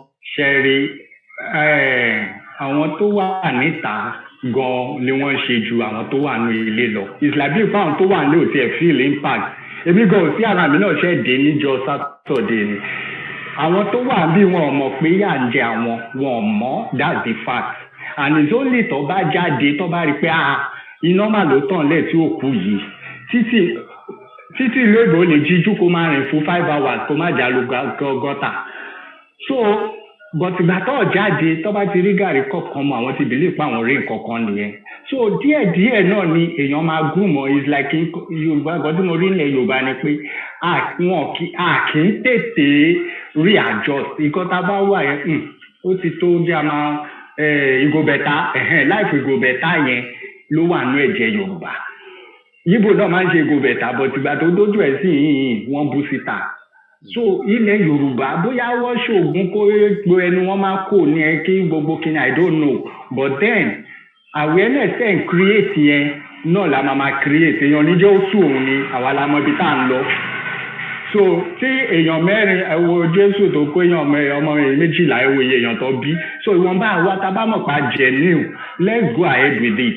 Tó bá yá díẹ̀díẹ̀ last year sí ìgbà tó ṣe EndSARS wọn ẹ̀wọ̀ kan tí wọ́n sọ yàrá sì yẹn tún wo ibi tó gbé gbà díẹ̀díẹ̀ ni awareness yẹn ń wọnú wọn àwọn náà assimilate ẹ̀ díẹ̀ ṣẹ́ni tó ra gáàsì ní bá 500 àbí 400 ní 2 weeks ago tó débẹ̀ lẹ́yìn sí tó bá ní 700 800 ṣe orí ẹ̀ náà máa wò pa wọ́n increase salary wọ́n kò increase ọjà ṣọ́ọ̀bẹ̀ ò ní profit kan tó ní extra margin nínú so gbogbo nǹkan tó dẹ̀ fẹ́ lò everything ni ló wá increase definitely kò nídìí pé wọ́n ń lecture náà lọ títí àwọn gan nǹkan tó ń kọ́ wọn ti ń kọ́ wọn that's just the thing nǹkan tó ń kọ́ wọn ti ń kọ́ wọn but the ones you are doing ní tẹ̀ ṣe ẹ̀ níjẹ́ kó sun yín ní gbogbo tó ń ṣe sí àti dára àti gbà àti àwọ̀ kò sí ní à ń gbọ́ àwọn tó gbọ́ ń gbọ́ but Yorùbá thick skin lọ ní tó bá ń gbọ́ continuously tẹ bá stop nísìnyí tí gbogbo yín bá stop ẹ má jẹ́ tọ̀ yá bí àti padà àti ibi tó wà ní but ibi tẹ́ ti ṣe dé yẹn ẹ̀ níjẹ́ kó sun yín kò sí lè of course ó máa fẹ́ súnyàn definitely but then èèyàn ní jẹ́ kó sún èèyàn lè wọ́n mọ ibi téèyàn ń lọ wọ́n ní àtànà mánà àbí àtẹ̀ní mélòó tànà mímọ́ báwọn Yorùbá ṣe máa ń pòwe yẹn so it's a gradual process it's not something we can just expect pé kó sáré ṣẹlẹ̀ gbìn lẹ́ǹkan náà so àtọ̀ ẹ̀ máa bá lọ ni it's a gradual thing it's like bí pé let me for example mi mọ̀ gbàtẹ́ bẹ̀rẹ̀ agitation anyway I just joined this year but let's say last year lẹ bẹ̀rẹ̀ ń sìn èèyàn mẹ́wàá ti join yín for example nísìnyí tẹ́ bá tún continue èèyàn 20 tún lè join so it's a gradual thing tí èèyàn kí achieve result lẹ́ǹkan náà of course àwọn Yíbò ń sẹ́ mọ́jú tó ti wà ń díẹ̀ but they never relented. So nísìnyí lọ́sẹ̀ wà bẹ̀rẹ̀ sí ní mọ̀ bọ́ ìmọ̀ oníkálukú wá ń jà fún bọ́ ṣe ń pa wọ́n tó tán ń sun ilé wọn sun ṣọ́ọ̀bù wọn sun gbogbo ẹ̀ náà wọn ò dáwọ́ dúró. So nísìnyí Yorùbá náà àwọn náà ti tẹsẹ̀ bọ́ tiwa ni tábà ní abẹ́ jókòó dá wọn pé alólórí kan ìlú yóò lófin tábà ní abẹ́ follow everything by the book or by the law kò sí kankan tó ń jẹ́ bẹ́ẹ̀ is out of it. Physically wàhálà tó ń gbé wá ni wọ́n máa bá wọn gbé fún ni wọ́n máa fi kú wọn tí wọ́n máa ní ọ̀rọ̀ kóòtù yẹn wàhálà ni so education law everything doesn't work in Nigeria at all so agídí irú tí àwọn Yíbò yẹn ń lò tó yẹ pé Yorùbá ẹni wá lè kó káwọn náà ṣe síta tó bó tẹ̀ jọjọ́ méjì àbọ̀jọ́ kan kájẹ̀ ṣe kájẹ̀ ẹ̀wò kan tó fẹ́ ṣẹlẹ̀ ṣe mọ̀ but it's a gradual thing yìí síta tó Yíbò náà kò bẹ̀rẹ̀ lánàá àwọn náà ti wà lẹ́nu ẹ̀ ti pẹ́ so it's a thing tá máa ṣe máa kọ́ wọn díẹ̀díẹ̀ tá máa ṣe díẹ̀ káwọn náà máa rí pa bó ṣe kó lọ́kọ́ nìyí náà ìgbà tí mo fẹ́ ṣe bẹ̀ tí mo ń ṣe bẹ̀ 500 tẹ́lẹ̀ mo á dé ní ṣe ọbẹ̀ 5000 tí ó tún tó mi kinní kan kò yẹ kó máa lọ báyìí oníkálukú á máa voice out díẹ̀díẹ̀ wọ́n máa dún síta ṣe mọ̀ so that's why I'm saying. ẹ jẹ́ gbọ́ láti ọ̀dọ̀ bàbá wa Ibrahim ẹ bá wa dá sí i mò ń bọ̀ lọ́dọ̀ yín lẹ́yìn bàbá wa Ibrahim bàbá wa Green for Goodness bàbá wa Ibrahim ẹ bá wa dá sí i ẹ jẹ́ gbọ́ ojú àti òkúnyàn tẹ̀yìn ṣùgbọ́n Mr. Israel ẹ káàárọ̀ ẹ káàsán ẹ kú ọ̀lẹ̀ ẹ kálẹ́ níbikíbi táwa ti ń bọ̀ wá ilẹ̀ bí wọ́n á dé wa o kò ní bọ̀ dàdẹ̀ Mr. Koiki ẹ ṣeun gan ẹ fi iṣẹ́ takuntakun àwọn ọlọ́run ọ̀nà àmàdékù pẹ̀lú àwọn fámìlì yìí títí dọ̀gẹ́ gbé kàdìkì ọ̀nà. Bàbá wa wọ́n sọ̀rọ̀ tán wọ́n ti sọ kúkú bẹ̀. Ṣẹ́ni àdúgbò fọlọ́ǹda níbi wọ́n ti fi ọ̀tá wa wọ́n ti fi hàn díẹ̀díẹ̀. Àmọ́ eré tó ṣẹlẹ̀ yìí ó sì kéré o. Ọlọ́run bá ní ìdìbò àdìgbò ó sì máa fi àwọn ọ̀tá wa ó sì máa fi hàn jáde tó bá Yorùbá nation. Nítorí kí ni ọ̀tá ti pọ̀ jù ju iyọ̀ gidi lọ. Àwọn ọ̀tá tó fẹ́ ti ta bọ́ ní ẹrú, tó fẹ́ ti ta wà nínú ẹrú, ìlànìmọ̀rì, ó ti sẹ́ẹ̀dì mẹ́sẹ̀jì sí wọn níbi ẹ̀sìn àwọn yọ̀ nílẹ̀, ẹ̀jẹ̀ kọ́ máa ti kí ni ẹ̀jẹ̀ kọ́ máa lọ. Tó wá rẹ̀ wọ̀n tó gbọ́, tó wá rẹ̀ wọ̀n tó má gbọ́, it is left for them. Nítorí ìbínú Ọlọ́run, òjò ìbínú Ọlọ́run ó sì ń bọ̀ lórí wọn. Nítorí kí ni ọlọ́run bá sọ ní pé fàyè nàmàrí yusiri yusirọ̀ ìnàmàrí yusiri yusirọ̀ ọlọ́run bá sọ pé lẹ́yìn ìnira ìdẹ̀kùnlókàn lẹ́yìn ìnira ìdẹ̀kùnlókàn ọlọ́run bá sọ pé àwọn ọmọ kóòtù òjire a ti wà nínú ìnira for over 30 years àsìkò ìdẹ̀kùn wọn lélẹ́yìn o kò dẹ̀ sí anybody tó lè ṣèjọ ọ̀rọ̀ padà nítorí kí ni ọlọ́run bá àti àwọn alálẹ̀ wọ́n ti wọ́n náà ọkọ̀ wa nígbà àgbọ̀dọ̀ change. Movement yìí anybody tó wà rìn tó wọ̀ anybody tó wà rìn tó máa wọ̀ it is left to him. Trade ni tó wá ti mú ìjọba ẹ tó wá ti wọ̀ ó máa gba ilé ẹ̀.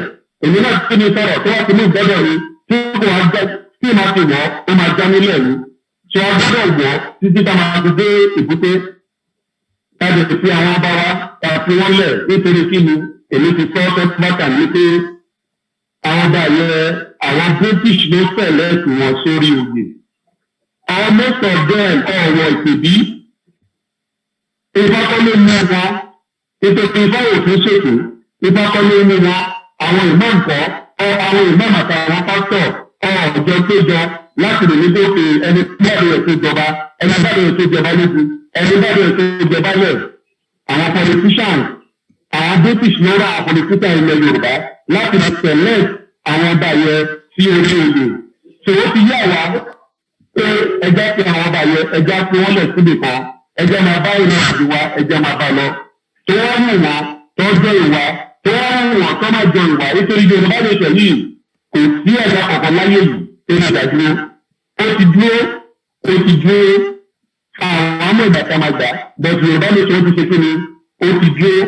Tàbí máa ẹ̀ láìpẹ́ àwọn àbúrò wa àwọn ẹ̀gbọ́n wa tẹ́gbẹ́ àwọn federal government wọ́n ti dè wọ́n mọ́lẹ̀ pẹ̀lú àwọn chains ọkọ̀ fún the 1,000 wọ́n ti rẹ̀ látàrí wọn àwọn ọmọ ṣe kí wọn àwọn ọmọ ẹ̀ láìsí wọn díẹ̀ so that àwọn ọmọ rí jù ní pé ẹ̀wọ̀n kún fún ní Nàìjíríà máa pàwà ní future ní ọjọ́ ọ̀la tó ga ẹgbẹ́ ìrìn Yorùbá nation.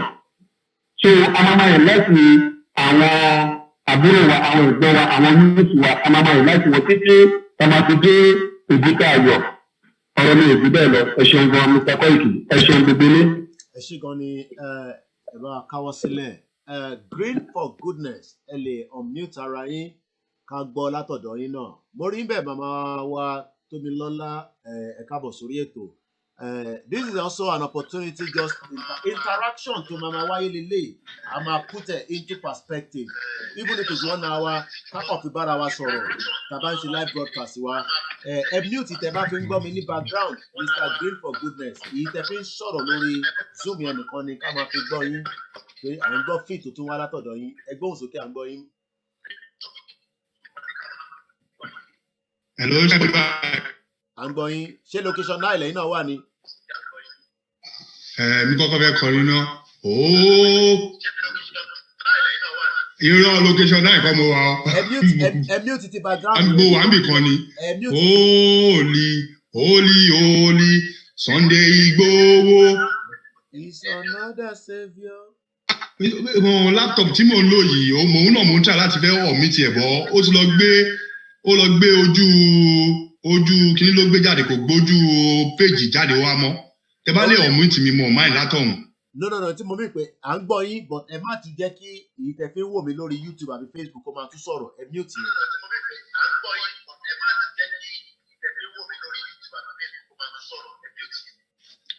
Okay.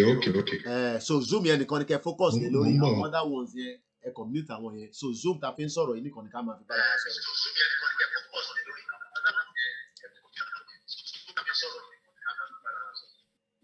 Okay. Holy Sunday Igboho is another savior. Holy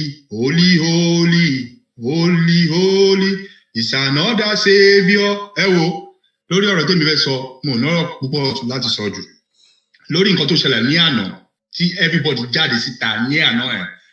Because lórí àwọn statement kan tó àwọn ọmọ tó jáde lánàá àwọn ọmọ olóríire àwọn ọmọ aláyọ̀ àwọn ọmọ tó ní di ìbànújẹ́ fún ilẹ̀ Odùduwà àti ilẹ̀ Biafra.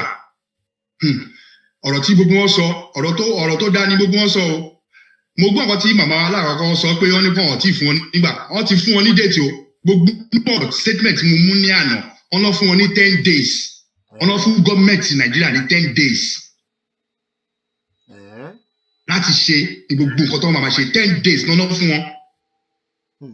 Wọ́n láti ṣe nǹkan tó máa nígbà tó bá ṣe nǹkan tó tẹ́ àwọn nínú tó ń ṣe everything àwọn máa jáde padà o. Táwọn bá dẹ̀ jáde padà àwọn ò padà mọ́ o. Ìyẹn máa lágbára o. Lórí nǹkan tó ń sọ lánàá nìyẹn. But lórí gbogbo nǹkan táwọn ọmọ ẹ ṣe lórí gbogbo nǹkan tí everybody ń ṣe lórí platform which is gbogbo nǹkan tí everybody ṣe lórí platform which is ó make sense gidigidi gan. Tàbá ní pé kò wọ̀ ọ́ ní etí irọ́ ni o ó wọ ọgbọ́n àwọn ẹ létí o. Àwọn gọ́ọ̀mẹ̀ntì location 419 wọ́n lè pa àwọn ti dá àwọn èèyàn mọ́lẹ̀ ń pé kọ́ má lè sọ̀rọ̀ kọ́ má lè ṣe nǹkan kan. Àwọn ọmọ yẹn ò rán wọn o. Gbogbo eléyìí tó ń pariwo tó kó àwọn àmì síta tó kó ọlọ́pàá síta àwọn ọmọ yẹn ò rán o. Àwọn ọmọ yẹn ò rán wọn o. Àwọn ọmọ yẹn ò tiẹ̀ rán wọn láti bíbá síbẹ̀ yẹn. Nǹkan táwọn ọmọ yẹn kàn sọ ni pé 10 days làwọn fún wọn àwọn ò dẹ̀ ní wọlé mọ́ àwọn ò ní gbà.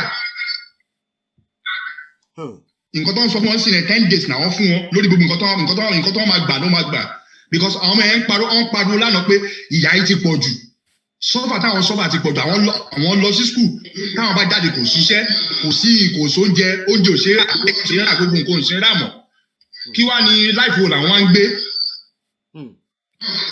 Gbogbo mo dẹ̀ wá ṣọ́ pé gbogbo nǹkan tá everybody sọ̀rọ̀ tó ń sọ lórí platform gbogbo nǹkan ń gbọ́ everything from A to Z ní everybody ń gbọ́. Which is advice tey máa fún gbogbo àwọn tó ń sọ̀rọ̀ àtàwọn tó ń gbé fídíò síta anything tó ní kálukú bá mọ̀ ṣe kó máa ṣe lọ́wọ́lọ́wọ́ yìí. Àwọn ọmọ yẹn rí gbogbo ẹ̀ wọ́n rí everything. Ní dúró ní agan là ń jẹ́ kó rẹwà. Because location fún àwọn àárẹ̀ pé àwọn ti kánga àwọn ti mú wọn lọ́wọ́ dúró ọmọ pé ọmọ ẹ̀dẹ̀ ń jẹ́ kó máa yé wọn pé wọ́n ti ṣe ògbélé fún bàbá wọn kọjá o. Àwọn tàwọn yìí ọ̀n lè ṣe ògbélé fún wọn àwọn o. Generation tàwọn yàtọ̀ sí generation tó wà ń sìn o. Anyway, Ọlọ́run wà pẹ̀lú gbogbo wa but èmi àdúrà tó ń kọ́ máa sọ ni pé Yorùbá nation not going back. Biafra nation not going back. Mo dẹ̀ gbà ládùúrà káwọn Yorùbá náà dìde kán rí àwọn Biafra tó yẹ ṣe ní èlì tó ń gbárùkù ti Nnamdi Kanu tó yẹ gbárùkù ti nǹkan tí mo yẹ expect kọ́kọ́ gbárùkù ti bàbá Sunday Igboho nìyẹn. Ọlọ́run adé fún wa ṣe gbogbo èmi ni àwọn ọba yẹn kàn fi gbogbo àwọn ọba yẹn sílẹ̀ ìyá fún bàbá ogun wọn gbogbo àwọn gọ́ọ̀mẹ̀ntì yẹn tó bá wọn kan sọ̀bọ̀ kọ́ máa mú wọn kọ́ máa sọ̀bọ̀ tó bá wo Ifeanyi Èjì Ọ̀fọ̀ ìgbà tó fẹ́ ṣe campaign Lagos kan ló tún wá ṣe campaign òun ṣe lọ ṣe ní Anambra kò lè ṣe é tó bá dọ̀wọ̀ ikú ni wọ́n máa pa ni òun náà mọ̀ ló fi sá sí Lagos State. Nísì gbogbo nǹkan táwọn àwọn Yíbò ń sọ ní pé kò ọ̀gbọ̀dọ̀ rí ẹni Biafra kankan kó wá sí Lagos State kó wá ṣe anything bẹ́ẹ̀ mọ̀ ọ̀nà àwọn gbọ́dọ̀ rí mọ́ ó dàbí nǹkan tó sì máa happen sí àwọn gọ́fúnà tiwa náà nìyẹn ìgbà táwọn Yorùbá náà bá lé wọn bí àwọn náà sá lọ sí Biafra àbí wọn máa sá lọ sí Àbújá ni nǹkan kan máa ṣàṣẹlẹ̀ ṣá nǹkan tó ní wà ṣúọ́ nìyẹn pé nǹkan kan máa ṣẹlẹ̀ bọ́ gbogbo election ìtọ́lẹ̀ kó ń bọ̀ ẹ̀ kọ́ lọ tuntun ẹ̀dà nípa election yẹn wá o kò sí gbogbo ọ̀nà tán lè gbègbà election yẹn wá o pẹ̀lú kọ́ táwọn ọmọ yẹn fún wọn pẹ̀lú kọ́ táwọn ọmọ yẹn fún àwọn ọ̀dẹ̀ olùkọ́sọ̀ sì tí mo táwọn ọmọ ẹ̀ sì sọ àwọn fi pé táwọn ọmọ ẹ̀ṣọ́ ṣe ń bọ̀ bí àwọn ọmọ tó jáde jọ ọmọ dìbò àwọn èèyàn ní dìbò nǹkan tó fẹ́ ṣe ń wọn lọ́wọ́ ọ̀ ní dìbò ọ̀dẹ́dì láti ṣe gbogbo kíní ìranù tó ń ṣe gbogbo ìbò ẹ̀ ọ̀dẹ́dì láti dìbò ẹ̀ rárá. Ọlọ́run àwa pẹ̀lú ẹjẹ́ fún ìrìnà láyé èkó sọ̀rọ̀ àṣìbáìtò ẹ lọ mọ bí a máa wa Tómilọ́lá fi bá wa sọ̀rọ̀ tẹ́ ẹ bá ti rẹ́dì kò má kà ẹ bá ti rẹ́dì ẹ lè hàn bí ètò ara yín ká gbọ́ ohùn màmá ẹ tó bá sọ̀rọ̀. mo ti rẹ́dì bàbá mi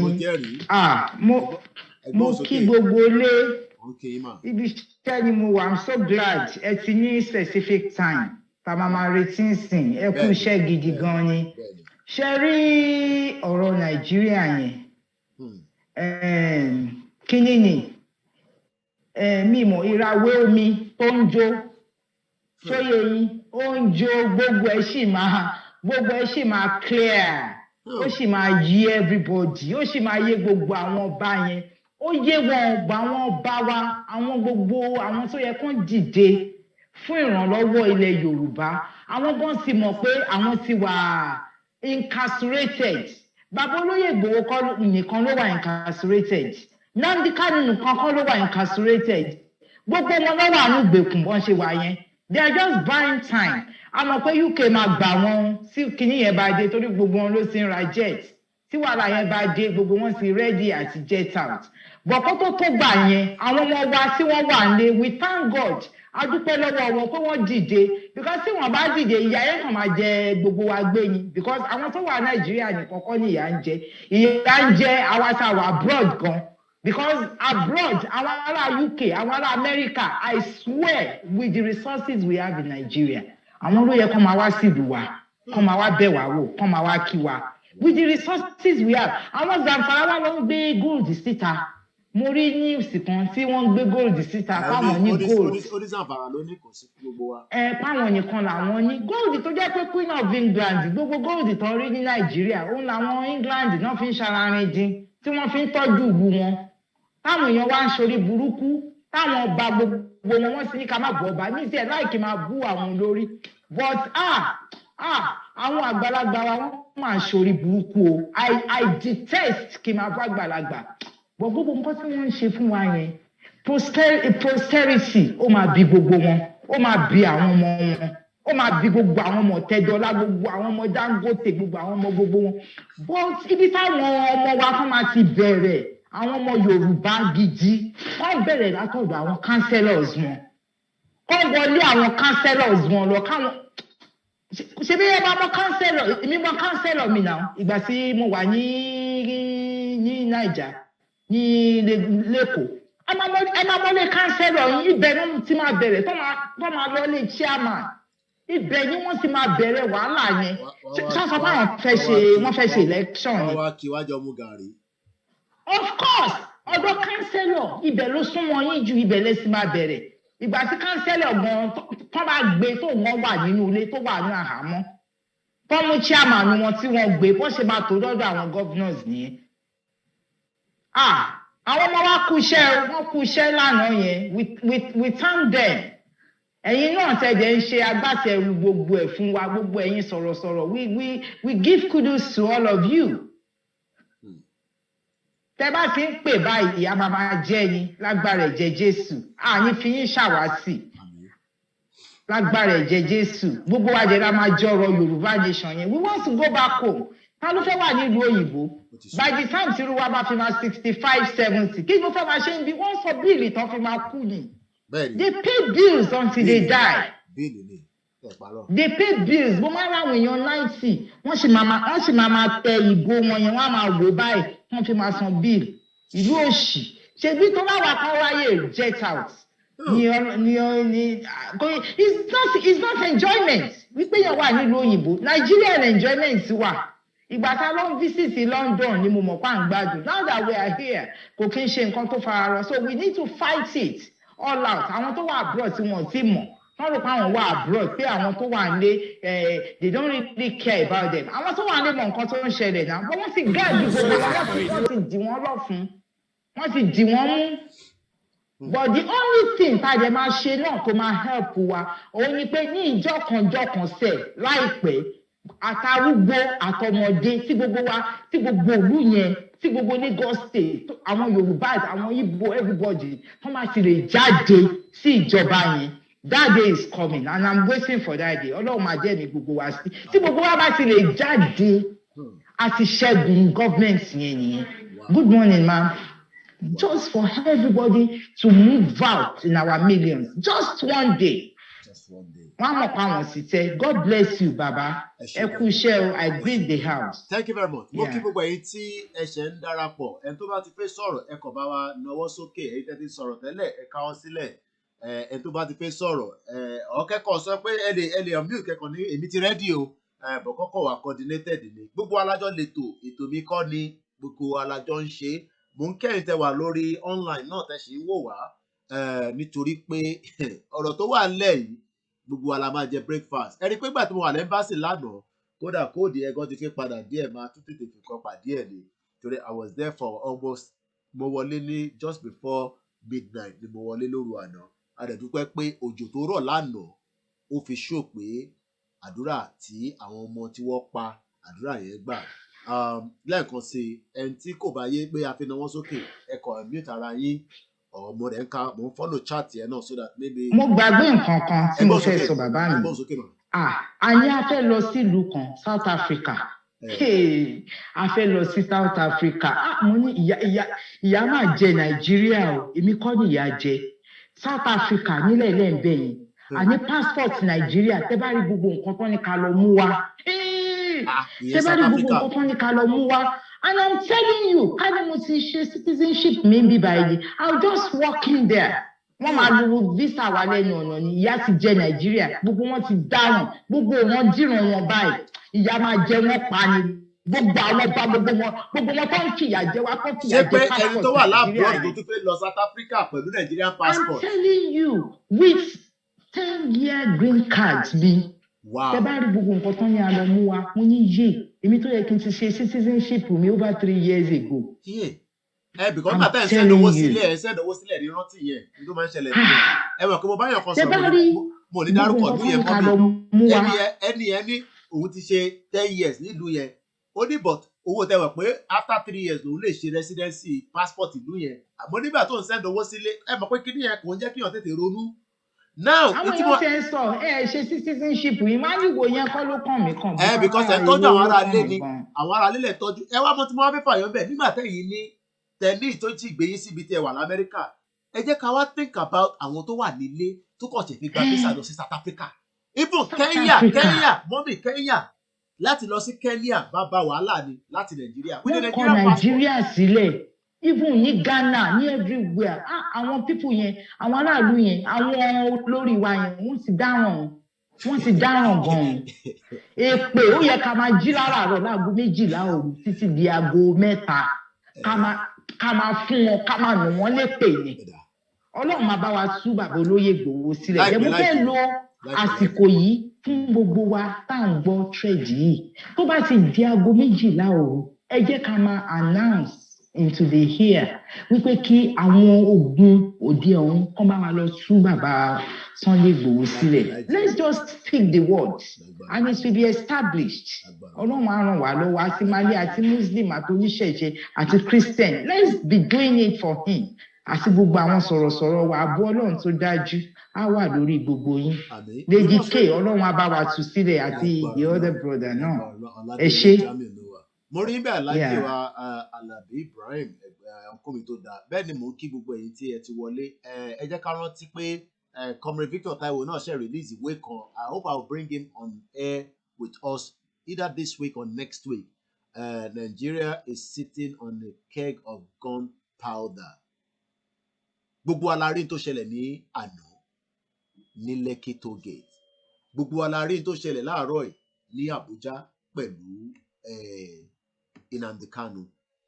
The country is definitely not settled, but the politicians are pretending as if everything is settled. Ẹni tó bá sì pé wọlé náà lórí normal call, ẹni right láti pè wọlé bí àìfẹ́ join Zoom. But tabarẹ́ni tó sì fi bá wa sọ̀rọ̀ náà, ẹ à ní láti rí ojú anybody. Ẹni off camera yín kò ń ṣe dandan. Torí pé it's not necessary that we want to say the bit. Wọ́n ní even Tanzania is very difficult. Ẹ jẹ́ ká wo fídíò yìí. Bí wọ́n ti fi arákùnrin sílẹ̀ ni because mo ń follow ẹ̀ lánàá mo ṣẹ̀rí lórí àbúrò mi lórí Instagram mi lánàá ẹja àgbọ̀n tó tẹ̀sẹ̀lẹ̀ gangan náà. You are proud of this, because I saw you speaking on camera. I saw you on camera. Màá play fídíò ẹ̀ ẹja àkọ́kọ́ play fídíò tí ìyẹn ló máa fi yé wa ẹja ìkọ́kọ́ lọ play fídíò èyí tí ọlọ́pàá fi gbé. I think it must have been released. Ó dà pé ó wá láti Canada ni. These are the boldest táwa ní abroad tá máa ń ní because at the end of the day kò ṣe pé toró ní Canadian passport or whatever tó bá wà lọ́wọ́ ẹ̀ but it was just bold. Ẹ jẹ́ àgbà ẹni tó ń pè wọlé náà nítorí pé à ń respect call tó ń bọ̀ náà kò tí ì land tó bá ti wọlé màá gbé wọn wọlé ó ṣe ṣégeṣége. Ẹ jẹ́ a gbọ́ fídíò yìí, ẹ jẹ́ ká jọ gbọ́ together. Ẹ ṣe sùúrù.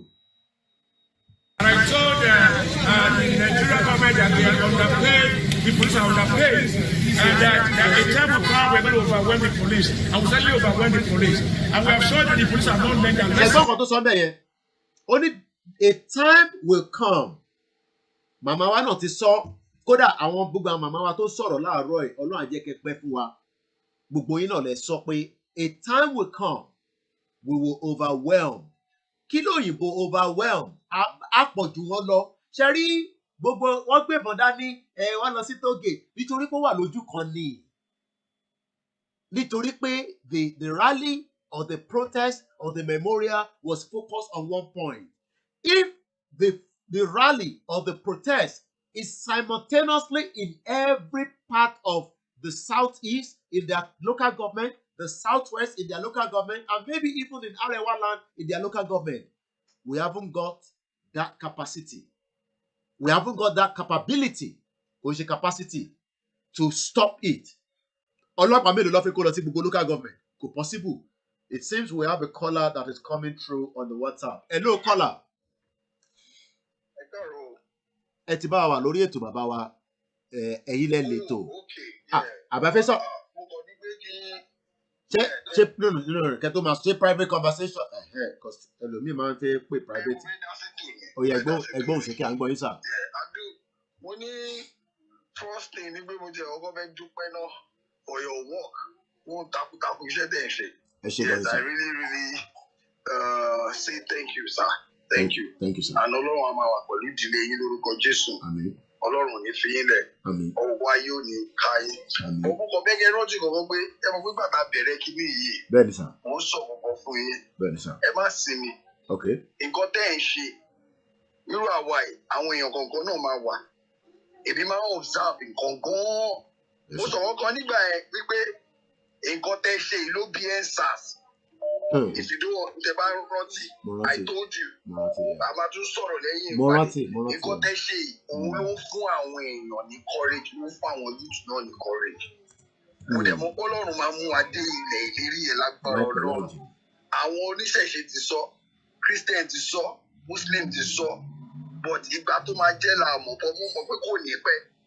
Nínú ọ̀rọ̀ yìí náà tá à ń bá lọ yìí, mo kàn ń sọ ilé káwọn èèyàn lè fi ní ìgbàgbọ́. Mo mọ̀ pé àtà nígbàgbọ́ ní ìgbàgbọ́. Àwọn tó ṣì sọkàn méjì because wọ́n wò pé báwo lọ́lọ́run ṣe fẹ́ ṣe. Bó ṣe rí náà nìyẹn báyìí máa fi but nǹkan tí mo try láti ṣe pè ní pé wọ́n encourage yín èyí tí Ọlọ́run ń lò fún wa.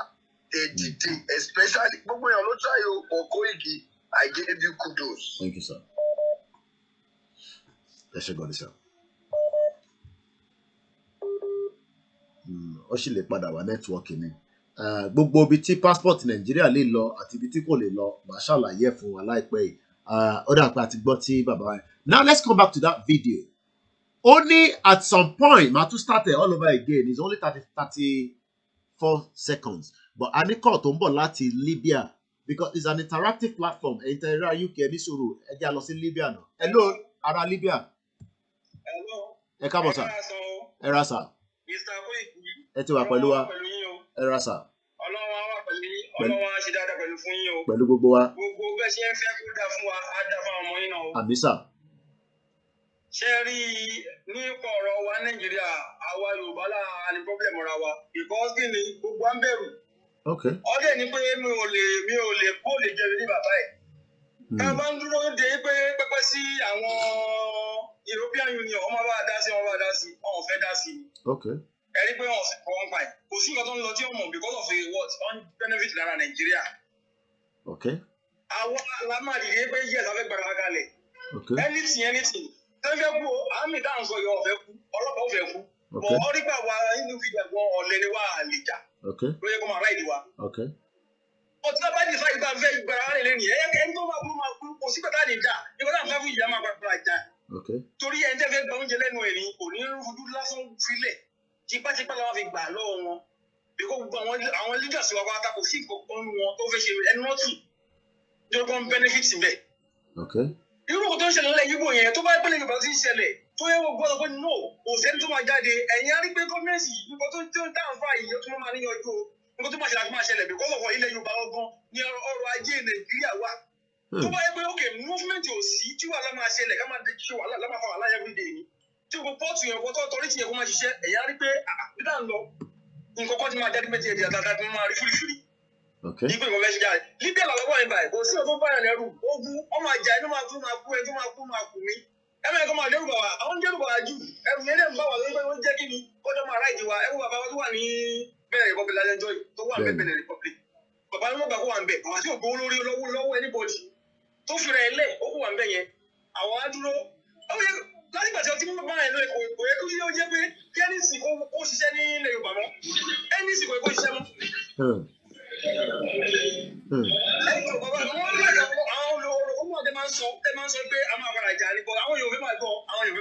Wọ́n ní ká má fi dẹ́rù bà wọ́n, wọ́n ní ká má fi máa dẹ́rù bà àwọn èèyàn náà ní so ó yé mi.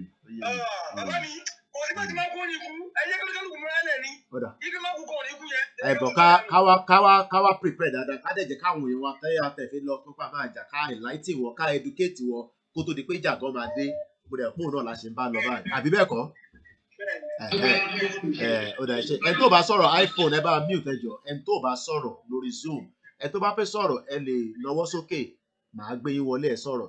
Ẹ ṣé gan ni bàbá wa láti Libya, àmàrin yín bá.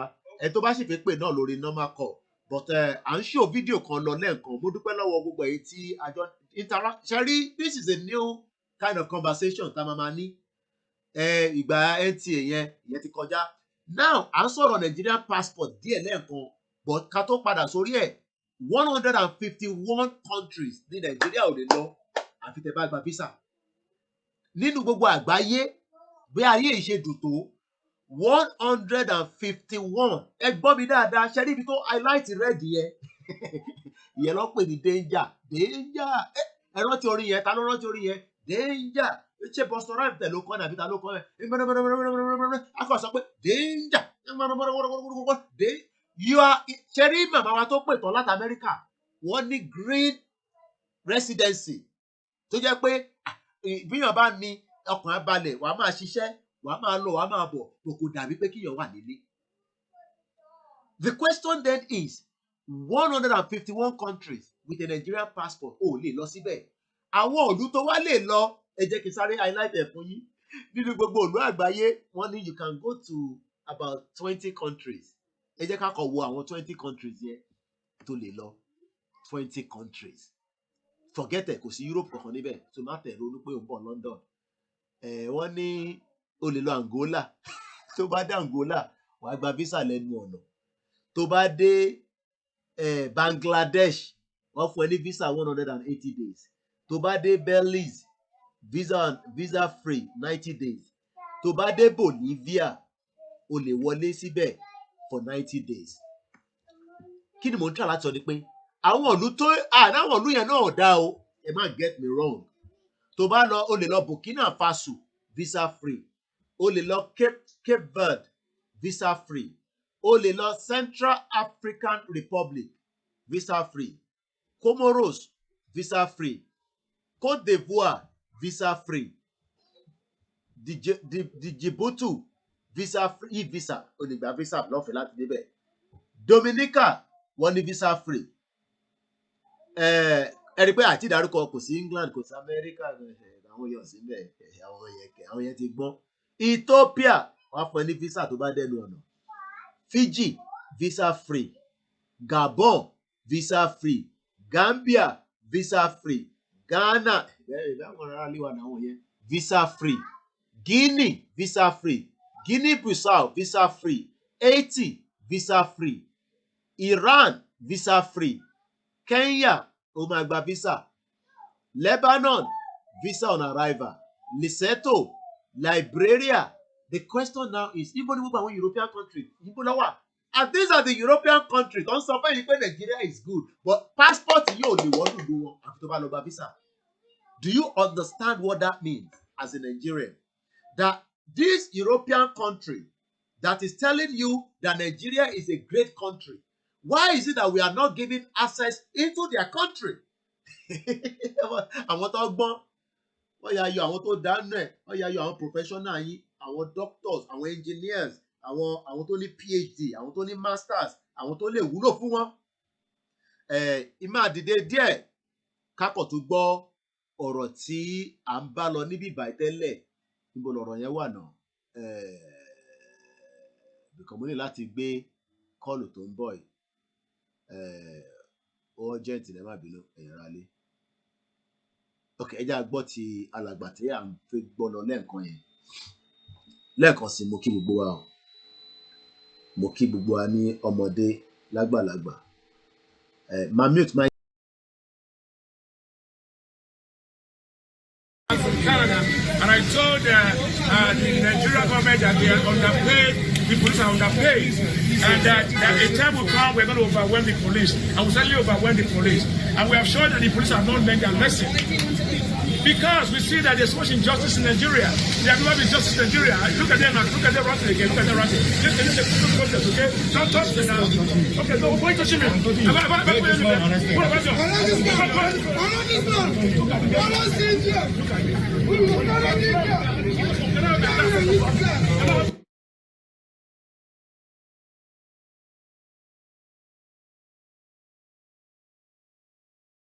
%, in 4 years. Stock slip as yen jumped. From Canada, and I told the Nigerian government that they are underpaid, the police are underpaid, and that a time will come we're going to overwhelm the police, and we'll certainly overwhelm the police. And we have shown that the police have not learned their lesson. Because we see that there's so much injustice in Nigeria. There have never been justice in Nigeria. Look at them now. Look at them running again. Look at them running. Listen, protest, okay? Don't touch them now. Okay, so we're going to see me.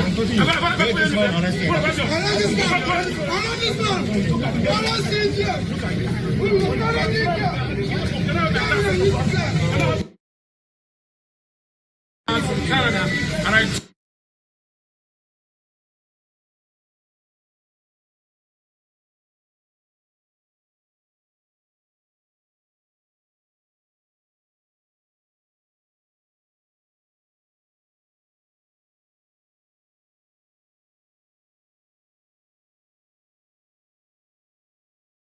So the police has to pay for my phone for me. Yeah. Pay for the phone. And thank you very much. How did they handle you inside there? Sorry? How did they handle you? Well, handling there, I don't know. That's not a question I can really respond to. But it's an eye-opening, and I'm glad I was arrested today. Because they dehumanize people, I mean, you are arrested, there's no place you can take a leak, there's no place you can use number 2, and there's no food, there's no water. Imagine a week ago I was in heaven. I was in Canada, and today I'm.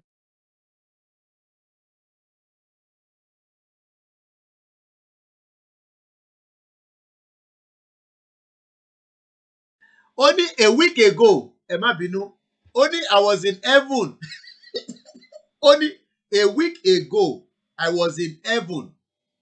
Ẹja tún fídíò yẹn gbọ́ torí mo mọ̀ bí àwọn èèyàn gbọ́ fídíò yẹn. Ṣé ìta wà lórí Zoom ṣe ṣe àgbọ̀ tó sọ ṣá? Only a week ago, I was in heaven. When I was in Canada, only there's no toilet, there's nowhere to call. Tọ́ba múyàn nílùú òyìnbó nísìn, tọ́ba gbéyàn báyìí nísìn, you will have access to your lawyer, you will have access to food, you will have access to water. Ìyọ̀kọ̀dé Bangladesh will deny you at the entrance. I was there. Ṣé pé tó bá tún dé Bangladesh tó sọ pé visa free, wọ́n tún máa deny yẹn? Ìyá máa wá ń jẹ wá báyìí. And people are saying we should keep one Nigeria. Big buffoon. Bí a tó bá di aago 2:30, a máa gbé àbí ṣé ká gbé tó yẹn wálé àbí tó bá di aago 3 ká ṣe máa bá lọ bí a tó bá di aago 3. Ẹ tó ń pè yìí nísìn, ẹ bá mute background. Hello. Hello, brother. Ṣé fẹ́ dá sórí ètò ni? Ẹ ti wà lórí ètò, gbogbo àná lájọ lè tò. Ṣé rí ọ̀rọ̀ location 9? Bẹ́ẹ̀ni sir. There is nothing like Nigeria. Nigeria is gone. Nigeria is dead. Okay. Whether we like it or not, Nigeria is dead. We live in Nigeria. Nigeria is like an air fire. Okay. Ẹ̀wọ̀n kan tó ṣẹlẹ̀ sí ṣòwò rẹ̀ ní èyí. Kò dáa rárá. And àwọn ọlọ́pàá yẹn dẹ̀ wà ń bẹ̀ wọ́n ń wò ó. Tágbẹ́ ni yẹn mú bọ̀ ọ̀bẹ dání tó staff rẹ̀ wọ́n ṣe máa wò náà nìyẹn. Ọlọ́pàá kí ẹ. A citizen. Citizen wa. A citizen of location 419. ó jẹ́ pé nǹkan tó náà ń ṣe náà tó yẹ pé gbogbo ẹ̀ náà ní àti Biafra àti revolution náà àti àwọn ìpamọ́ kan náà ló gbogbo ẹ̀ fẹ́ já sí àní àfẹ́ Nàìjíríà mọ̀. Bẹ́ẹ̀ni. Àfẹ́ Nàìjíríà mọ̀ but bí nǹkan tí Ṣòwòrẹ́ tó sọ lánàá pé day will come tó yẹ pé àwọn tó ń jẹ́ ọlọ́pàá tó ń jẹ́ sójà ti wà wọ́n ṣe máa jọ ìwà gbẹ̀yìn ni. Gbà tí gbogbo ẹ bá dojúrú. Bọ̀bọ́n fẹ́ bọ́n kọ̀ àsìkò yẹn ń bọ̀ ìgbà díẹ̀ kékeré báyìí ló kékeré ni kékeré báyìí ló kù tó yẹ kó gbogbo ẹgbẹ́ ìdìbò máa tú jáde. Èkó làwa wà àwa náà mọ nǹkan tó ń ṣẹlẹ̀. Èkó ni àwa wà à ń rí gbogbo ẹ̀ bó ṣe ń ṣẹlẹ̀. Ẹ rí ẹ mú mọ́ra torí pé kò ṣe pé ẹ fẹ́ràn ẹ mú mọ́ra ni.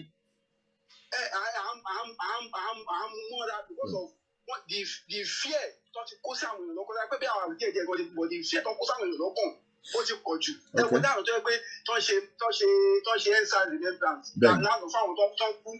Ẹ̀wọ̀n kan tí wọ́n fojú wọn àwọn èèyàn bó ṣe ń gbé àwọn èèyàn. Wọ́n dé pẹ̀lú àwọn èèyàn. Máa tẹ̀ ń ṣe òyìn ẹgbọ́n kan tí màá yẹn ń sọ. Ó ní last week òun wà ní Canada Egun lòun wà a máa tún fídíò yẹn play again. Ó ní but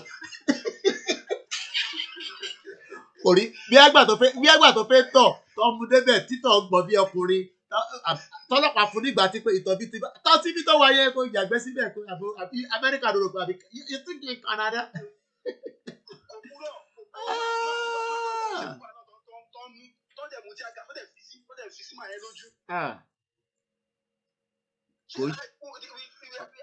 À ń ṣe kan náà báwo ni ẹ bọ̀ lè yan àjẹnàwó ṣe yan máa gbé we are not the same we are not speaking the same language we are not eating the same food we are not the same they should allow us to go minimum òfin wọ́n ṣe tipátipá ni is it by force? Is it by force?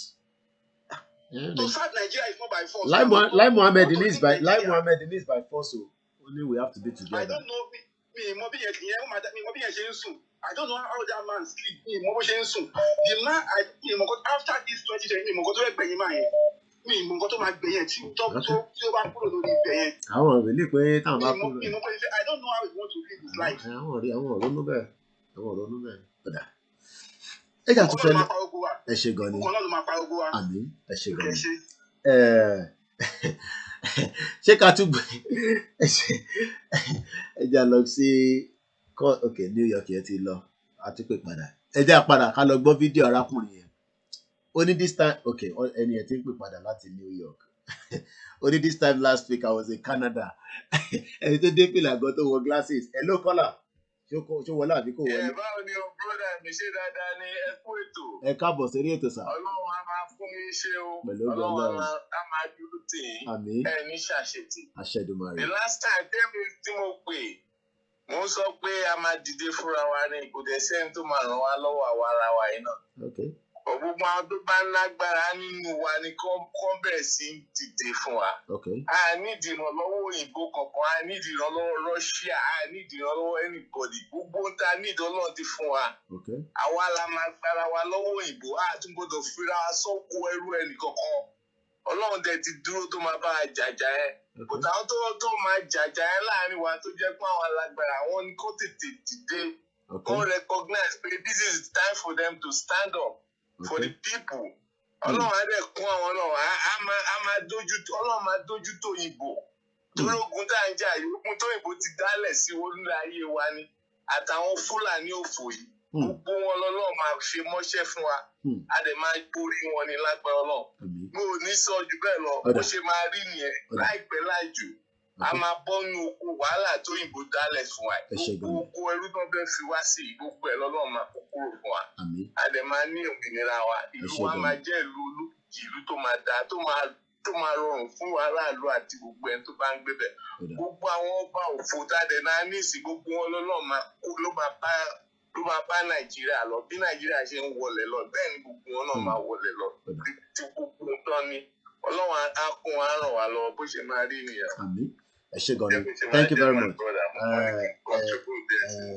Ẹni tó bá sọ pé ìta ń ṣe níbí nígbà tí mo sọ pé visa láti lọ sí àwọn ìlú kọ̀ọ̀kan imagine a country that has a big wealth but ẹ jẹ́ ká gbọ́n tarákùnrin yìí sọ àkọ́kọ́ play lè iná again mo like glasses ẹ̀ àfìgbà táwọn ọlọ́pàá Nàìjíríà burú ṣá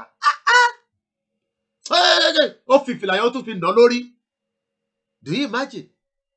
Irú bọ̀bọ̀ ní sì tó bá yẹ kó ti lọ sí so many protests ní Canada tó ń tẹ̀lé wọn lọ. I don't know whether he's a Biafran man or a Yoruba man or a Shekiri or he's just an average Nigerian that lives in Canada, was at home, wanted to experience, ó fẹ́ experience ọlọ́pàá ṣe ń gbéyàn ní Nàìjíríà.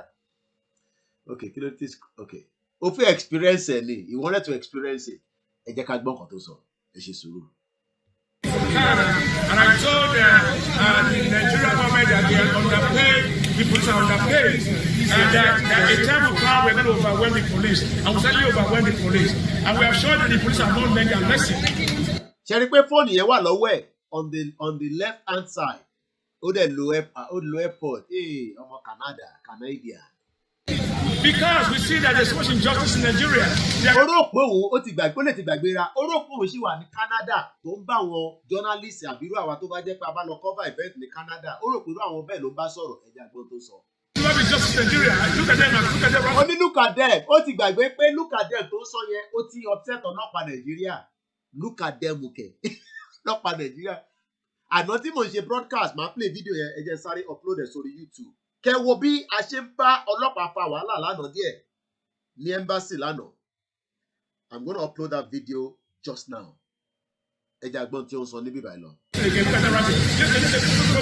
Ó ní look at them ranting. Ọlọ́pàá Nàìjíríà ló ń sọ pé look at them ranting. Ẹ̀rù ò bẹ́ arákùnrin. Ẹ̀rù ò bẹ́. Ọlọ́pàá Nàìjíríà ló ń sọ fún pé look at them ranting. Look at them ranting. Ọlọ́pàá Nàìjíríà. Arákùnrin yìí wọ́n gbọ́ ẹ̀mí ẹ̀ yìí. Only don't touch me. Àwọn yẹn ní ìgbóló rẹ̀ pé wà. You are not in Canada, man.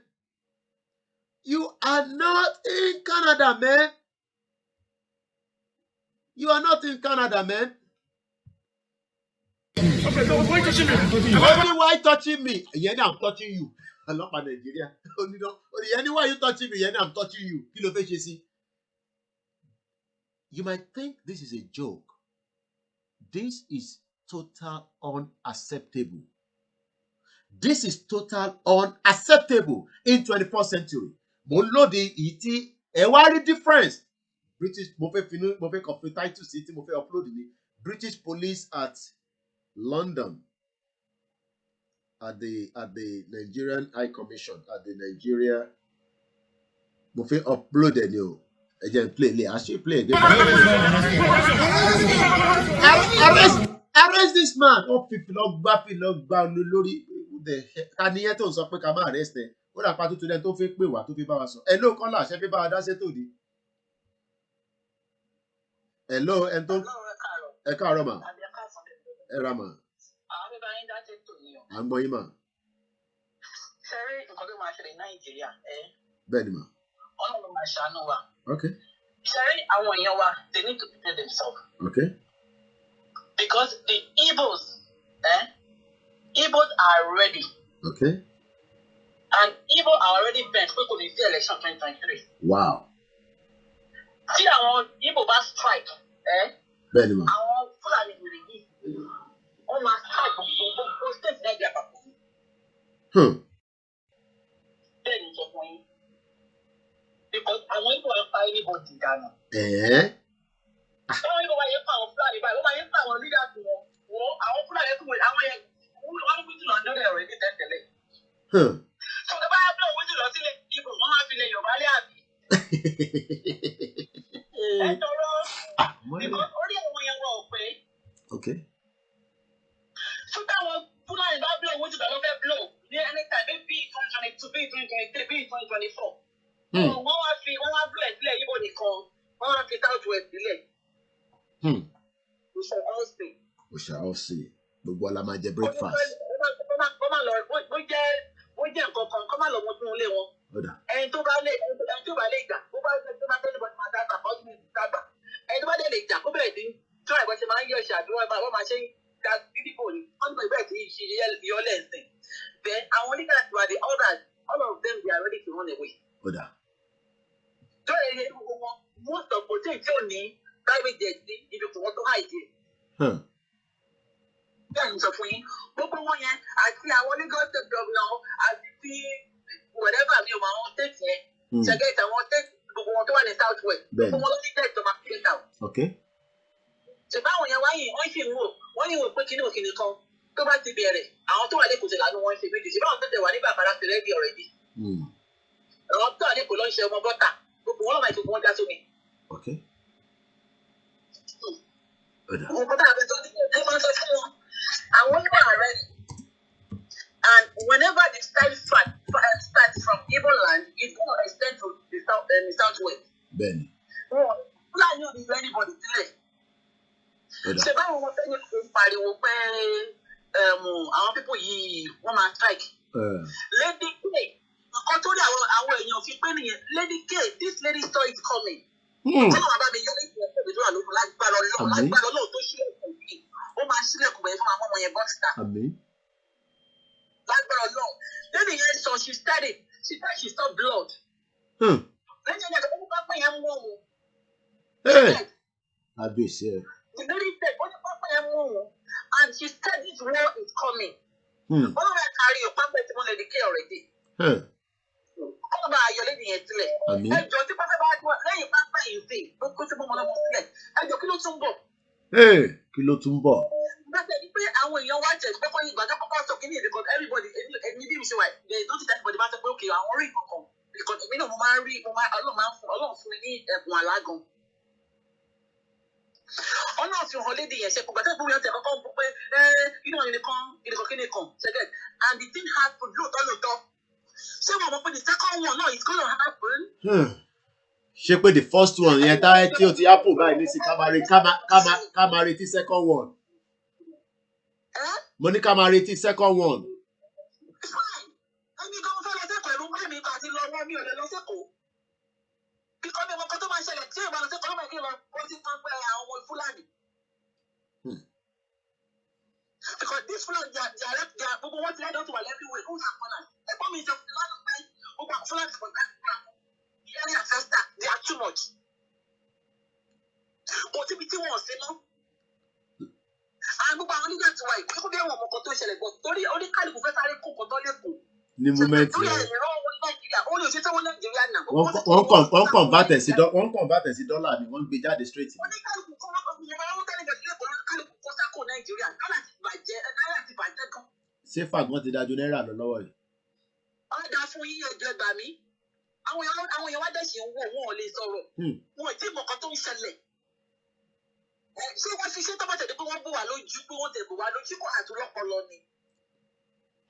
Bìkọ́ nígbà tó bá lóko òṣìṣẹ́ ìyẹn máa ń lọ́pọ̀ lọ́gbà mi bókè wọ́n tẹ̀ wọ́n lọ ṣùgbọ́n fún àwa yẹn.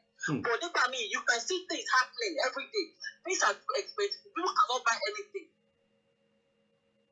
Kí ẹ máa fi 20,000 sí ọbẹ̀ ọjọ́ kan. Owó oṣù balẹ̀ dárúkọ yẹn 20,000. Ọjọ́ ìgbà mi ọkọ mi wà lẹ́kọ̀ọ́ báyìí. Ó fún wọn ní 20,000 ọjọ́ kan ló fi jẹ́ bẹ́ẹ̀ 20,000. Wọ́n ní kí ló dé wọ́n ní ṣe nǹkan tí wọ́n tún bẹ̀rẹ̀ lẹ́kọ̀ọ́ ni. Báàgì ẹ̀wà ti di 100,000. Ó ní òun ò tiẹ̀ mọ̀. Báàgì ẹ̀wà ti di 100,000. Ẹjọ́ ṣé èèyàn kan gba minimum wage 20,000 100,000 lóṣù. Ìrẹsì ti di over 30,000 plus. Wọ́n máa jẹun. Àwọn èèyàn withdraw àwọn ọmọ wọn school fees. Àwọn èèyàn ti withdraw àwọn ọmọ wọn dànù school fees. Ibo náà ti fẹ́ rówó.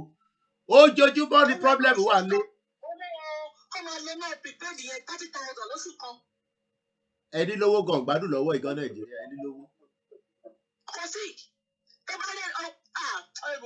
Àdìmọ̀ màmá mi sẹ́ mo wo picture kan mo kàn lè gbé picture ẹ̀ jáde ni torí àwọn tajọ wà nínú ẹ̀ àwọn tajọ lọ sí ilé ìwé ni àwa ṣe mítìnì ẹ ní ilé ẹ̀kọ́ náà rẹ wa ní ọ̀nà Ìkòròdú kódà nígbà tí à ń lọ níjọ́ yẹn 2018 ni mo sọ 21st of September this time 3 years ago I was in Nigeria picture ẹ̀ wà níwájú mi báyìí mo kọ gbogbo àwọn táwa ń bẹ̀ báyìí nísìn gbogbo ilé yẹn báyìí gbà tá a fẹ́ du ọ̀tá wọnú títì yẹn báyìí bẹ́ẹ̀ ló ṣe gbígbì àfigbàgà gbogbo kí ló lè tó yìí torí Ọlọ́run títì ẹ bèrè tábà pẹ́pẹ́ tí mo dárúkọ pé ó kú gbogbo axis yẹn lọ́nà pé òun ni sínétọ̀ wọn níbẹ̀ ó ti kú níṣẹ́ ó fi Nàìjíríà sí problem sáwà lọ́rùn ẹ wá ní káwá tó máa lísì ẹni ká máa dúró ẹni ká bẹ́ẹ̀ ni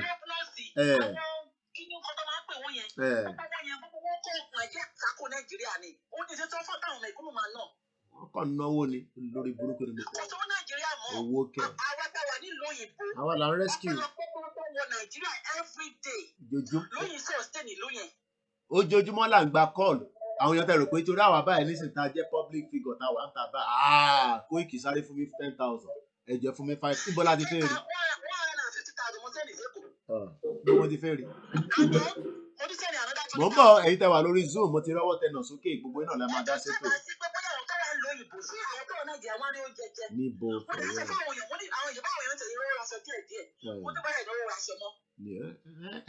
wọ́n gbà láwìn náà ni.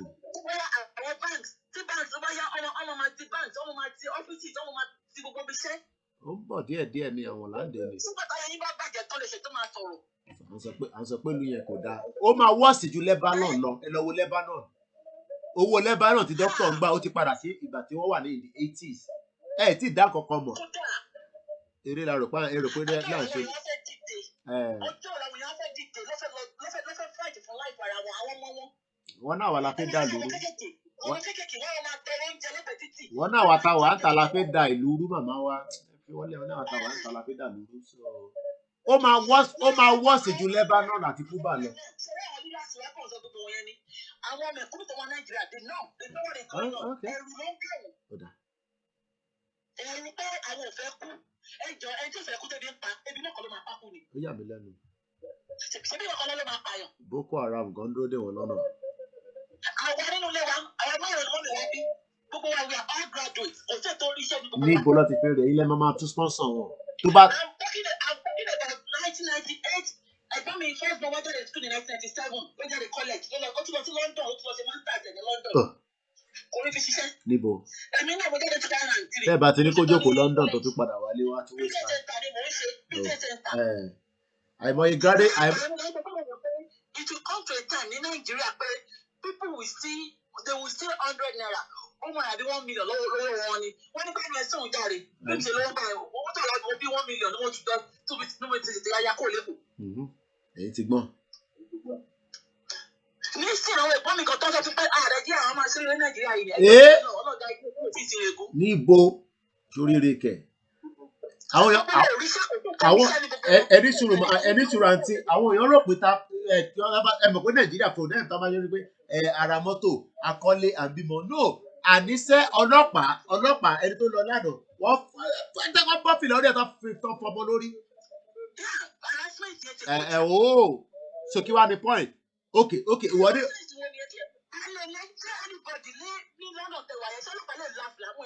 àní máa fi fídíò ẹjẹ àmà bẹ́tò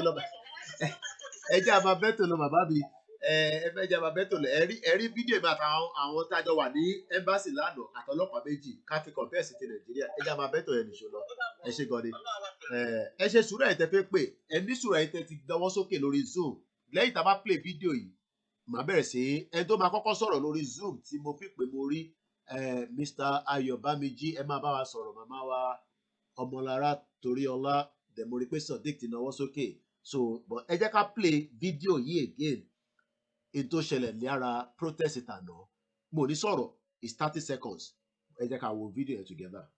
From Canada, and I told the Nigerian government that they are underpaid, the police are underpaid, and that a time will come we're going to overwhelm the police, and we'll certainly overwhelm the police. And we have shown that the police have not learned their lesson. Because we see that there's so much injustice in Nigeria.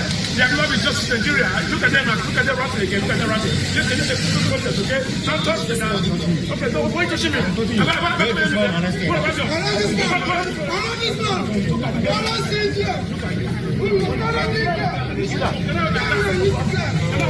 Wọ́n ní arrest this idiot. Ó tún pè ní idiot. Ó ní arrest this idiot. Ọlọ́pàá tó ní arrest this man yẹn ẹ̀gúnjẹ ló fi ń survive olórí burúkú ẹ̀. Tẹ́ bá lọ wọ ọlọ́pàá yẹn olórí burúkú ẹ̀ àwọn ọmọ ẹ̀ wọ̀ nílé ìwé tó ń lọ gbogbo extortation tó ń extort aráàlú òun ló fi ń survive torí mo fi sọ̀rọ̀ púpọ̀ ẹja wá go wọ́n ti release bọ̀bọ̀ yẹn ẹja gbọ́n kan tó sọ. Ó ní last week òun wà ní Canada ó ní iPhone òun wà òun ṣẹ̀wá mọ̀ pé ṣẹ́rí gbogbo ẹni tó sọ pé hellfire ó dìgbà tó bá kú ẹgbọ́n kan tí bọ̀bọ̀ yìí láti sọ. You are proud of this, because I saw you speaking on camera. I saw you on camera before this. The police have to take my phone from me. I'll pay for the phone. And thank you very much. How did he handle you inside there? Sorry? How did he handle you? Well, handling there, I don't know. That's not a question I can really respond to. But it's an eye-opening, and I'm glad I was arrested today. Because they dehumanize people, I mean, you are arrested, there's no place you can take a leak, there's no place you can use number 2, and there's no food, there's no water. Imagine a week ago I was in heaven, I was in Canada, and today I'm in hell. Now, these are the reasons why our man sọ pé coming home is a big obstacle. Àfẹn tó bá jẹ́ pé ó lè manage rẹ̀. Imagine o kàn lọ sí Nàìjíríà bí àwọn tiwa tó pè tán nísìn tán ní àwọn fẹ́ lọ Nàìjíríà. Wọ́n ní kankan ṣe pẹ̀lú government kan ló rán wọn lọ sí Amẹ́ríkà, kò fún wọn ní scholarship, kò take care màmá wọn nílé, kò take care bàbá wọn nílé, àwọn kàn lọ sílé on their own. But unfortunately gbà tán délé, àwọn ọ̀tọ́ kọ́ wọ́n wá ní káwọn kàn jáde lọ, káwọn drive, ọlọ́pàá wá dá wọn dúró, okay, wọ́n present gbogbo document, ọlọ́pàá tó wà harass wọn. Tá bá lọ lórí Zoom, tá bá wọn tó wà lórí Zoom sọ̀rọ̀, màá wá show fídíò ọlọ́pàá ti London lánàá engagement wa àti ọlọ́pàá London. Kódà bọ̀bọ́ kan nú wọn, mi ò kọ́ ọ̀rọ̀ ẹ̀ máa gbọ́ ọlọ́pàá ilé ìṣẹ́ lójú ni o, èmi kan tó wù. Ó ní Bristol a máa ń bọ́ ọlọ́pàá fa wàhálà gidi, ẹni máa pè ìyẹn ti pẹ́ London. Bristol ni bọ̀bọ́ yẹn ti wá. Ó ní we don't respect this bí a pig tẹ̀ ló pe ọlọ́pàá. Èmi kan rò pé mo yí ni. Ẹ jẹ́ lọ sórí Zoom, mute ara yín Mr. Ayọ̀ Bámijí. A wà lórí Zoom náà fún àǹfààní ẹ̀yin tí ẹ bá fi darapọ̀. Link ẹ ti wà already. Ẹ bá wa sọ̀rọ̀ Mr. Ayọ̀ Bámijí, ẹ̀yin lọ̀rọ̀ kàn báyìí. Ẹ bá ṣe wà pẹ̀lú ẹ káàbọ̀ sọ̀rọ̀. Ẹ káàárọ̀.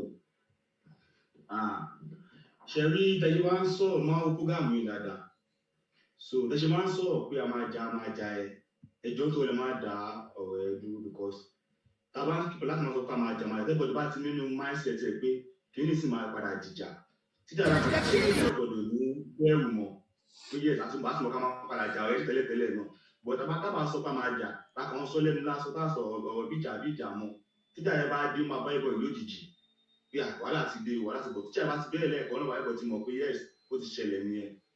And then ọdún tó fẹ́ sọ ni pé gbogbo akọ́ṣàlẹ̀ Yorùbá ẹ̀ ayé gbogbo máa bàjẹ́ ni o ò ní ṣóyèrè lágbára Ọlọ́run ò ní ṣóyèrè because ọ̀tọ̀ ti dálẹ̀ sí wa ní Nàìjíríà báyìí sí àmọ́ ilé yọra báyìí sí torí Ọlọ́run bọ̀ ọdún tó yàgbẹ́ sọ̀pọ̀ náà nìyẹn máa bí tó bọ̀. Ẹ ṣé gan ni àwòrán tẹ̀ ń wò yẹn àìtí release audio ẹ̀ a ṣe ń fi yín ní visual lásán ni engagement ọlọ́pàá Nàìjíríà nìyẹn Mr. àbí ṣé màmá wa náà wà ń bẹ àbọ̀ Ọmọlára màmá wa náà ni Toríọlá ẹ̀yin ní ọ̀rọ̀ kan ẹ bá wa sọ sí ètò wà nílẹ̀ a ṣe ń gbà àwọn èèyàn wọlé tó bá dago 3 a máa gbé tó yẹn wá sílẹ̀ so that everybody lè mọ time wọn la máa parí ẹ̀ ẹ gbóhùn sókè o thank you very much. Ẹ káàbọ̀. Ẹ gan ni o. Ẹ ṣé gan ni mọ́mì. Mr. Koiki, thank you so very much. You're welcome. Ọlọ́run á túbọ̀ máa wà pẹ̀lú ní àbọ̀ náà. Iṣẹ́ náà á dájú lórí ní àti gbogbo nǹkan tó ń jẹ́ tìyín lágbára náà. Gbogbo tẹ́ ń ṣe ẹ̀ ń ṣe lásán.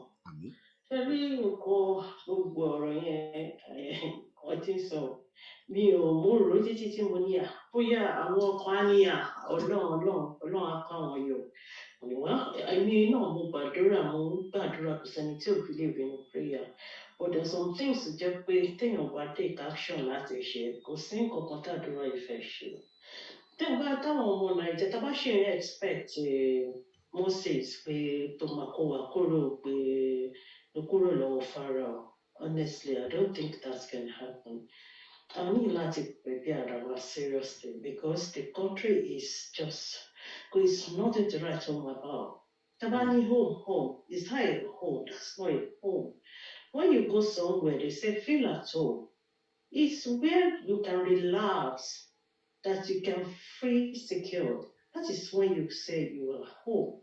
But Nigeria now, ta ló fẹ́ lọ síbẹ̀ tó kàn balẹ̀, ó kàn wọ́n yóò bá balẹ̀. Tí wọ́n bá lọ, tó bá lọ sílùú yẹn, tí ò bá sì dé, òkè lọ́kọ̀ ẹni àwọn tó fi sílẹ̀ ní bíbá ẹ̀ máa wà pé Ọlọ́run bá mi ṣọ́dé o. So kí ni gbogbo ìyẹn pẹ̀lú ìlú yàn? Adẹ̀wà ń bèbà yìí nǹkan màmá kan mọ́mí kan sọ̀rọ̀ ní Amẹ́ríkà pé ẹ má wo pé àwọn táwa ń bèbà pé bóyá ìgbádùn ṣé wẹ́dà wọn la fẹ́ sọ ni ṣé wẹ́dà ìlú la fẹ́ sọ ni. àní náà tútù la wà lánàá central látàárọ̀ tí mo jáde lánàá. I saw you to be honest. ẹ má bí mi ẹni sùúrù torí Ọlọ́run ẹjọ́ mà ṣe rí engagement bó ṣe ń lọ láàrin citizen àtọlọ́pàá àná lélẹ́yìí o eléyìí ò ń ṣe film trick ẹ kúkú mọ̀ Koiki tí bá máa release audio tẹ bá gbọ́n tí bọ̀bọ̀ tó wọ white ẹ̀ ń sọ mọ́ bí àlẹ́ mi kan tún tọ̀ sára pé èmi rò pé mi kí láyà ni eléyìí tún ya wèrè ó náà wà Bristol ó ní big man ẹ máa sọ̀rọ̀ lọ́mọ́ mi. Honestly, so àná táwọn boys tẹ ìgbà tí mo wo kíní lẹ́kì yẹn honestly àyà mi kàn bẹ̀rẹ̀ sí ní já ni pé àwọn anímọ̀ yìí ọlọ́mọ má jẹ́ kó ṣe gbọ́wọ́ fáwọn ọmọ yìí o fáwọn boys yìí àwọn tó ń ṣe kíní EndSARS yẹn lánàá. I was so scared because ẹ̀wọ̀n tó tí gbogbo àwọn ọlọ́pàá ẹ̀wọ̀n tó tò mọ́ra kí ló dé wọ́n lè face wọ́n lè tó gbogbo yẹn mọ́ra ni àwọn bandits wà mí tán wà fún mi lọ bá wọn wọ́n jọ negotiate kí ló dé tí wọ́n send gbogbo wọn lọ ṣé ojú ogun náà wà ní àwọn ọmọ ọlọ́mọ wọ́n pa àwọn ọmọ ní last year wọ́n pa gbogbo wọn lọ wọ́n wọ́ wọn sílẹ̀ wọ́n tó wọ́ sókun ọmọ sókun kí la fẹ́ sọ sí rẹ̀ lẹ́yìn. Then they should just let us go. Oníkálukú dá wa bí nǹkan mo ti sọrí ní mindset kankan the same mindset. Nǹkan tá à ń rò yàtọ̀ síra wa bá ṣe jẹ́ yàtọ̀ síra wa everything we are different. And these people àwọn náà mọ̀. So kí ló wá dé? What is the problem? Ọlọ́run ṣàkóso Ọlọ́run á bá wa ṣe náà ní bọ́lá. A ní láti mọ̀ bàbá ṣe. La ṣe máa ṣe because ìjà yìí ìjà gbogbo wa ni. Nítorí kálukú ẹni náà máa ń sọ the way tó ní kálukú ṣe lè dá. Lẹ́yìn ṣe lè ṣe honestly and you are doing really honestly mi tẹ̀ mọ́ bí mo ṣe fẹ́ kí yín honestly. So tó ní kálukú bá ṣe lè ṣe kó ní kálukú gbìyànjú because we need to get out of that mess of country as soon as possible. Otherwise, èmi mọ̀ ọkọ̀ tó máa ṣẹlẹ̀ o. More because come on, come on, just wait.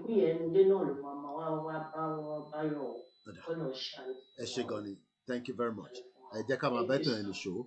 Aago mẹ́ta la máa gbé tó wálẹ̀. Mo mọ̀ pé èèyàn kan tuntun náwó náà nínú Zoom yẹn ṣe sùúrù. A ní kọ̀ọ̀kan tó tún wá sí bíbá. Hello caller, ẹ bá wa ṣe ní kíákíá. Ẹ kú sí o, ẹ kú àtàárọ̀. Àwa ni ẹ mà. Àtàárọ̀. Yes ma. Ṣé rí nǹkan tó ń ṣẹlẹ̀ yìí sìn? Ó fi èmi ní ọkàn balẹ̀ gidigidi nísìnyí pé kò sí òjò mọ́. Okay. Torí pé kí ni? N tó wà nílẹ̀ yìí, kéèyàn má fòyà mọ́ ni o.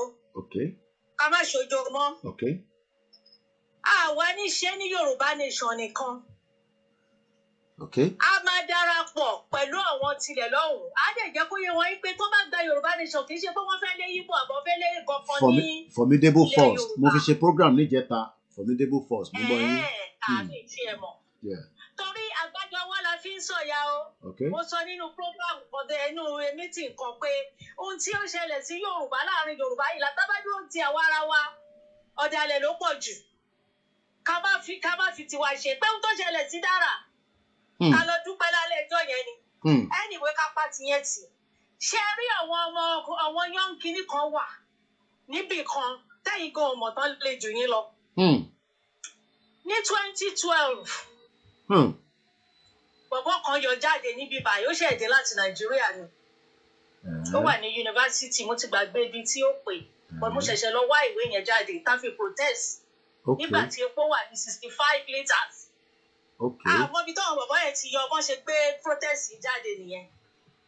Wọ́n darapọ̀ tó bá wà níbi kankan máa gbọ́ mi Ọlálékan, Adé, Nicholas àti Eze. Ó bóyá ìnira ti Nàìjíríà yẹn ló gbé débi báyìí. Bó ṣe gbé protest yẹn jáde nìyẹn.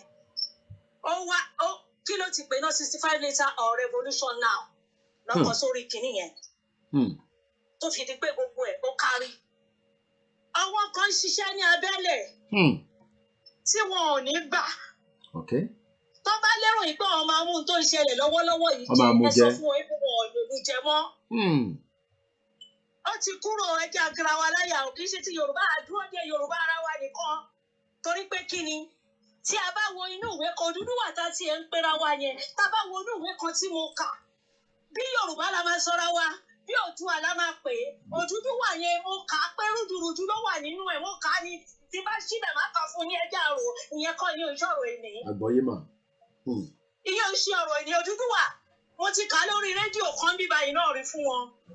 Odùduwà ń tó jẹ́ rúdurùdu ni. Oòduà àbí Yorùbá ká worúkọ tá máa fúnra wa. Ìjà yóò wá ṣe tiwa nìkan. Mo fẹ́ kí gbogbo wa lọ fi ọkàn balẹ̀ níwájú ti Ọlọ́run àti ènìyàn. Mo kí wọ́n ẹ̀dá ọ̀nà Nígbà Instagram. yìí ó ti kúrò ní káàárọ̀ tẹ́lẹ̀tẹ́lẹ̀. Ṣé rí ẹ̀yin ìjọba wa? Ẹ̀yin olórí wa ní Nàìjíríà. Ó ń bọ̀ ni. Ẹni tí ò bá mọ̀ yìí kan sọ fún yín o. Kábíyèsí Ọlọ́run. Wọ́n rò pé ọmọ ọ̀tá nìkan náà ń bọ̀ ta tó ń protest. Ṣé rí láàbò lọ́yà pẹ̀lú mi mo gbé gbòòsà. Bàbá àgbà ni. Bàbá àgbà mo rí lánàá. Ẹ kú iṣẹ́. Bẹ́ẹ̀ ni. Ẹ bá fojú pé àwọn eléyìí kí ló ń ṣe wọ́n tó ń ṣe bí wínígánsì.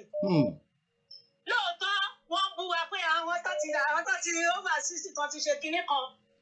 Ààrẹ èèyàn tẹ̀lé wa náà ni ààrẹ èèyàn kì í ṣe pé ààrẹ èèyàn àwọn ajẹgúdú jẹrá yìí náà ni. Àwọn ajẹgúdú àwọn agbẹ̀yìnbọ̀bọ̀ jẹ́ yìí náà ni ọ̀fun wa láàyè. Ṣùgbọ́n tẹ̀yìn bá dìde àwa náà rẹ́dì láti tẹ̀lé yín.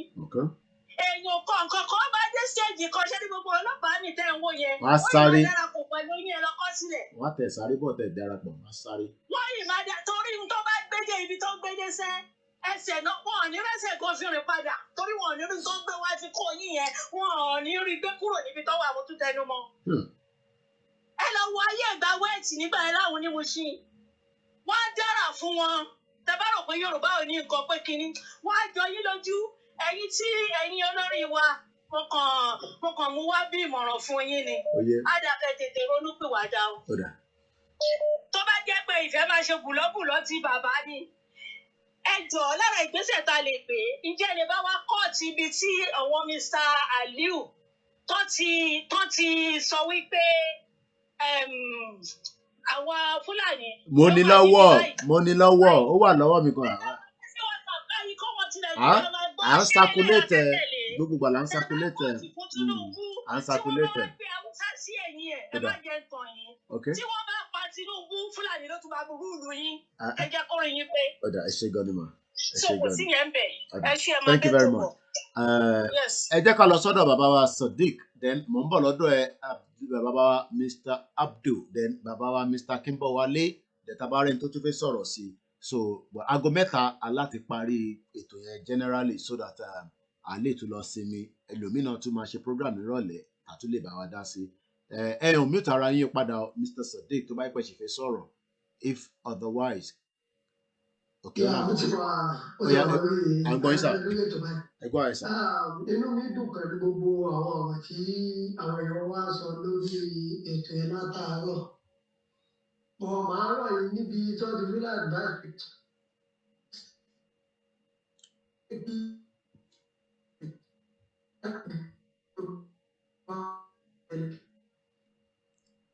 Ẹ ká ṣe sùúrù. Ọkọ̀ ti lọ fi ọ̀rọ̀ yìí máa sọ pé spokesman ní ṣe Sunday Igboho ló lọ ń pè é fún ogun yìí o àwọn Yorùbá kan tó yí wọn ọ̀dẹ̀ pé tó ti ń wà kan wọn máa lo ọ̀tẹ̀ wọn ní Koiki ló kó wàhálà bá ṣe Sunday Igboho ṣé ó ti yé mo fẹ́ kí ẹ wo bíbẹ̀ yẹn dáadáa torí àwọn èèyàn kan náà wà ní wọn jẹ́ pé. Gbogbo gbàdán sọ yẹn tẹ́lẹ̀ kódà bí wọ́n ti náà táwọn ló kó bá bàbá wa ṣe Sunday Igboho wọ́n ní àwọn alákó bá ṣe Sunday wọ́n ní nǹkan jẹ́jẹ́ ní bàbá wọ́n ní Fúlàní ni bàbá ń bájà tẹ́lẹ̀ pé tó pé Koiki ní Yorùbá nation ní bàbá lọ́wọ́. Nígbà tí àwọn tabawo dàdàgbà tí àwọn èèyàn tí wọ́n kó àwọn tó bẹ̀rẹ̀ ọ̀tẹ̀ òun ni àwọn aráàta náà Nàìjíríà gọọmẹ̀ntì fi bíbí ẹ̀ ń ta Yorùbá nation ní gbogbo kan bí tó ṣẹlẹ̀ rí ṣẹlẹ̀ àwọn èèyàn náà ní ọlọ́tẹ̀ ìkọsẹ́ lórí wà ó lè máa ní ògo lè máa bọ̀ spirit Thank you all our Biafra brothers and sisters. ọmọ àlẹ́kà tó bá ṣiṣẹ́ ó yàtọ̀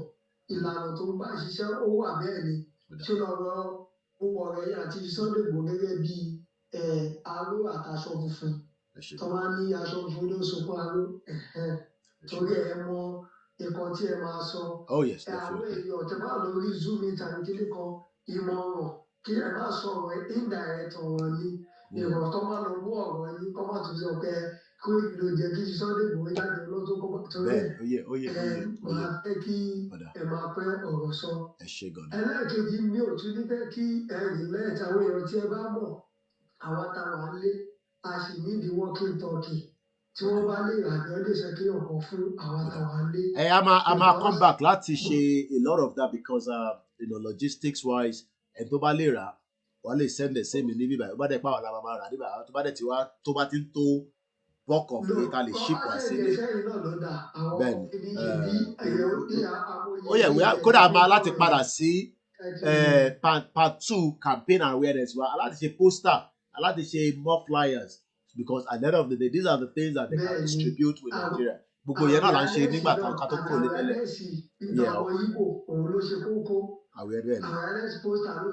Moke Abdullahi Jamiu, Godspell Nnamdi, thank you very much. Jimoh Taufik, ẹ ṣé gan ni Mr. Abdul ẹ bá wa fi ọ̀rọ̀ sí ìtò wà lẹ̀ à ń lọ lọ́dọ̀ yín after ẹ̀yin Mr. Akínbọ̀wálé then Mr. Ibrahim then a máa gbé ètò yẹn wá sílẹ̀ díẹ̀díẹ̀. Mo kí gbogbo ẹ̀yin tí ẹ ṣì wà náà lórí online tẹ́ ẹ gbọ́ wa in different platforms. Ẹ gbọ́ òsókè Mr. Abdul. Ẹ ṣé gan mo dúpẹ́ ẹ káàsán. Yeah, mo dúpẹ́ lọ́wọ́ yìí for the honor because I'm saying it like you sir. So I thank you for honoring. Mo kàn ní láti sọ pé ṣé any way mi lè get in touch with Mr. Sunday Igboho because I know if tí mo bá ráyè bá wọn sọ̀rọ̀ mo lè render help láti release wọn. All right. I think this is a private conversation. It will not be a conversation like this. Like I said, if you don't lọ sí àwọn àmì láti pull lawyer or call allow government láti pull take one to the law to the court. Again, how come I need deal with the government? It's not like all right. I think let's leave it. I don't want us to go further because that's more like a private conversation. It shouldn't be something we continue to say on air. So that's fine. All right. Okay. No problem. My number is a public number. It's always out there, and I'll give you the number as well. Mr. Akínbọ̀wálé. We're going to be having this kind of interaction. Because we want to make sure you are protected as well. And just like somebody was saying on YouTube here, Oga Koiki, resume back the way you have been doing when you were at Chief Sunday Igboho's house. Please, if you did contribution, say it out. No group is talking about weapons and so on, but we're talking about walkie-talkie. The plan then, Mr. Akínbọ̀wálé Masoro, was to make sure that gbogbo state patapata. That was my plan. That we will have everybody will have a walkie-talkie just like you're having a mobile phone. Ó bọ̀. Ẹ lè sọ pé kò ní dé ní next year. Ẹ lè sọ pé kò ní dé lọ́la. But having a walkie-talkie can be used for different things. It can be used. Walkie-talkie ò kì í ṣe ìbọn. It's just a mode of communication when you're going for rallies, when you're going out in different locations. So it's not a big problem having a walkie-talkie. But bí gbogbo ẹ ṣe lọ nígbà yẹn, it went down. But we see how we can revive it back. Also, Eripe, posters. Nobody's talking about posters anymore. These were part of our initiative plan when we got to Nigeria. We were rolling out posters. And I remember we had a telephone number. Line yẹn ṣì wà lọ́wọ́ mi níbí báyìí. Tí bá switch on line yẹn nísìn, call ṣì wà lórí ẹ̀. Káwọn ṣé tòótọ́ ni Yorùbá máa lọ àwọn ìyá yẹn nígbà tá a bẹ̀rẹ̀ sí ní kọ́ máa lẹ poster káàkiri gbogbo state. But again, that has to stop. I'm sure everybody knows why. And nobody is talking about it again anymore. Kò sí ọkọ̀ tó sọ̀rọ̀ pé ká lọ ṣe póstà ká lọ ṣe flyer ní Nàìjíríà a lè ṣe póstà káwọn èèyàn máa lọ lẹ̀ lálẹ́ tẹ́ ẹ̀ bá lè lẹ̀ lọ́sàn-án. Ìwòye last week mo sì ní kọ́ lọ lẹ̀ sí iwájú lára àwọn díẹ̀ tó kù lọ́wọ́ wa mo ní kọ́ lọ lẹ̀ sí iwájú University of Ibadan gbogbo campuses area ó yẹ ká máa lẹ̀ póstà síbẹ̀ ni kọjí láàárọ̀ kọ́ rí gbogbo póstà no election 2023 kọ́ máa debate láàrin ara wọn. But I'm sure all that will come back again. Mr. Akínbọ̀wálé ẹ má bínú ẹ̀yin lẹni ètò nísì ẹjà gbọ́tọ̀dọ̀ yìí náà. Ẹ ká san ẹ̀gbọ́n Koiki iṣẹ́ ìgbọ́n mi láwọn. Loud and clear. Ẹ ṣe gidi gan ni. Iṣẹ́ tẹ̀ ń ṣe yìí ẹ wo gbogbo wa la máa borí ọ̀tá wa. Àbí. Ṣé rí ẹ má wà discouraged at all because bí mo ṣe wà yìí mo jẹ́ one of your disciples. Ẹ ṣé God sir. Ṣẹ́rí àtẹ̀yìn àti Máyégún àti Yèyé Dára kò sí ìgbà tí mi ò kí ń tẹ̀lé àwọn nǹkan tí ẹ̀ ń ṣe nítorí pé mo rí pé ibi tí ìlànà gan wà fún wa láti lọ òun náà ni ẹ̀ ń ṣe. Mo lè fẹ́ fi àsìkò yìí láti kí gbogbo àwọn tí wọ́n wà ní Zoom meeting àti gbogbo wọn tí wọ́n wà ní YouTube. Ṣé ẹ máa wo dáadáa information tí à ń give out tí tá à ń sọ pé bóyá ó ń kárí dáadáa. Ṣé ní àdúgbò tí mò ń gbé ó dàbí abúlé ni ṣùgbọ́n mo ń ṣiṣẹ́ ní Island. Kò sí ijọ́ náà tí bá ní àsìkò náà lórí ọ̀kadà ni o nínú bọ́ọ̀sì ni o ní ibikíbi tí mo bá ń lọ ni tí a bá ń sọ̀rọ̀ báyìí àwọn ọ̀rọ̀ wa ni mo máa ń sọ. Ṣé wọ́n mọ̀ nǹkan tó máa yà mí lẹ́nu jù?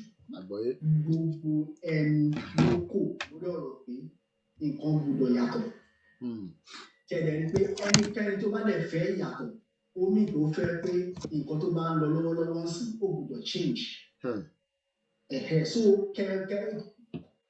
èèyàn tí ò wò pé tí a bá túká tí everybody máa lọ ní ọ̀nà tiẹ̀ àyè nǹkan tó dáa á dẹ̀ ṣẹlẹ̀ láyé wa. Ṣé rí àwọn ìmọ̀ràn díẹ̀ tí mo kàn níbẹ̀ rí pé tí a bá wò pé bóyá move at the pace tí ó yẹ kí a move nítorí ó jẹ́ pé bí a ń wò pé rural area débẹ̀ nǹkan báyìí débẹ̀. Ṣé rí a lè má lè débẹ̀ ṣùgbọ́n ọ̀rọ̀ wa lè débẹ̀. Báwo mo ṣe ń sọ? Ṣé rí àwọn tract tí àwọn oníwàásù máa ń lò yẹn àwọn tract tí oníwàásù máa ń lò.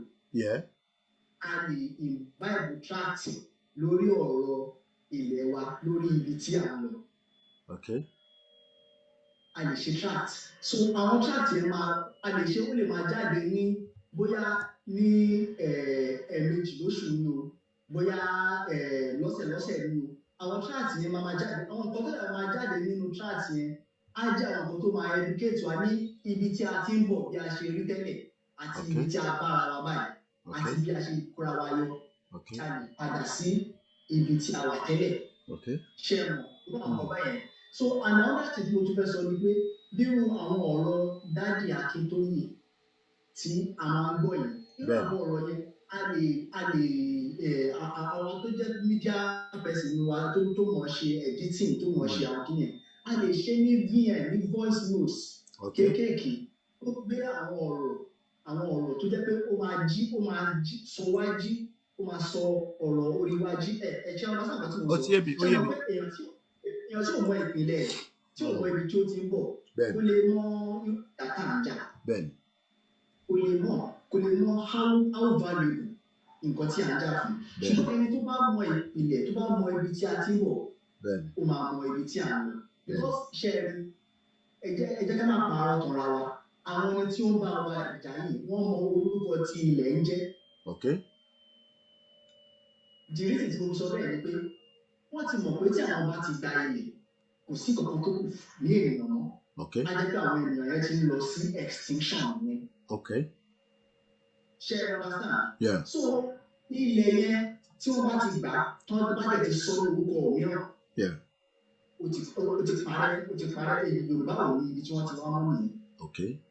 So ṣe tá a bá ti padà sí ibi tí a ti ń bọ̀ kí a sọ bí a ṣe jẹ́ ológun bí a ṣe ti ṣiṣẹ́ wọn látẹ̀lẹ̀ tó fẹ́ ṣẹ̀dá máa fi politics fi máa ṣẹ́ wa nísìnyí tí a bẹ̀rẹ̀ sí ní educate ara padà because history tó jẹ́ ká bẹ́ẹ̀ lọ́tọ́ ti yọ lára ọ̀rọ̀ wa láyé wa ní ilẹ̀ yìí kò jẹ́ kí a mọ ibi tí a ń lò kò jẹ́ kí a mọ ibi tí a ti ń bọ̀ so ẹ jẹ́ kí a káàkiri láti ìbáyìí àwọn kiri yẹn so àwọn voice notes ẹ máa bẹ̀rù láti sọwájú kò sí tí ò lè dé kò síbi tí àwọn òbí ti gbọ́ because mo mọ̀ pé tá a sọ pé a fẹ́ lo rédíò wọ́n máa harass àwọn radio station in most cases.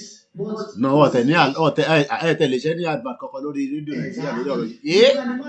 Ẹ wọ̀ ọ̀rọ̀ train tẹ̀sán yẹn sì ẹni mo ti gbọ́ pé wọ́n lọ blast ọ̀nà train.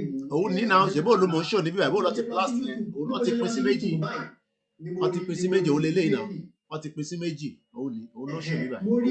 mo rí immediately mo rí ní orí WhatsApp news oríṣiríṣi ti gbé so kẹ́ mọ̀ pé àwọn ọ̀rọ̀ máa ń rìn ibi tí àwa ò ní dé ọ̀rọ̀ máa ń rìn débẹ̀ so ẹ jẹ́ ká fi àwọn ọ̀rọ̀ ní voice note àti ní tract adé rí pé àrí àdí pace tí a move lágbára náà gbogbo ara máa délẹ̀ ní lágbára náà. Thank you very much ẹ ṣé gan sir. Ẹ jẹ́ kí n fún Mr. Ibrahim láyè dẹ̀dẹ̀ màá kí gbogbo èyí tí ẹ wà pẹ̀lú wa lórí Zoom pé a ṣé gan ni à lè end the Zoom yẹn. We will be doing this frequently. Ẹ tó bá lè wọlé wá ìta bá ń ṣe program á wọlé ẹ kàn lè dúró síbẹ̀ a máa ṣe program yẹn lọ lẹ́ẹ̀kan sí mo kí gbogbo wa ẹ gbóhùn sókè Mr. Ibrahim ẹ má yẹ kó pẹ́. Bẹ́ẹ̀ ni mi tẹ̀ pẹ́ orin náà ni mo fẹ́ kọ nítorí kí ni ibi tá à ń lọ àti débẹ̀ gẹ́gẹ́ bí nǹkan tí àwa sọ níbẹ̀ àgbọ̀dọ̀ bẹ̀rẹ̀ àgbọ̀dọ̀ kóyà àti débi tá à ń lọ.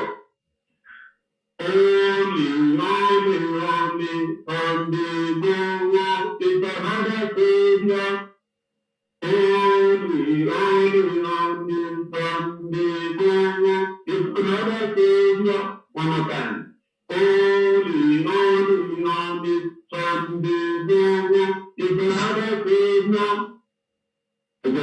Ẹgbẹ́ dúpẹ́ fọlọ́ níbi ọlọ́run àti ní àwa lójú ọmọdé àtàlẹ̀ dúpẹ́ fún àdúpẹ́ fọlọ́ nígbà tí wọ́n dé ìbúté ibi tá à ń lọ. So round everything up so that broadcast ẹni bí ọ̀rẹ́ dáhùn ẹ ṣeun gan Mr. Koiki àmọ́ lórí ẹ ṣeun gan.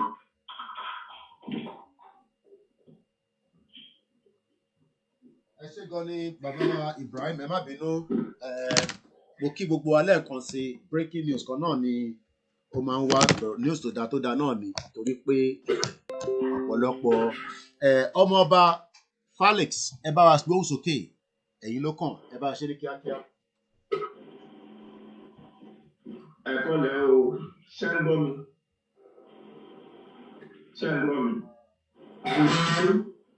ok ẹ kọ́lẹ̀ gbogbo lẹ́kọ̀ọ́ kí ẹ̀yin ìyá mi àtẹ̀yin bàbá mi ẹ̀dẹ̀kú gbogbo akitiyan tẹ̀ ṣe fún wa ní àárọ̀ àdúgbò àmọ́ lóore because nǹkan tí mo lè sọ náà pọ̀ púpọ̀ náà nítorí gbogbo nǹkan tí mo lè sọ náà ni àwọn ọ̀dà àtàwọn ìyá mi àti bàbá mi ti sọ. Ẹ ṣé gan ni. Àkàn máa dúpẹ́ náà ní nítorí pé bọ̀dá mi Ọláyọm Koiki àǹfààní tẹ́ fún wa tá fún wa níbí báyìí lẹ́nu tẹ̀jẹ́ kí gbogbo wa sọ tí inú wa àdúpẹ́ gidi gan lọ́wọ́ yín kò ní sún yín kò ní rẹ́yìn gbogbo bẹ́ẹ̀ ṣe ní fọmọ ọdí ní fàyàdì lásìkò tí gbogbo ilẹ̀ Yorùbá náà bá máa dúró àní fi ń ṣàwátì àní máa ṣe wọ́n tí ń pé àkọ́dáwà ọ̀dẹ́wà tó ṣe gbogbo akitiyan ṣùgbọ́n lẹ́yìn yìí aṣèwọ́tí wọn ọlọ́wọ́ ní jẹ́pìtì yẹn rí bẹ́ẹ̀. So ọ̀rọ̀ bẹ́ẹ̀ lọ. Ẹ ṣé gan ni. Thank you very much. Mo wá kí gbogbo ẹ̀yin tí ẹ darapọ̀ mọ́ wa ní ọ̀sán yìí nítorí pé news tí mo ṣe gbọ́ nísìn mo fẹ́ focus láti address ẹ̀ which is very very urgent because news ẹ̀ máa travel nísìn pẹ̀lú ẹni tó ń sọ pé Ìgbòho ní tí ó bá fóun ní amnesty òun máa drop Yorùbá agitation ẹ ṣé gan ni ẹ máa end the Zoom yẹn torí pé this is a breaking news that is coming ibi tẹ́ni yẹn ti gbọ́ tó ti gbọ́ á ṣàlàyé fún èmi tí mo jẹ́ agbẹnusọ bàbá wa ti Sunday Igboho ẹ ṣé gan ni o gbogbo ẹ̀yin tí ẹ darapọ̀ mọ́ Zoom yẹn tó bá tún di ọ̀la ní ojoojúmọ́ ní Monday to Friday aago kan lẹ lè pàdé mi ní orí ètò ní àfitàbà ní any emergency but tó bá di weekend a máa shuttle in between àfi bí alẹ́ nǹkan kan a lè ṣe tán pè ní late night broadcast but ẹ jẹ́ kí n àdírẹ́sì ẹ máa pè wá nísìn ó lè bá very urgent because n tí news bá já bó ṣe jáde nísìn ó máa bẹ̀rẹ̀ sí káàkiri ìyẹn ni wọ́n attention tí mo ṣe ń dìde látẹ̀kàn tán pè mí sí pé news yẹn pé kí n jáde lẹ́sẹ̀kẹsẹ̀ láti debunk ẹ̀ kò síbi tí Ìgbòho ti sọ pé tápá fóun lámẹ́sẹ̀ ó máa drop Yorùbá nation so lẹ́ẹ̀kan sí mo kí gbogbo wa tí a wà lórí Zoom bye for now ká wá sí orí conversation yẹn ẹ jẹ́ n change the screen mi nítorí pé ọ̀rọ̀ tí tó bá ti wá báyìí kí mo dẹ̀ fẹ́ yẹ kí gbogbo ẹ̀yin tẹ́ ń gbọ́ wa ní gbogbo àgbáyé pé ìtẹ́ bá ti gbọ́ lẹ́nu Ọláyọm Koiki ẹ jẹ́ ń yọ gbogbo àwọn other screen tá a fi sí lẹ́gbẹ̀gbẹ̀ so that kí ó má bàa ní. Ẹ jẹ́ kí n ṣàlàyé fún wa kíyàn kankan má pè. Mo fẹ́ gbé news yẹn sókè kí n tó sọ̀rọ̀ lé lórí. Nítorí pé lára àwọn Yorùbá kan wà tí wọ́n rò pé bàbá wa Chief Sunday Igboho ó dàbí àwọn kan tó kù tí wọ́n ti fi wá gbowó for a very long time.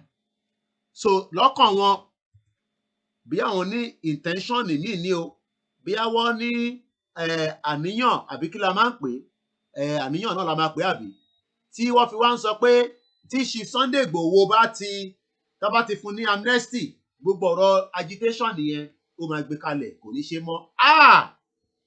Ẹ sọ fún wọn pé irọ́ ńlá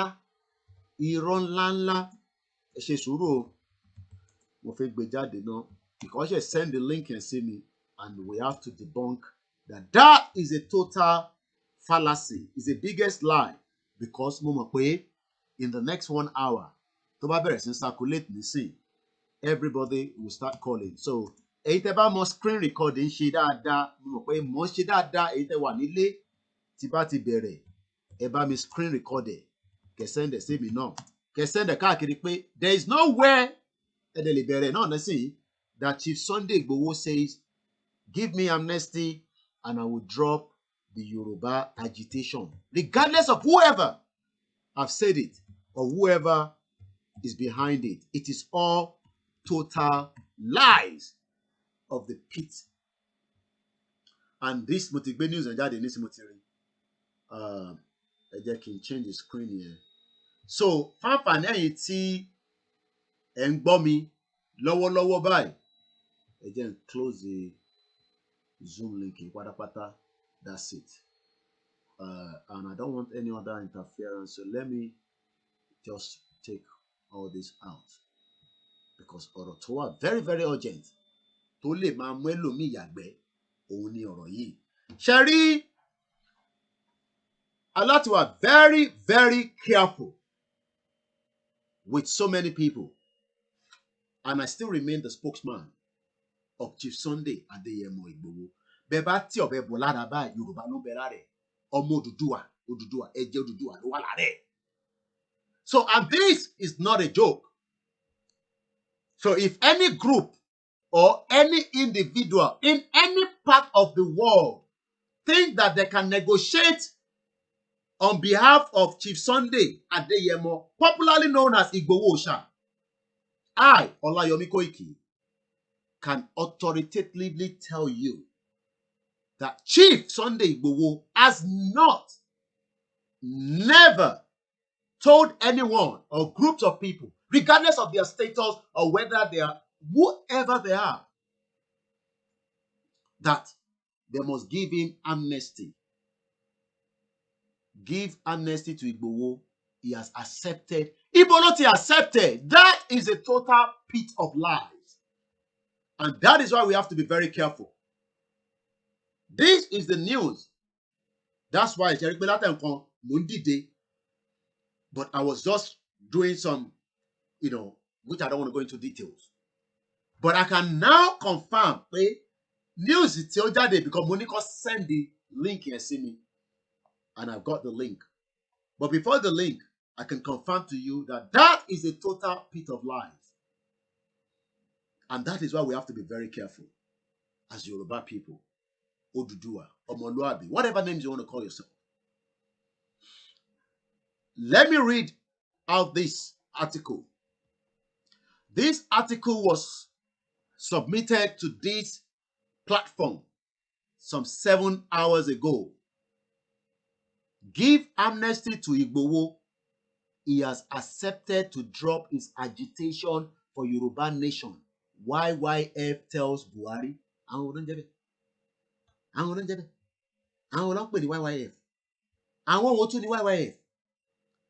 That is saying that give amnesty to Igboho.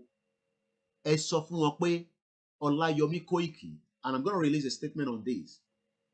But I'm going to do maybe another Tibapari because I might come out again because this video has been a very long video with so many conversations in it. So Tiba Setonisin, Mashe to wa jáde padà there will not be more than maybe 2-3 minutes to have that on record. That there is no way that Chief Sunday Igboho has asked anybody or any group around the world to negotiate on his behalf that they should give him amnesty for him to drop his agitation for Yoruba nation. Ẹni Olayom Koiki, agbẹnusọ Chief Sunday Igboho ní èní 21st of October 2021 ní aago mẹ́ta ló lù. A pan-Yoruba group, Yoruba Youth Forum, has appealed to President Muhammadu Buhari to give amnesty to Yoruba nation agitator Sunday Adeyemo, popularly known as Sunday Igboho. The group, in its press statement by its President General, Comrade Abiodun Bolarinwa, urged President Muhammadu Buhari to, as the father of the nation, extend amnesty to Sunday Igboho as he has accepted to drop his agitation. Ibo ló ti bá Comrade or General Comrade Abiodun Bolarinwa sọ̀rọ̀. Ibo lòun àti bàbá wa Chief Sunday Igboho ti jọ jókòó láti jọ ní gbólóhùn yẹn pé òun sọ fún àbí Igboho wá sọ fún Comrade Abiodun Bolarinwa pé òun o lòun máa wá lọ sọ fún Buhari pé òun àti Igboho ti jọ jókòó pé kí bàbá wa Chief Sunday Igboho kó drop agitation ọ̀rọ̀ Yorùbá nation. Èmi wá ń jáde lọ́wọ́ yìí ní wákàtí gẹ́gẹ́ bí agbẹnusọ bàbá wa Chief Sunday Adéyẹmọ Ìgbòho pé it's all total fallacy. Irọ́ ńlá ni. Irọ́ ńlá gbáà òun ni. Nítorí pé kò síbí kankan tí bàbá wa Chief Sunday Adéyẹmọ tó ti sọ fún àti Yorùbá Youth Forum àtẹni tó jẹ́ president wọn tó ń pè ní president general wọn Comrade Abiodun Bolarinwa. Because I might want to, while I'm here doing this, just also maybe just do this one time as well. So ẹ ṣe sùúrù fún mi so that I can then have this video circulated outside after this broadcast. So lẹ́ẹ̀kan sí, my name is Olayom Koiki. I'm the spokesman for Chief Sunday Adeyemo Igboho Osha. Today is the 21st of October 2021, and it has been brought to my notice with a group known as Yoruba Youth Forum, headed by their president, General Comrade Abiodun Bolarinwa, that have released a statement, and that statement that is currently on the Nigerian Voice newspaper. And the headline says, "Give amnesty to Igboho. He has accepted to drop his agitation for Yoruba nation. YYF tells Buhari." And I am now coming out today, 21st of October 2021. And the time is just 4 minutes past 3 p.m. That there is no word, no conversation, no dialogue, whether through a telephone conversation, through a one-on-one conversation between Chief Sunday Adeyemo Igboho, popularly known as Igboho Osha, with the Yoruba Youth Forum that is headed by the General Comrade Abiodun Bolarinwa, that he is ready to let go his Yoruba agitation so that President Muhammadu Buhari can give him amnesty. I can authoritatively confirm that that is a total fallacy, a big lie by this Yoruba group that call themselves Yoruba Youth Forum. Please debunk these news that have already been put out by this group on the newspaper that I've got in front of me, saying the Nigerian boys.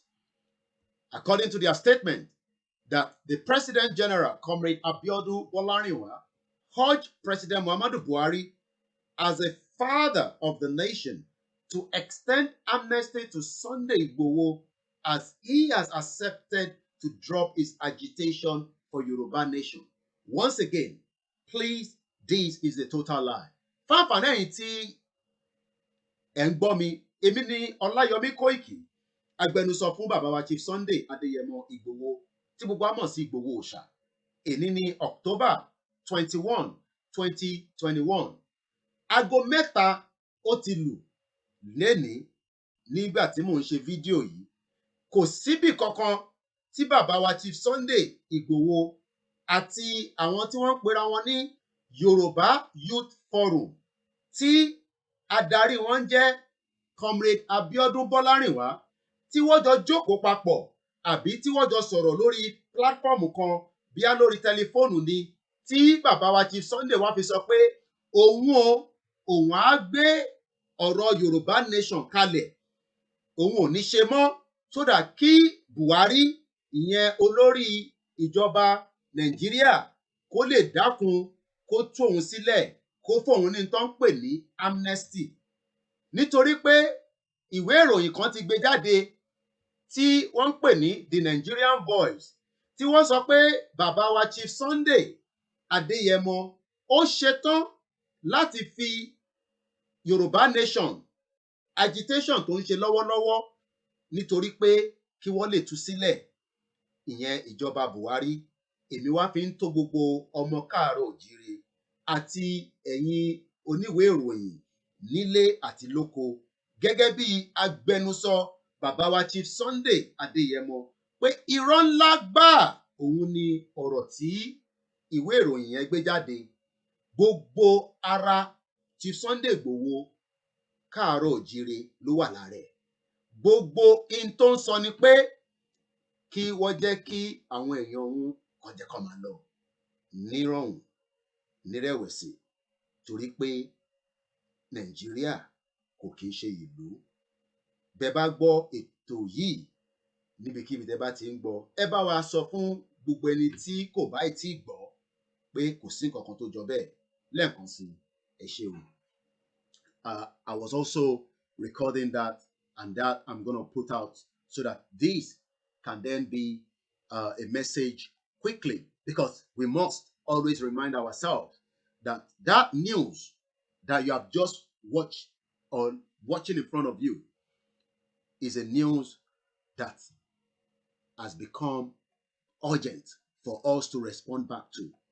And it was a good thing that we have a lot of our back-end team that are working day and night to monitor anything that is said against our father, Chief Sunday Adéyẹmọ Igboho Òòṣà. Because, like I said, he has not sat down with anyone.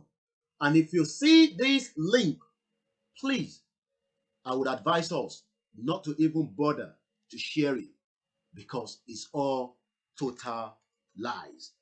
And even though, like I said, we were meant to stop the program just before 3 p.m., but this was very urgent for us to continue to say to those that are watching us, please debunk this fallacy, this rumor that might be spreading within the next hour in different platforms, in different organizations, in different groups around the world. Jekomo Igboho continue as a Yoruba man that wants freedom for his people, that wants his people not to be killed, that doesn't want his ethnic group to be wiped out from the surface of the earth. He has not committed any crime. He is not a criminal. He has not done anything wrong. And we will continue to stand shoulder to shoulder with him. So once again, bí ẹ bá bá Linky Badi, just ignore it because it's a total fallacy. And on that note, I will be bringing the program to an end this afternoon. But like I said, we might be back anytime without any notice. But if not, you can always join me every Monday to Friday between 1 p.m. and 3 p.m. as we continue to educate and give reasons why we, as the Omoluabi, do not believe in that Nigeria movement, Nigeria project, Nigeria whatever you might want to call it, because it's a lie to the pittest. So when you see that, remember, you should not worry yourself, because these probably some enemies that do not want the progress of Yoruba nation. Have a very good afternoon and bye for now.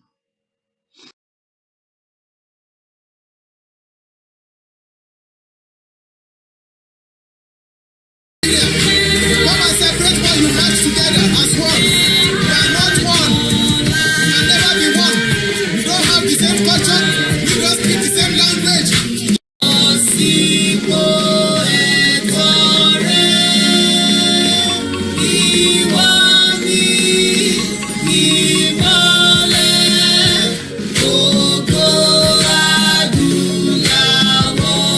Amalgamation in Nigeria. Created by the enemy of black men. Then, where the black never civilize. Location line, that is what it is. The country where the leader said the people's glory. They turn their children to prostitute, and they turn boy children to terrorists. Now, terrorists on the takeover. Yoruba people say we know they do again. Say hold the true our nation, that is what we want now. Freedom, freedom, freedom, freedom, freedom. When the fuck they come and free us? Freedom, freedom, freedom, freedom, freedom, freedom. Now, location 9 ìlú Boko Haram, ìlú àwọn hush politician àti S-men. Fake promises every year, fake miracle everywhere, fake military anywhere. Now, all the dry people wanna go. Biafra people wanna go. Location 419 need to break for freedom, freedom, freedom, freedom, freedom. We need the freedom, freedom, freedom, freedom, freedom, freedom, freedom. Now, kusina kusomi kusonja kusona kusi security bilu tabilu si ha. Free education and audio. Good security na one chance. Over 100 million people don't poor. All my nigga need a job, they know they see work. They want to go to farm full and near attack. Don't give me any fucking reason why we no go. Even many people say they wanna go. Freedom, freedom, freedom, freedom, freedom, freedom, freedom, freedom, freedom, freedom, freedom, freedom, freedom. So bad, but gone, you know to our republic. And you guys who are born.